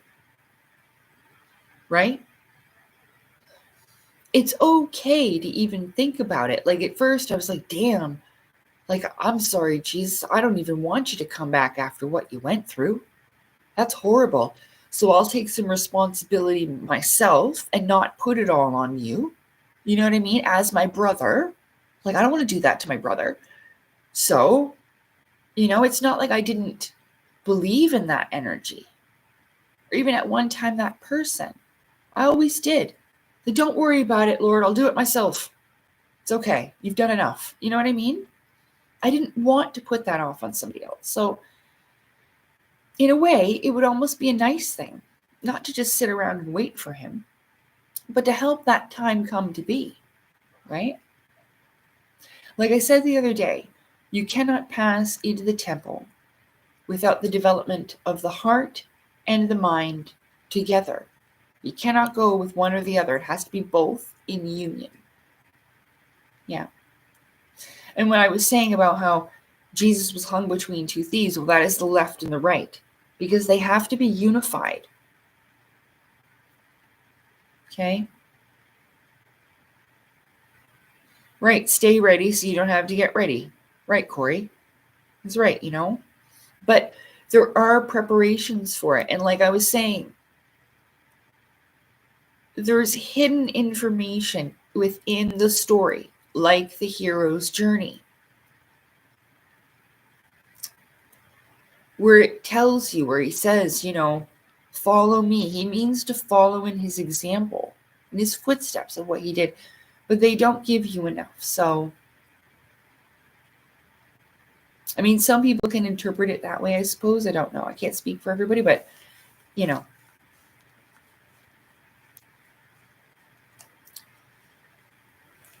So, yeah.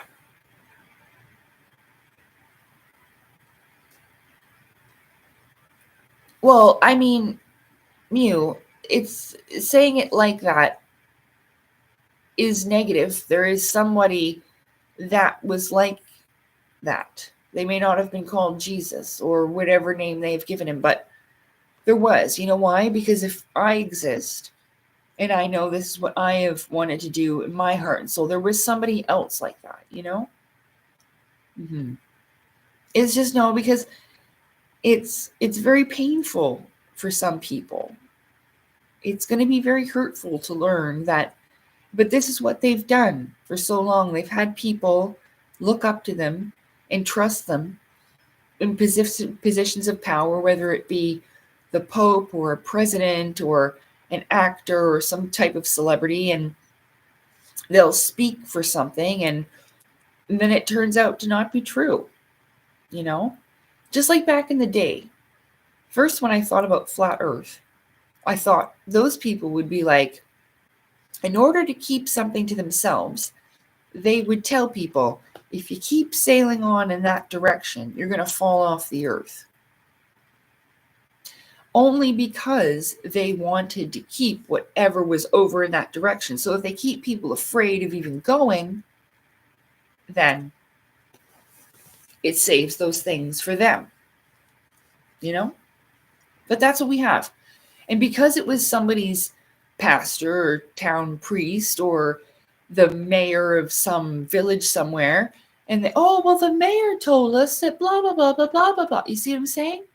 And they all believe it. because they trust their leader.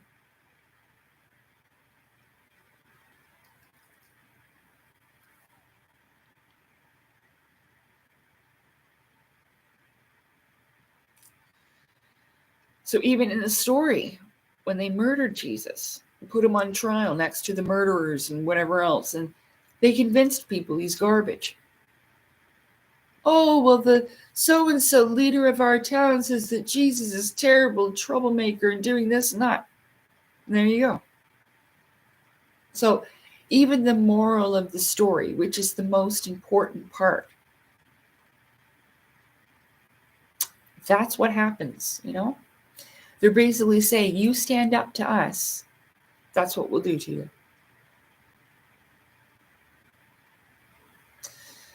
So it's incredibly sad because he was a being of unconditional love, the kind of divine creator that I would envision and want to have, an embodiment of the divine creator itself. And that's what they did to it. And they still do that.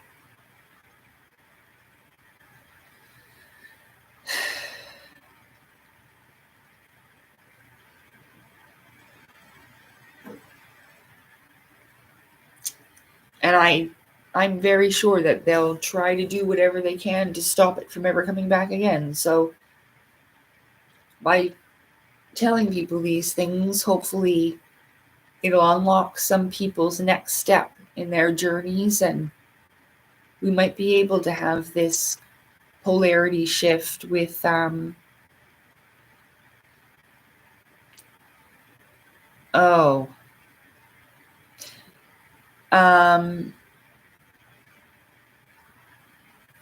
T Chitty didn't want or whatever. I'm really sorry I can't see your name, but the answer of your question is yes.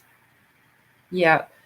You may have some sort of attachment. It may not be a spirit spouse. It could be some type of parasitical entity. Yes, it could be. Now, I don't know you well enough to be able to diagnose in that way. But I think even for you to just say that, I think you're already aware. I think you already know inside. Yeah.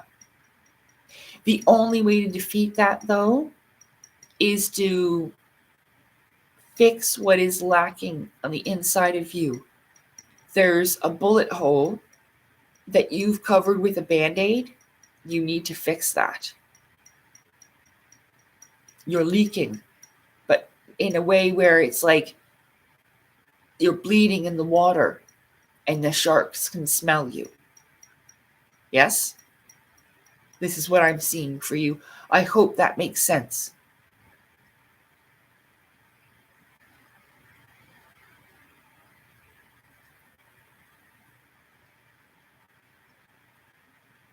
Aw, you didn't get to go see him? That's okay. I wouldn't have, it's okay, like whoever you like.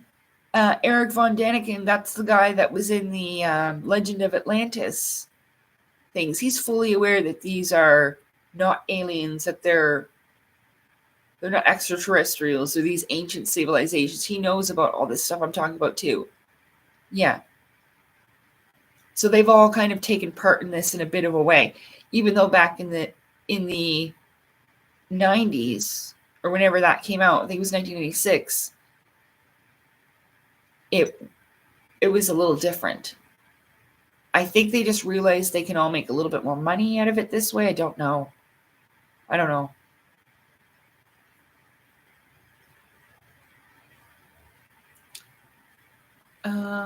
Just maybe.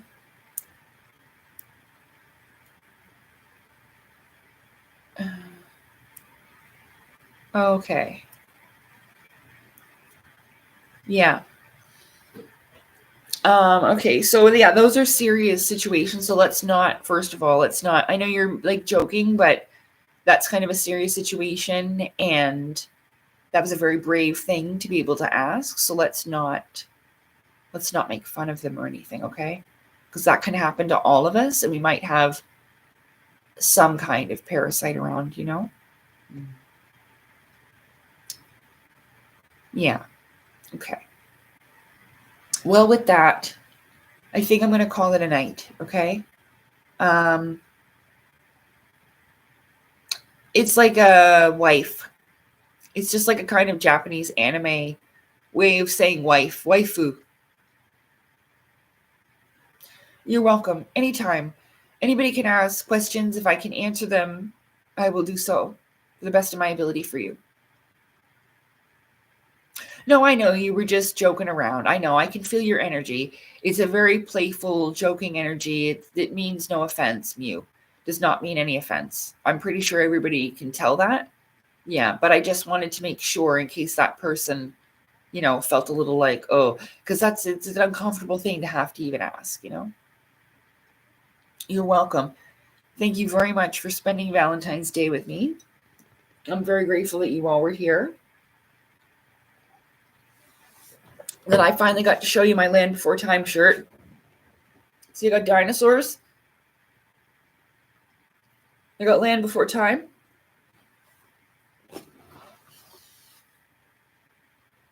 Isn't it cute? So yeah. I wish you all a great sleep. I'm gonna have to stay up a little bit later because like I have to take my medicine one more time. So, but I can't stay on any longer. Thank you. I know I love my little Land Before Time shirt. Yeah, so it was great seeing you all.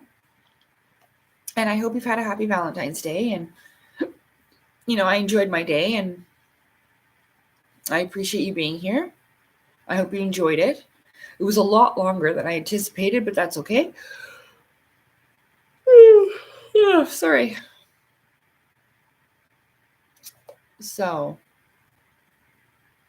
yeah, thank you very much for hanging out with me. Okay.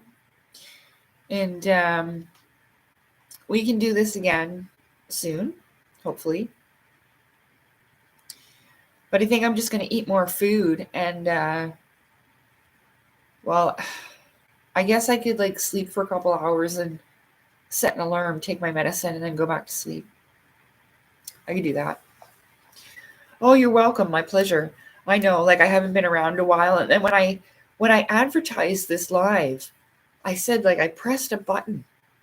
I was really tired last night. I must have pressed that. I did unclick 18 and older only. And I don't think it like advertised it or something. I don't know. It was weird. But yeah, it worked out. And no good idea with naps and antibiotics. What do you mean?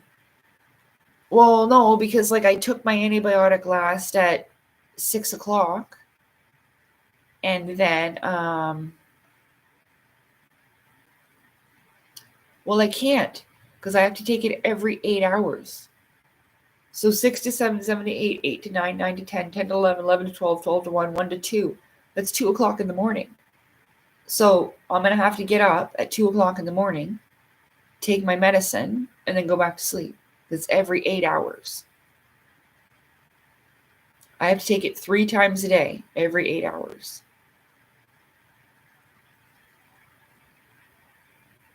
So then 2 to 3, 3 to 4, 4 to 5, 5 to 6, 6, 7, 7 to 8 to 9, 9 to 10.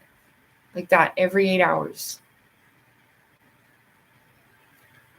Look, oh, I can't because I got all my information, but my pills are in the kitchen and they're red and yellow. Yeah, they're just antibiotics that I got for my tooth. And I go see my dentist on Tuesday. I talked about that earlier. Go live when you wake up. At 2 in the morning?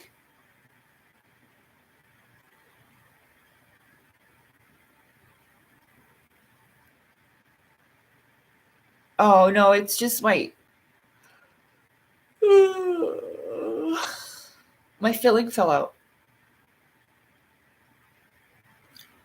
And then, like eating and stuff. I have to do salt rinses all the time, and it's drying out my lip. So it'll just like it just needs my filling needs to be put back in. Put new filling in there in my tooth. So, but especially because I, do the vase, that's really not good for the mouth. And that's why. Yeah, it makes it worse. So I have to like do that, and then I rinse my mouth out. So.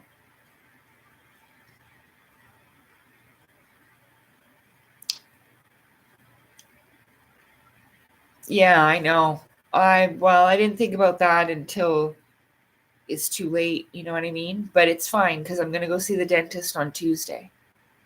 Yeah, the 18th. So it's like it's if this is your tooth in your mouth, it's on the side. So here's another tooth right here. It needs like in here.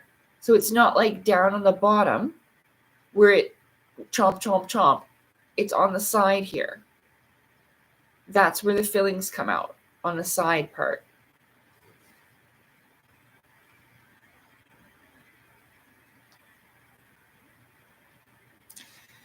Yeah, and so sometimes I can't breathe at night, and I'm sleeping with my mouth open. Yeah, that happens too. I breathe through my nose normally, but when I'm sleeping, I have a problem with my sinuses and the dryness of the air and all that. So, yeah, it was really nice to see you all as well.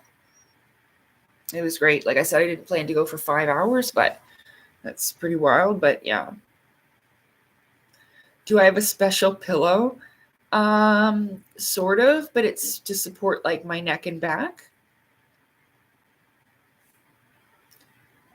Oh, for like breathing? Oh, it doesn't matter. No, it didn't help. I tried. It literally like, I don't know. I have messed up sinuses.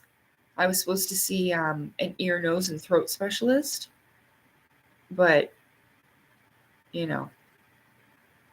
that's another thing. My nose is so like I can't breathe through it right now because my air machine has been off. That air purifier. When I say air machine, I mean air purifier. So okay. All right, I'm actually going to go this time. All right, everybody. So thank you very much for being here with me.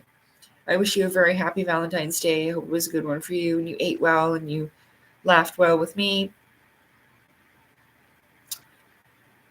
Yeah, I do. I gargle with hot, salty water all the time.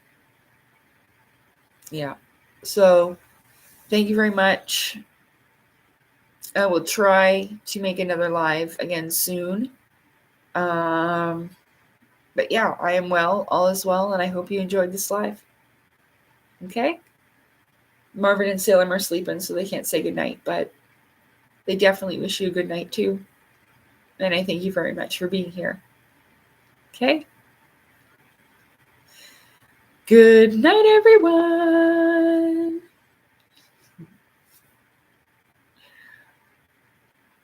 Thank you. Love to all you too. Bye. Boop. Oh, wait, I have to do this first. Wait, we'll try that again. I'll give you a heart and say goodnight in the chat, because then it'll be seen in the chat. There. And then...